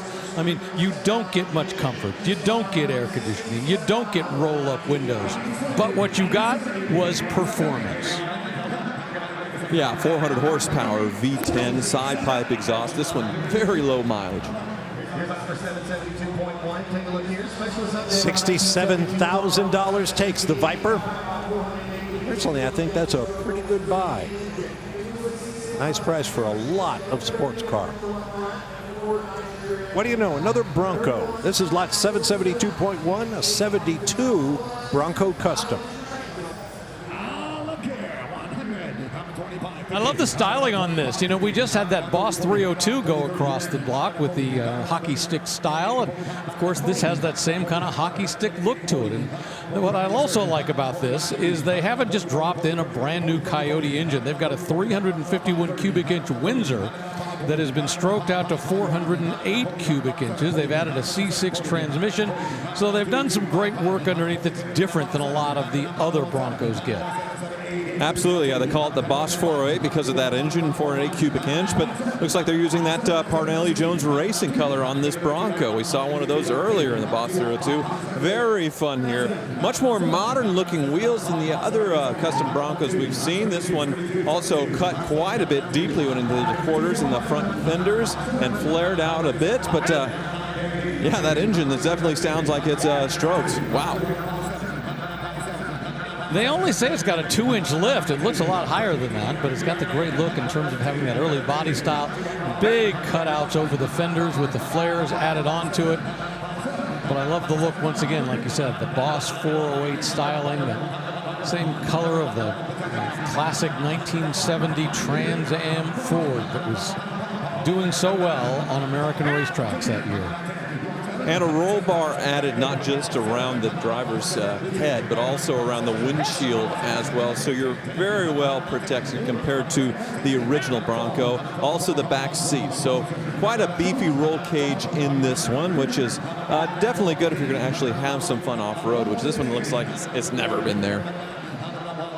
Yeah, I hope eventually somebody, I'm sure, will. But, you know, looking inside, I also like the fact that they've continued this hockey stripes style right in through here. The interior, of course, you've got your four-wheel drive controls and some big speakers. Nice stitching. And it goes to $112,000. I think everything you just talked about, boys, contributed to that being one of the better Bronco sales of the day. How about something in a Mopar vein? This is lot 773, a 2023 Dodge Hemi Challenger SRT Hellcat jailbreak custom convertible conversion. They had the names Jailbreak and Last Call for the end of the Challengers, and the Jailbreak is another thing where you can just order it any way you want. But one thing you could not get with a Hellcat, 717 horsepower, supercharged V8, what you couldn't get is a convertible version. So this is an aftermarket conversion. Of course, in the 70s, we had convertible Challengers, Cudas, but not in this latest iteration. And I gotta say, it definitely works. I wonder why they didn't do it from the factory. You know, I often wish they had, because I'm a big, huge convertible fan. I've had convertibles for most of my adult life because I just like driving around with the top down. I'm the kind of guy that I'll put the air conditioning on when it's hot and I'll put the heater on when it's cold. But you know what's amazing about this one? Not just that they've done the conversion on this jailbreak, not just that it has 717 horsepower, it only has, and I just looked at the odometer, it only has 11 miles on the odometer that's been driven. This is essentially a brand new car, this jailbreak edition with the custom convertible top added. Yeah, it even still has like the factory inspection mark here on the back wheel. So this hasn't been driven. I think the current bid is right around what it would have cost before the convertible conversion. So looking like a deal here.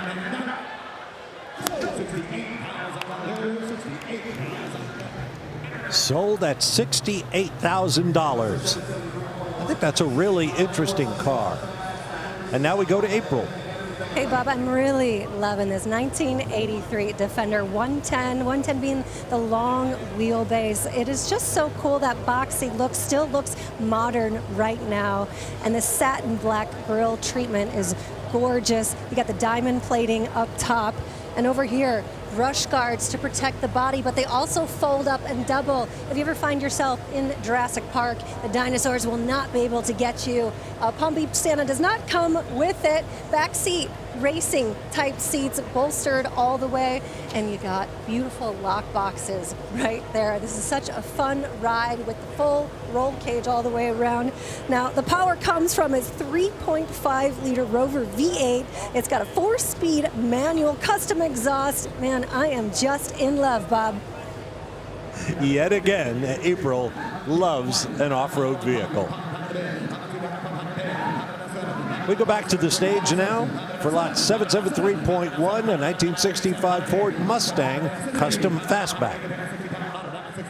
Yeah, very custom. Plenty of engine under that hood. You see a little taste of it out the top. That's because you've got that 8-stack electronic fuel injection that's attached to a 347 cubic inch engine under the hood that's pumping out 450 horsepower. But of course, this is such a popular body style. This 1965-66 first generation of the look of the Mustang when they had the kind of the slider, smaller, thinner sides. This is a very classic car. And remember, they built about 600,000 Mustangs in that first model year. And this one, I'm kind of surprised to see, is an A-code car. So it did start life as a 4-valve 289, so the better performance Mustang. Usually you see this with the cars that were 6-cylinders, so pretty significant car in itself, being the higher performance and the fastback, but the custom treatment done to a very high degree. Yeah, and a lot of the stuff that's really nice, unfortunately, is hidden to us right now. You know, it's got billet hood hinges, it's got special things that have been done underneath, and they've increased the structural integrity of the chassis with some special subframe connectors as well. Lots of work done. And all that work brings $73,000 at the Hammer. Congratulations to the new owners. Now let's take a quick look into the Meguiar's staging lanes, where all of the cars, before they go to the block, go to the Meguiar's crew for a final fluff and buff, if you will, so they look at their best when they get under the TV lights on stage. Here's lot 774, 54 Corvette Custom Convertible.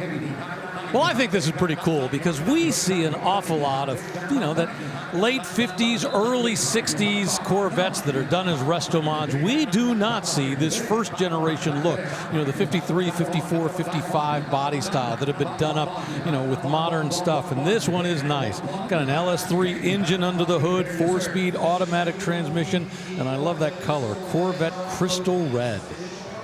Yeah, 1953, they only made a few hundred. So 54, the first year of full production, and you could only get an inline 6 that was dramatically underpowered. 55 brought in some V8s and started to see some performance with the Corvette. So this is pretty fun to get that 6.2 liter, that modern power plant and performance, and hundreds and hundreds more horsepower than what it was born with.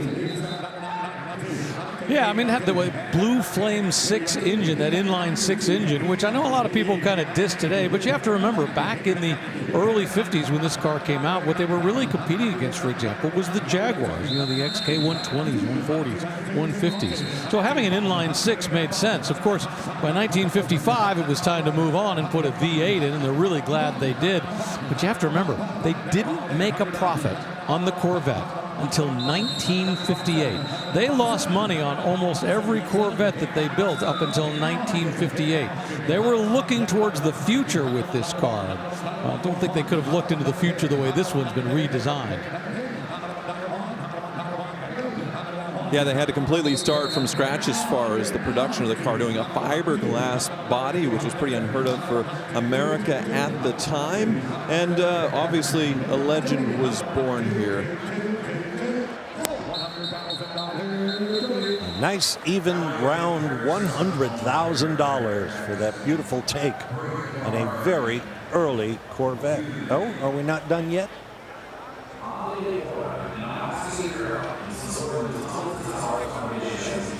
Nope.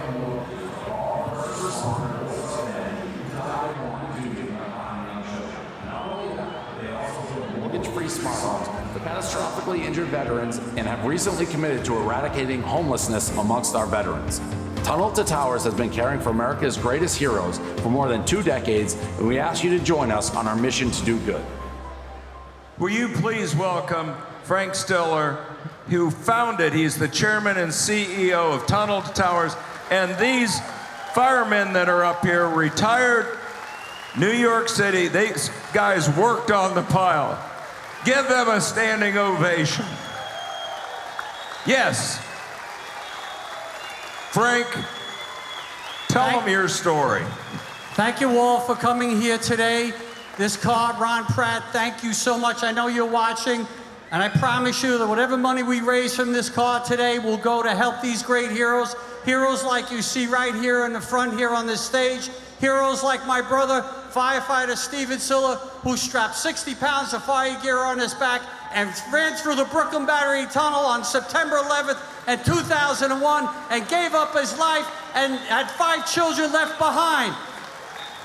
Craig, thank you. Thank you, Barrett Jackson, and thank you, everybody involved. St. Francis of Assisi said, brothers and sisters, while we have time, let us do good do good, let's raise some money. God bless you and God bless America.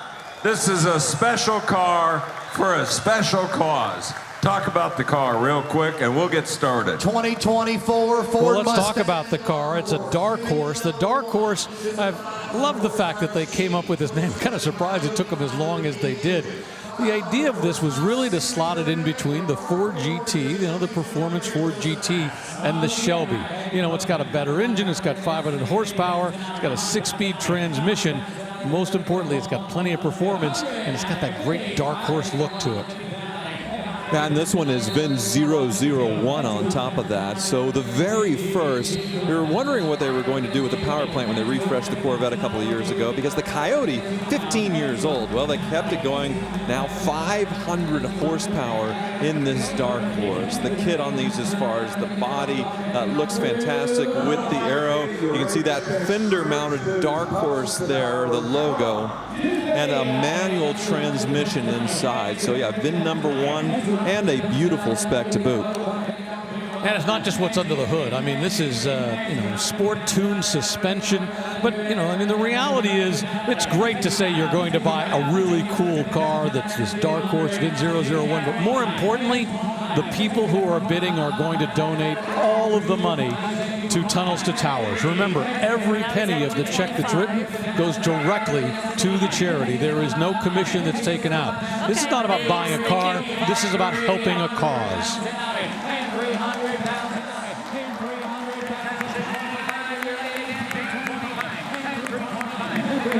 And over $300,000 now going to an incredible cause. And you get an absolutely amazing vehicle. The birth of the legend, the dark horse. And the refresh on this body style on the Mustang, very well done. The bigger rake with that classic looking taillight setup. And once again, there's that dark horse logo in the back. I think one thing is this started to help our first responders, but what he does for our military, what he does for building homes for the homeless veterans, it goes on and on. 3,000 events a year. It is endless. All it takes is money to make our first responders and our military feel like we take care of them. Man. I had to get out. 25 and 315 now 20 and 315 25 now 50 and 325 330 and 330 pounds tonight and 330 and 330 pounds tonight.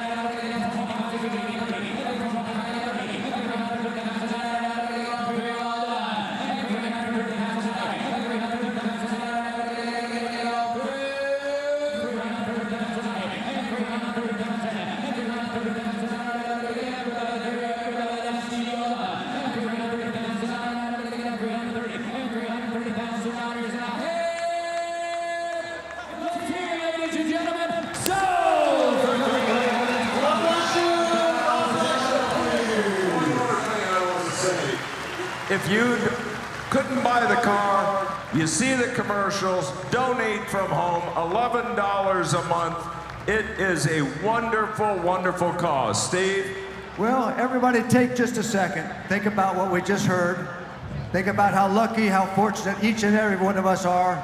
We go home, we see our children, we love our wives, we love our relatives, we love our neighbors.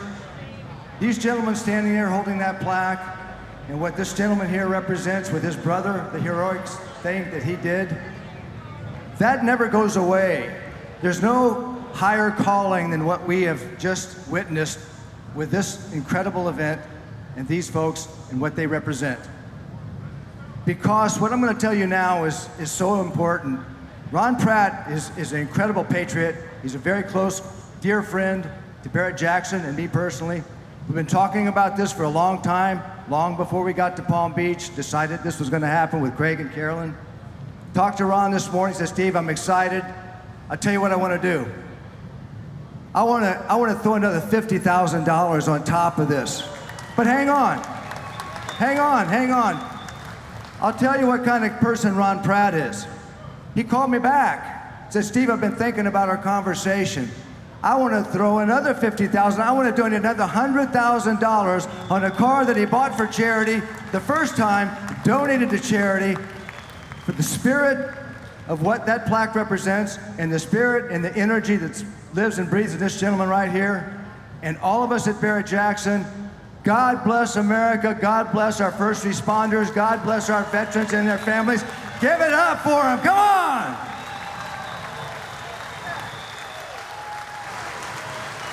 Well said, Steve Davis, president of Barrett-Jackson. Great donation to a great charity. Another break coming up. And here's a car we'll be looking for after. Lot 778.1 is a 1968 AMC AMX Custom Coupe. First time I can recall having two AMX products at the same Barrett-Jackson.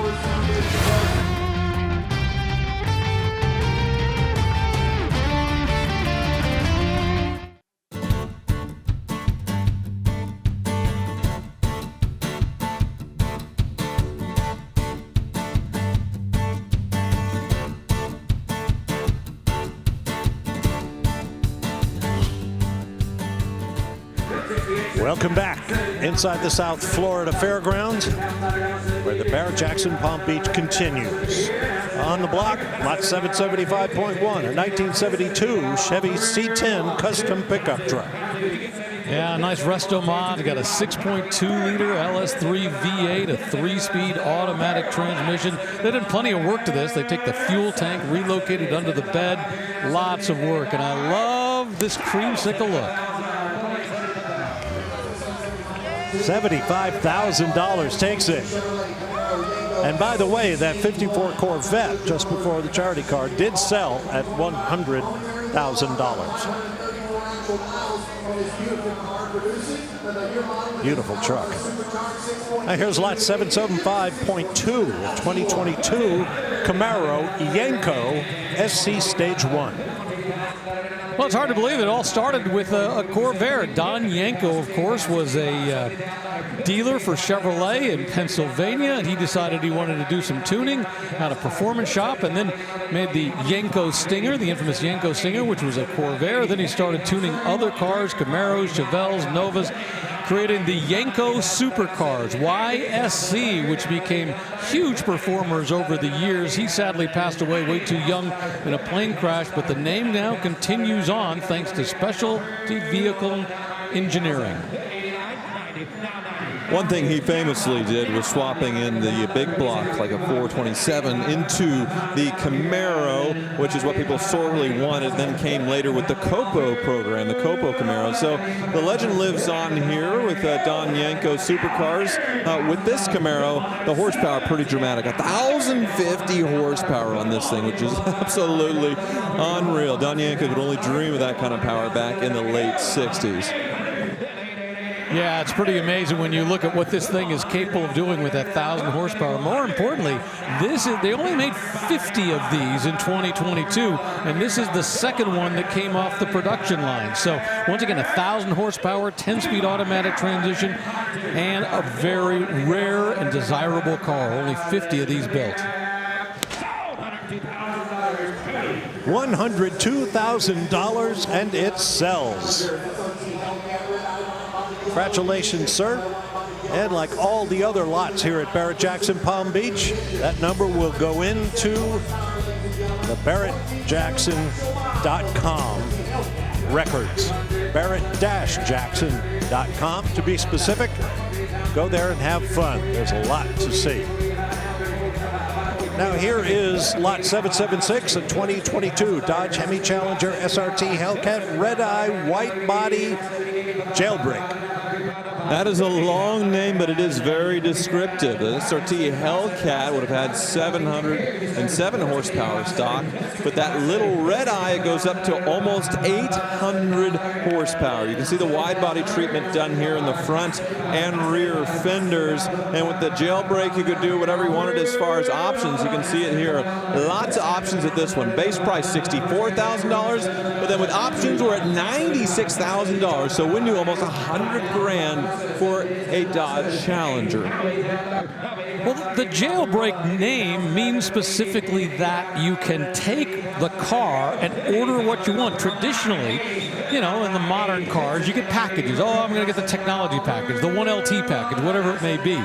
Well, with these final Jailbreak editions, they said, well, what do you want? You know, what options are available? What do we have? Take a little bit from shelf A, a little bit from shelf B, and that's what the Jailbreaks were all about. And that's what this car is all about. And I love the fact that on the front, it still has that yellow strip that was designed to protect that front spoiler that wasn't supposed to be left on, but everybody does. And sold at $85,000. We're headed for break.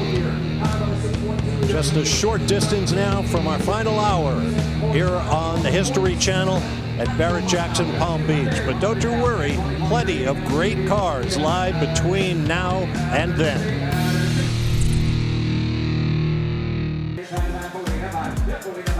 Back at Barrett-Jackson, here's a car we previewed earlier, this 57 Ford Thunderbird F-Code convertible. Beautiful restoration. F-Code means that it has a supercharger on top of its 312 cubic inch V8 engine. Summit Racing sold sticker goes on, $75,000, the sales price at the hammer, and it's on its way to its new home. Here's lot 778. Car we also previewed earlier, a 58 Pontiac Bonneville convertible, and I am in love. And why not? The ultimate in jet styling. When you look down the side, it's got jet engine exhaust, beautiful on every level.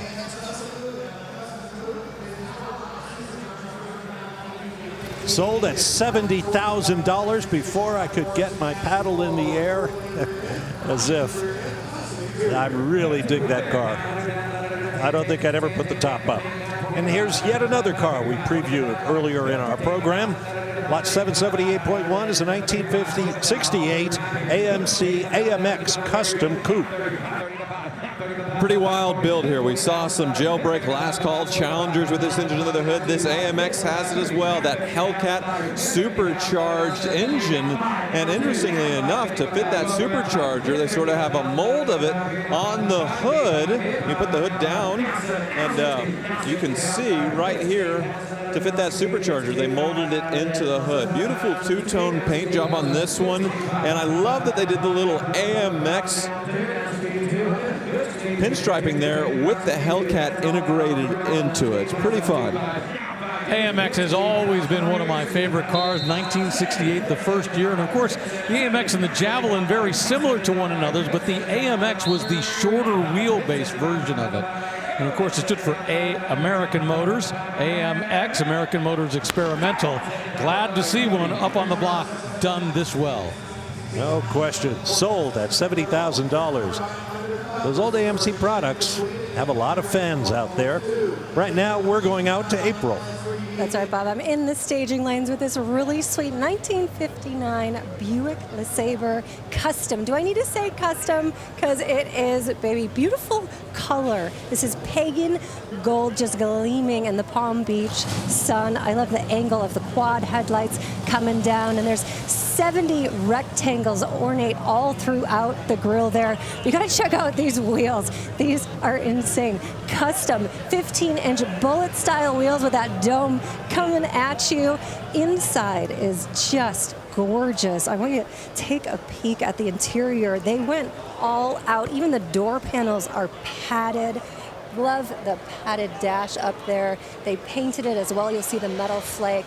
Cup holders, vintage air. They have a hidden stereo in there. And if you were born in the 2000s, you might not know what these are. These are crank windows. You actually have to physically move them for the windows to come up. And these are my favorite wings on any car. It's the bat wings that come out to an angle. Beautiful coconut cream metallic flake in there. And it's all finished off with a Buick Electra, sort of an upgraded emblem right on the back there. And man, this is a beautiful car. I hate to see her go, but I love to watch her leave, Rick. Nice, April. Thank you very much. Hammer just came down on this 69 Corvette Custom Convertible. It rolls out en route to its new home. Beautiful shade of metallic blue. Speaking of blue, this is lot 779.1, a 1970 Dodge Charger custom coupe. Now, the 68 to 70 Dodge Charger is an icon. Of course, you have the Dukes of Hazzard that use this, and also Fast and Furious franchise. And you do see a lot of custom examples at Barrett-Jackson. This one's got a Mopar Performance engine under the hood, 462 cubic inches. And I like how they black the grille. Rather than it being all chrome and the pop-up headlights, it is sort of a sinister murder out up the front. Chrome deleted down the sides as well, as far as the mirrors, the trim, and the rear. Cool build. Yeah, they've added Willwood brakes, Hotchkiss suspension, and it's something different. Sold at $85,000.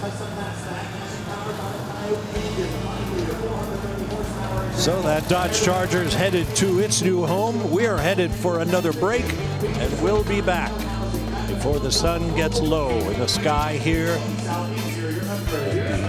the South Florida Fairgrounds at Barrett-Jackson, Palm Beach.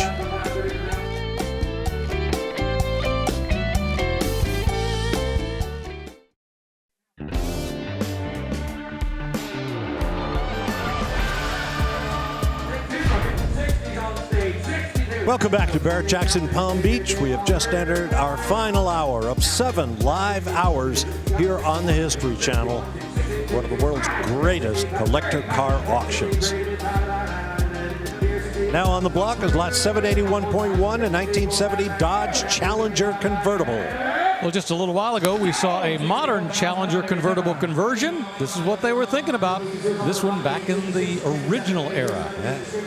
$63,000 takes it away.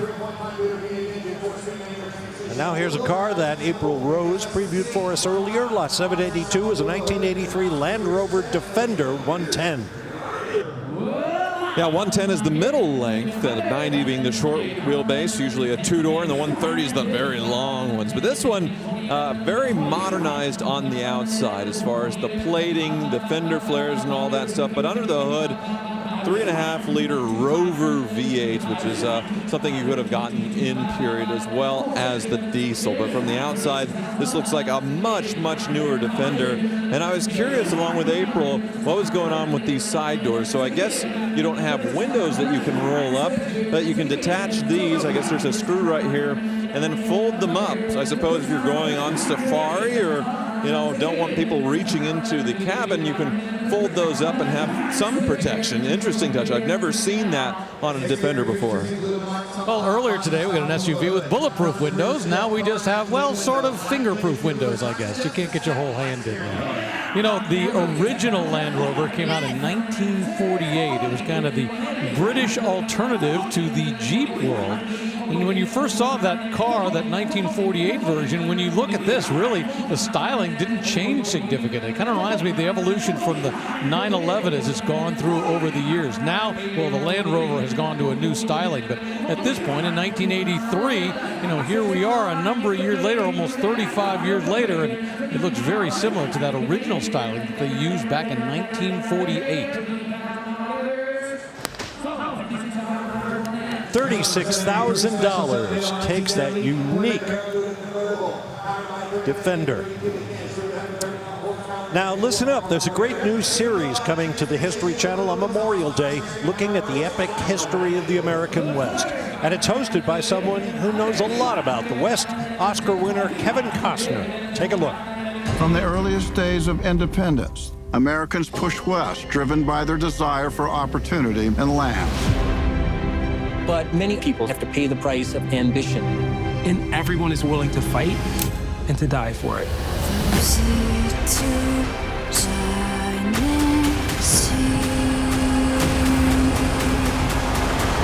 Kevin Costner's The West. New series premieres Memorial Day at 9. Part of History Honors 250, only on the History Channel. Look for it, The West, premiering Memorial Day here on the History Channel. Right now, this is lot 783 on stage, a 1970 Plymouth Barracuda convertible. Well, it's always important to make the distinction from those days that you could get a Barracuda or you could get a Cuda, a performance version of it. This is apparently a Barracuda from its day. The color is vitamin C orange. And $70,000 is the hammer price. And if that gentleman bought it, he is another serial acquirer. He's bought several vehicles here at Barrett-Jackson Palm Beach.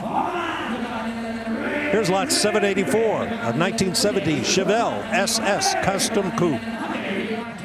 Well, we saw the real deal earlier, an LS6 454. This is a custom with sort of a tribute to it. So you pop the hood of that Cal induction hood there, and you see the same style of 454. This one, though, I guess ported the LS5, denoted by the air cleaner, so the 375 horsepower. But definitely a lot more polished up than what you would have seen from the factory with an LS5. And air conditioning added, modern alternator, very beautiful presentation here. Also, maybe lowered a little bit, certainly modern chrome wheels. Well, I'll tell you what, it's beautiful up on the block, and it's getting attention from the bidders. We're closing in on $100,000. In fact, we just got it. I mean, this cranberry red with the black stripe shows up so well. And looking under that hood that you and I were just looking at, boy, it looks better than it ever would have come from that factory. $100,000 sale. But I thought this one would please the bidders, but another six-figure sale. Amazing stuff. Sold sticker goes on, and out the door it goes. I really dig that color combination. Now let's take a look at what's about to cross the block with our Meguiar's on deck cam. In this case, a 1955 Rolls-Royce Silver Dawn lightweight saloon. Beautiful and gray. Just ahead of it, this is lot 784.1, a 1914 Bentley Continental GT Speed. 2014 here, a century newer, and this is the Speed version. So I call these the Palm Beach Toyota Camry because they are literally everywhere here in South Florida and always well represented here at Barrett-Jackson. Probably at least 20 of these are sold this week. This one, the Speed version, though, with over 600 horsepower with the W12 twin turbo. Sold at $96,000, no matter which century it came from. Did I say 1914? Oh, well. And now here comes that other pillar of English luxury car building. 1955 Rolls-Royce Silver Dawn lightweight saloon. Lightweight, really? Can we really call it lightweight? I think it was lighter weight, but it was still pretty darn hefty for its day. You know, they started building the Silver Dawns in 1949, and what was interesting about it was the first Rolls-Royce that was built with a factory body. But this is different. This has a Mulliner body, a coachwork body that was put onto this chassis. So this is kind of special for that Silver Dawn era. Yeah, 4.6 liter engine under the hood, and this one is a rare left-hand drive. You know, most of these in Europe, UK, are right-hand drive, but this one was actually built and meant for the US market originally. But yeah, what makes this one lightweight? I'm not sure, because it's a pretty heavy car. Loads of metal and wood on the inside, even the lunch trays in the back. Well, it's because they were using some aluminum panels on the body. So it really was a lighter weight. I don't really want to call it a lightweight, but it was lighter weight, which gave it a little better performance back in its day. Because, you know, this was a pretty hefty car. To be able to shave some weight off of it, I think that was pretty important. And I'll tell you what, this one looks beautiful with that silver color with the dark, I'm not sure if that black or graphite. It looks almost like graphite on the side. Nice pinstriping, those big white wide sidewall tires. I like it a lot, and it sells at $65,000. I'm going to call that a great buy. And while we're on the subject of luxury and weight and power, coming up after a break, look for lot 796, a 1936 Packard 120 convertible sedan. Does that sound like a contradiction in terms? It's not. We'll tell you about it.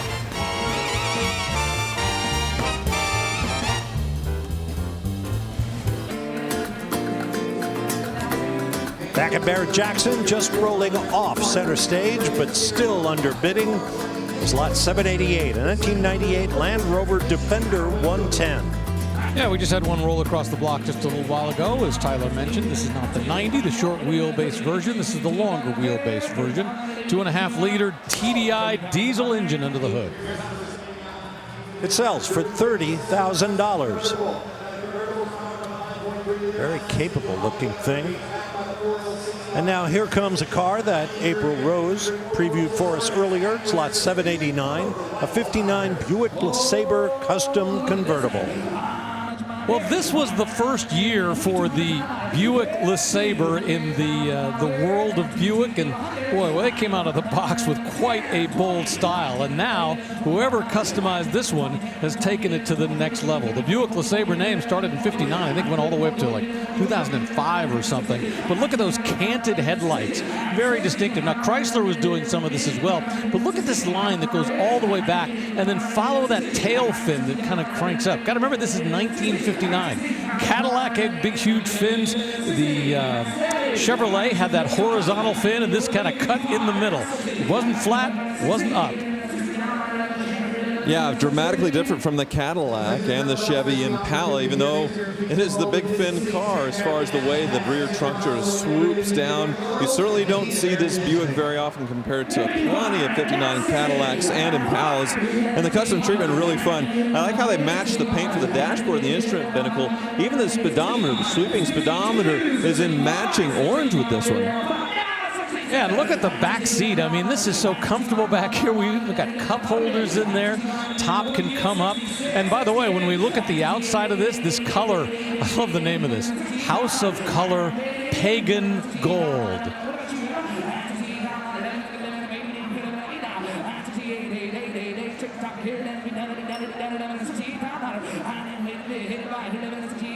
And I'm trying to remember, was this smaller than the Buick Electra of its time? I think it was, and this is massive. I mean, this is a beast of a car as it rolls by. And remember, once again, this is just a two-door car. There's a back seat with plenty of room, but you had no door to get back into it. And the size of this trunk, you know, we used to call these drive-in movie trunks. You could stuff about 6 people in back when they used to charge you per person. Oh, we still have the drive-in here in Wichita and Kansas, and they do charge per the carload sometimes. $66,000 takes it. That young lady is going to look really good in that. All right, ladies and gentlemen, it's the moment of truth. Fantasy Bid, brought to you by Dodge, has wrapped up for Palm Beach. So let's take a look at the standings with one auction yet to go this year. David S. back into the lead, followed by Ron and Don, Dana, and Daniel. What happened to Nadia? Wow. Well, congratulations to David S. Keep up the great work. Continue to play this year. The winner at the end of all the 2025 Barrett-Jackson auctions will take home that all-new 2025 Dodge Durango GT. Play on. And now here is lot 789.1, a 1970 Dodge Super Bee. So this one's pretty cool. It is a 440 6-back Super Bee, not numbers matching, but they sourced a period correct 440. And then you can see what they called the Ram Charger hood on this thing. That's dual inlets there on the hood with the 440 badges. And this one's beautifully restored, this Super Bee, with sort of that hockey puck stripe down the side and the spoiler. Yeah, this really Dodge's alternative to the Roadrunner. Why did they call it the Super Bee? Well, because it was built on the B chassis that they had, the B platform. So they just played with the name, called it the Super Bee, didn't have to pay any money for licensing like they did with the Roadrunner. And now, of course, that Scat Pack B is pretty famous. hockey stick, I should say. But yeah, the Super B is a pretty fun little animation. The Roadrunner, they got licensed from Warner Brothers and got the Meet Me horn. But yeah, it's not that, but still high impact color. Great engine here, a lot of fun. I love the shape of this thing. There's really no straight lines. It's just a smooth, curvy design. I really dig it. That's that styling that came out in the 60s right here when you see over the fender the way it's designed to kind of, you know, go up and over, so it emulates what's underneath without, you know, breaking the line too much. Sold at $70,000. Really nicely done. Another break coming up. We're about 45 minutes from the end of our 7 hours of live coverage here on the History Channel, but there are still cars waiting for their turn on the auction block.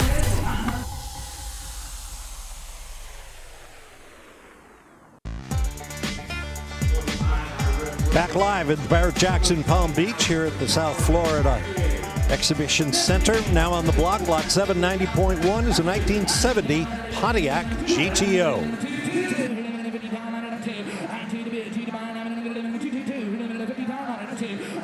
Beautiful GTO here, an unusual color combination as far as the green with a green top. But one thing I love about these, and this one's lit up right here, this little bump out is a hood-mounted tachometer. Sold for $50,000 to that young lady again.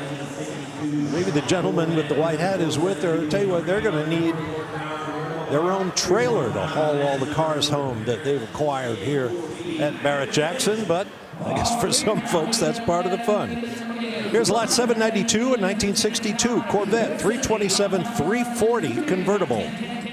Oh, we've seen a lot of 62s today. The end of the C1 Corvette. This one, higher horsepower, 327. First year, the 327 in the Corvette, 340 horsepower.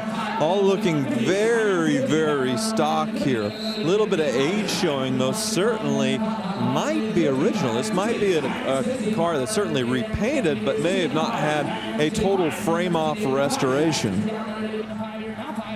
Love the color sateen silver, and something distinctive about the 1962 is it doesn't have the chrome section that goes right along here along the cove, and as a result, in 1962 you could not get the two-tone paint scheme that you could get in previous years. This was the end of the line for the two-tone paint look. Looks like a little piece of home for you, Rick, as far as your upbringings. County of Ventura, California sticker here on the back window. Yeah, I grew up right on the edge of Los Angeles County and Ventura County. My dad worked in Ventura County, so I know that area well. I love this. It looked like a very old school. The top actually looks like it has never been replaced. Probably just been sitting in a garage. May have been repainted, but the glass looks like it's original in it. Yeah, just further lends to what I think is probably a really nicely preserved original car that got treated to a high-end repaint. And, you know, if it's been so well preserved, why go out and go crazy and completely restore the thing when you can just enjoy it as is and keep the patina and the originality that it has? I like it. To be honest with you, I don't think the C1s are a particularly comfortable car to drive. You know, that steering wheel's kind of big, sitting in front of you. You don't have a lot of leg room. Not like the modern Corvettes, which I think are great. Sold at $66,000. Very nice. Let's go to April Rose now. It's been a long day here at Barrett-Jackson. We've seen so many beautiful cars, but we're not done yet. Check this out, 2009 Shelby GT 500 KR, king of the road, baby. I love this composite hood. You got the Shelby up front and the nostrils on the leading edge. I love to be a bug getting sucked right into there. That's the way to go out. Now, Shelby came back to Ford in the mid-2000s, and these were given the special sauce at Shelby America in Las Vegas. Just a beautiful Vista blue, 5.4 supercharged V8, 540 horsepower.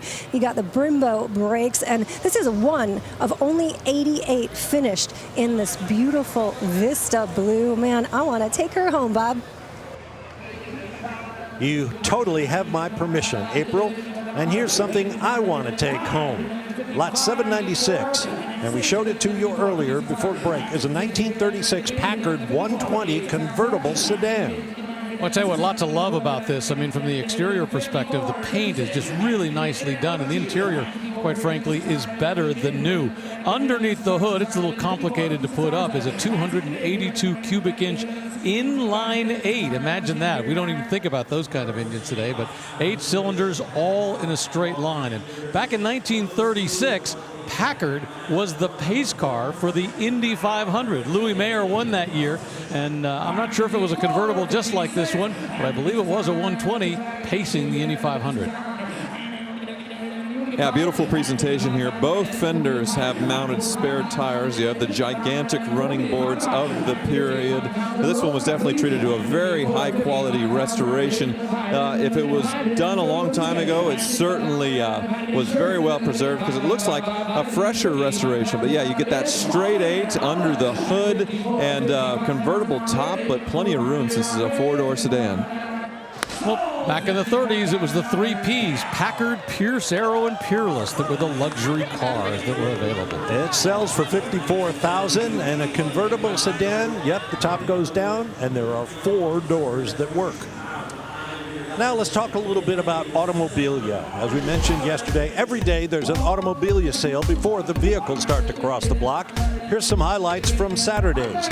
1930 Marathon Oil Tolkien Model 850 restored service station clock face gas pump. It sold for $15,000. How about this 1950s, early 60s maybe, Walt Disney Disneyland Donald Duck 10-cent coin-operated kiddie ride. You can be the neighborhood favorite for just $20,000. Or how about this? A rare 1940s Dunlop Tires single-sided neon porcelain garage clock sign found in absolutely pristine condition and sold for $69,000. That's some serious luminance right there. And right now, we are checking out lot 797, a 1972 GMC 1500 custom pickup. Well, we've seen a lot of Chevy C10 pickups today, you know, the 1967 through 72 era. This is the GMC edition of it, the 1500 from 1972. They closed the hood, and it's a shame because, boy, it is just as beautiful under the hood as it is up on top. It's got a 5.3-liter VLS engine, but I like the fact that they haven't bothered to try to make it look too modern underneath. It's got kind of an old-school look to it. Everything's nice about this in terms of everything, the way it's been done. So, you know, if you're looking for this body style that's 67 to 72, and you don't want to spend what everybody's paying for those C10s, go ahead and get yourself a 1500 GMC. Well, one big difference is the gigantic turbine wheels. They look like they're staggered, much deeper dish in the back. But yeah, that two-tone with sort of the, well, it looks like a modern Chevy color, like a Daytona Sunset metallic with a lot of clear in it. It's beautiful. Beautiful and relatively inexpensive. Sold at $46,000. Couldn't build it for that.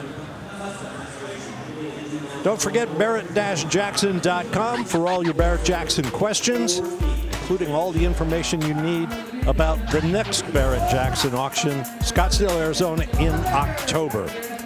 And how could we leave the air here at Palm Beach without one more 1974 Volkswagen 23-window microbus recreation? What do you mean one more? I think we may have even another one even sitting out there. Of course, we've talked a lot about this over the course of the last few days. We've had a number of these buses, the Brazilian buses that have been brought up and then redone. Remember, they continued this body style in Brazil all the way through 1975, whereas in America, they stopped this body style in 1967. But no harm, no foul. I mean, the fact that they brought it up here, they're pretty obvious about it. It does have a B in the serial number, so it lets you know exactly what it was born in terms of what country it was in. And, you know, a lot of the roads down in South America and Brazil when this was built in 1974, 75, you know, really weren't that great. So, as I understand, they say the Brazilian buses do have a slightly stiffer rear suspension. Yeah, 23 window conversion, so all this added along with the big Samba top. And yeah, very fun inside as far as the color choice, sort of a cranberry there with 3 rows of bench seats. So very nicely done in there. A partition dividing the front and second row passengers, but that driver right up on the front. I mean, just basically, not even a foot away from the front sheet metal. Your feet are literally kicking basically the headlights, and that was the big issue eventually with these safety mandates. Sort of took these out of the U.S. Yeah, the American version of this, 1967, was the end of this body style. In 1968, they had to introduce a lot of safety features, which is why this body style came to an end. This one sells for $32,000. It's not a bad buy. If you're into VW buses, Type 2s, with a lot of glass. Another break coming up here in our final half hour at the South Florida Fairgrounds. Great cars still to come, so stand by for more from Barrett-Jackson, Palm Beach.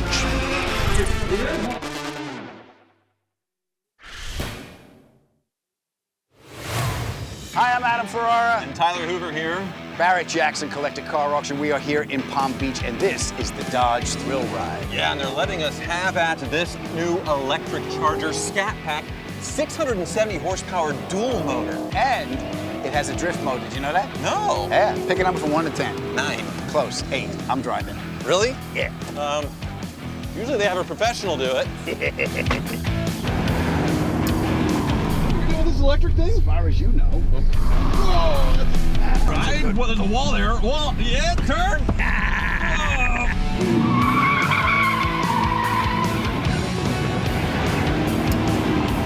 How do we get off this ride? All right, all right.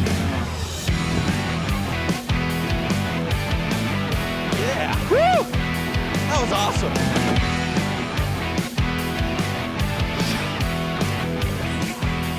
Well, as the legend Rod Stewart once sang, some guys have all the luck. This is lot 808.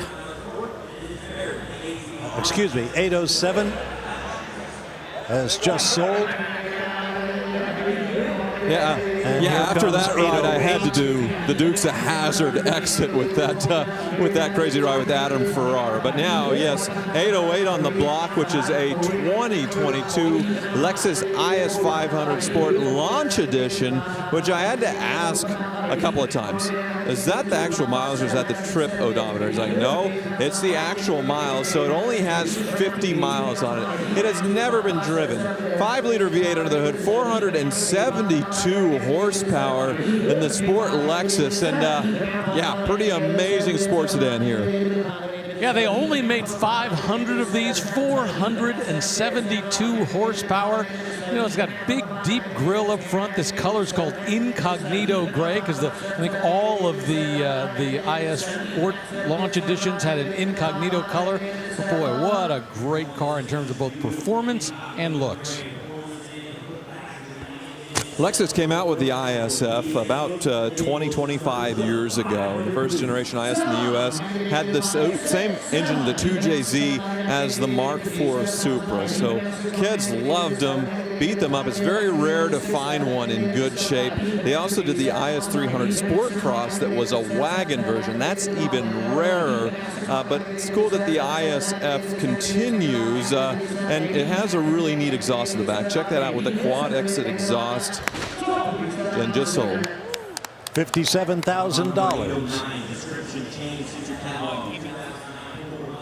That is a cool car. I was driven around Sears Point Raceway once by racing legend Scott Pruitt.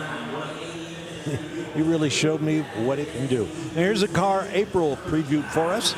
This is lot 809, a 2009 Ford Mustang Shelby GT500 KR.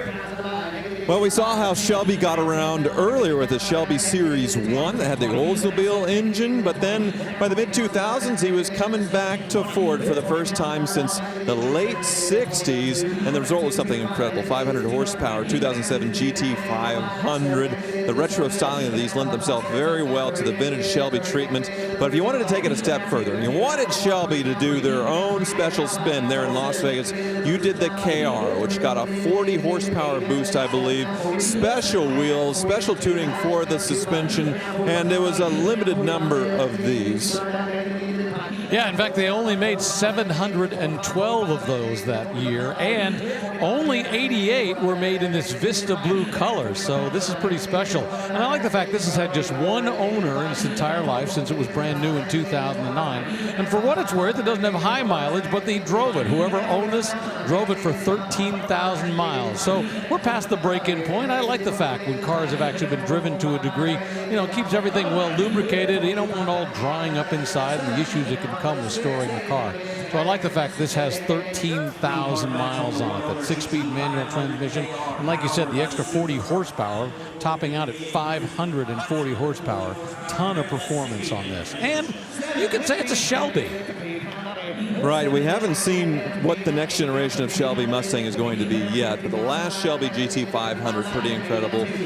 Dual clutch transmission, 760 horsepower. So the legend continued from this, starting 2007, up until today. We'll see what the future holds. It sells at $50,000. And now it's time for our April Rose to do her own very special feature we call the Pulse of the Crowd. Here in West Palm Beach, it's always a vibe at Barrett-Jackson, but I want to know, out of all the cars going across the block, what do you want in your garage? My garage, I want a 67 Vet convertible, 427, maybe one of these. Well, that's the one my wife likes, so. Whoa. He's a smart man right here, okay? They're gonna hate me for this, but I want a 1988 Pontiac Fiero GT. What? I have not seen one here. What is up with that car? Why? I'm stuck in the 80s. Okay. I would want this bus so I can fit all my friends in the back. I'm not looking for English cars, I'm an American car guy. The original Stingray doesn't get any better. Ooh, that's right, just like your mustache. I would love to take this one home with me, this GTX. We don't need a man. You're looking at buying a car yourself. What was that? It was a Corvette ZR1. Woo, baby, now what is it with that car? It just goes fast. What? Oh my gosh, will you marry me? Yes. You are the woman of my dreams, yes.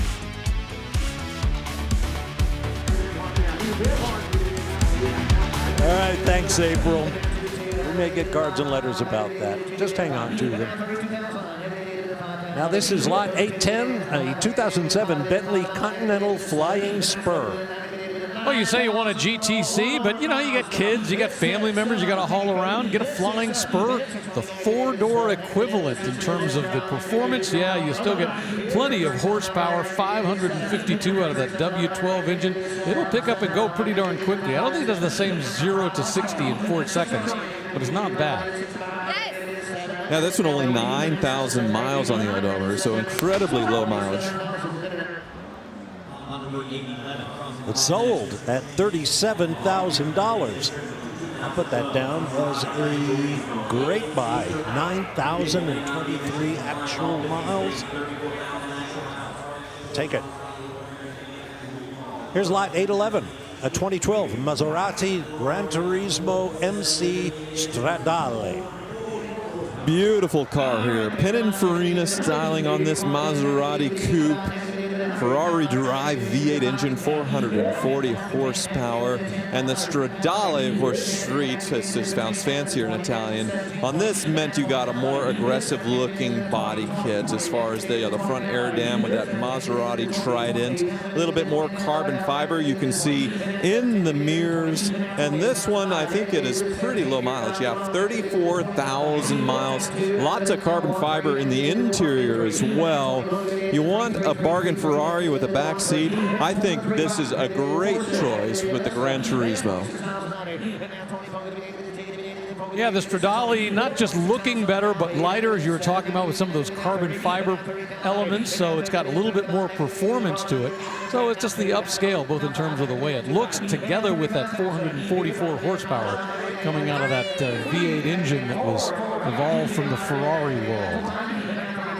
Now these came out around 2008, 2009, and they continued until, well, basically now, and mostly unchanged. You'd really have to look hard to tell the differences between, say, a 2008 and a 2024. So you buy an older one like this for $35,000, which new maybe around 200,000, probably well into the 150 plus. So what a bargain here. And yeah, look at the rear end treatment on this Stradale as far as the lower bumper. More Ferrari stuff going on, at least in the design. $35,000 takes it. Although Carfax shows a recall issued for the programmed ignition ECU, which may make it not legal to drive in all states. Another break coming up, and then it'll be time to start wrapping things up. But we still have cars to cross the block here at Barrett-Jackson, Palm Beach. We're just a few minutes from saying goodbye from Palm Beach. And don't forget, the next Barrett-Jackson Collector Car Auction is coming your way from Scottsdale, Arizona. The Scottsdale Fall Auction, October 15th to 18th. Be there. Now on the block, I believe it just sold, this 2013 Maserati Gran Turismo convertible. Yes, sold at $29,000.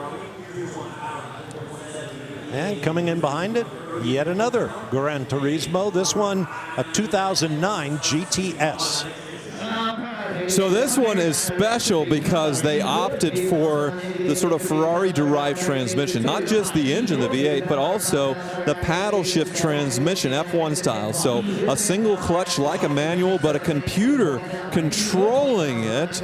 And this one only 33,000 miles. So no ZF shifter to put it into gear on the inside, just some buttons and some paddle shift. Pretty neat.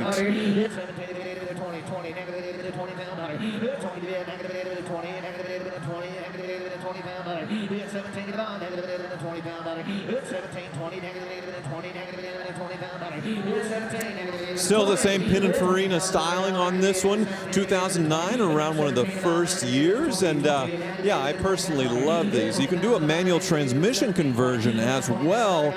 You couldn't do it with the regular automatics. Way too much work. But with the paddle shift, they actually do sell a kit to retrofit it to manuals. This is the only Maserati Gran Turismo that you can do that with. I think the kit runs about $15,000. So if I was buying this, that's exactly what I would be doing. Yeah, the 33,000 miles, very low for the year. Looks pretty well preserved. Love the styling on the Maserati, particularly the front end. I agree, that Maserati Trident is certainly striking. People joke and call it the Maserati Spork sometimes, but yeah, it's everywhere. The Venta Porch, similar, another Maserati calling card, not just with Buick. And yeah, plenty of room in the rear as well, in the back seat. So yeah, pretty practical Grand Tourer here. $18,000 the current bid. Great deal, I think. And $18,000 takes it. Nice deal. I think it's time for a victory lap. How about it? Let's go to Rick DeBrule. Yeah, standing by with Barrett-Jackson CEO Craig Jackson, company president Steve Davis. You know, we've talked this morning about how more than 20 years of Palm Beach, we've had a lot of special moments, but there were some great moments here today. Absolutely. You know, the charity moment was off the chart with Tunnels to Towers, but great moments across the board, and I couldn't be happier. It made great TV. You saw a diverse docket go across the block, and we couldn't be happier. Yeah, really, the quality of the cars that you pulled together, Steve, I mean, they really delivered in terms of quality. Rick, it always amazes us because you never know what you're going to get. That's what people don't understand. We don't know what we're going to get until we get it. And then you have to figure out what needs to go where. You need to supply the shelves for just enough chicken noodle soup, but you got a couple of cans of anchovies in there somebody wants, but you got to have more than one than the other. So incredible day, incredible docket, something for everybody, signature Barrett-Jackson. And Craig, we're already looking forward to fall, October in Scottsdale. Absolutely. If you want to consign early. We're going to start doing a lot of different things for October, and look forward to it.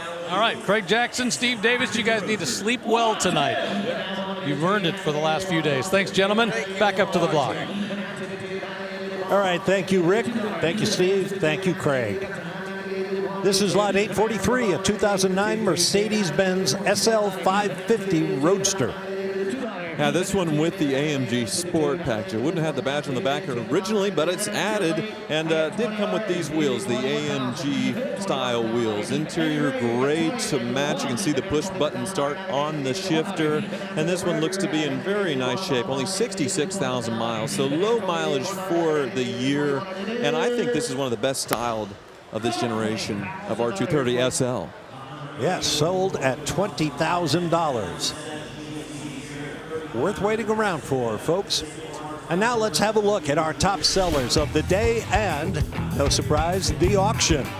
In third place, this 2022 Ferrari SF90 plug-in hybrid sold for $450,000. In second place, a 2014 Lamborghini Aventador LP704 sold for $475,000. And topping the ball by a country mile, this 2018 Ford GT hammered away at $820,000. Now on the block is lot 844, a 2007 GMC Sierra 3500 pickup. So I was a Chevy salesman, basically the same as this with GMC. And in 2007, it was an interesting year because we still had the old body style GMT 800, along with the new 900s being sold on the showroom floors. A lot of them were sort of being sold. This older version has work truck configurations, which is what this is, a four-wheel drive, 46,000 miles, but a lower trim version. 6-liter Vortec under the hood and very low mileage, about a little over 40,000 miles. This one, the long bed. Yeah, the significance of this is it's a 3500. You know, this is that step below the what would be an even larger one where they could tow a massive amount. You could probably tow like 30,000 pounds with this thing. This is what this was born with. And while it only has that low mileage that Tyler was talking about, I'm going to guess that whatever mileage it was used for, at least in the very beginning, it was probably hauling something pretty significant on that trailer hitch in the back. Sold for $26,500. Congratulations, gentlemen. I know those boys have been here all day, probably every day here at Palm Beach. Now here's lot 845, a 2012 BMW 650i xDrive M Sport Coupe. So Dynien is a tuner of BMW to where you could get a little bit more power. So this one, the M Sport as well, 650xi, 506 horsepower. X means all-wheel drive as well. BMW came back with a 6 Series in 2004 with a bangle butt sort of design, but by 2012 that was all softened up quite a bit. 4.4-liter twin turbo under the hood with this one, and yeah, aftermarket wheels, but very clean inside and out. Little styling touch that you'll see on just about all the BMWs with the hard top is this thing right here. It's been softened up on this, but they refer to this as the Hofmeister kink. Hofmeister was one of the designers for BMW, the head designer, for quite some time. And he didn't like the concept of having that little angle right here. So almost all of the hardtop BMWs with a rear window in the back have the infamous Hofmeister kink. 93,000 miles on this one, so a little bit up there, but a clean Carfax, and yeah, great options this one as far as being the M Sport package. The V8 has the big glass roof on top and all-wheel drive, so you could do it all season driving as far as in the winter with a coupe, so pretty cool. Yeah, I'll tell you what, we may have a lot of miles on it, but boy, it looks like it just drove off the showroom floor. I love the fact that they've got the Denon name tag on the back, so you know it's been styled up in terms of the performance just a little bit more with a little extra tuning. But boy, it looks great. Not bad for a 13-year-old car. $16,500. Great buy. M being the performance division of BMW. They make a great product. Well, we may or may not see this car hammer away, a 2014 Mercedes-Benz SL 550 Roadster in red.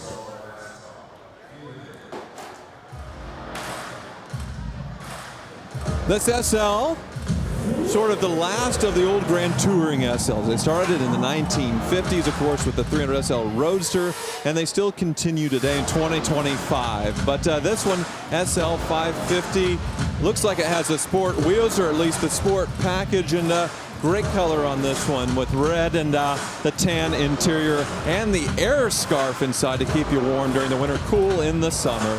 Cool build.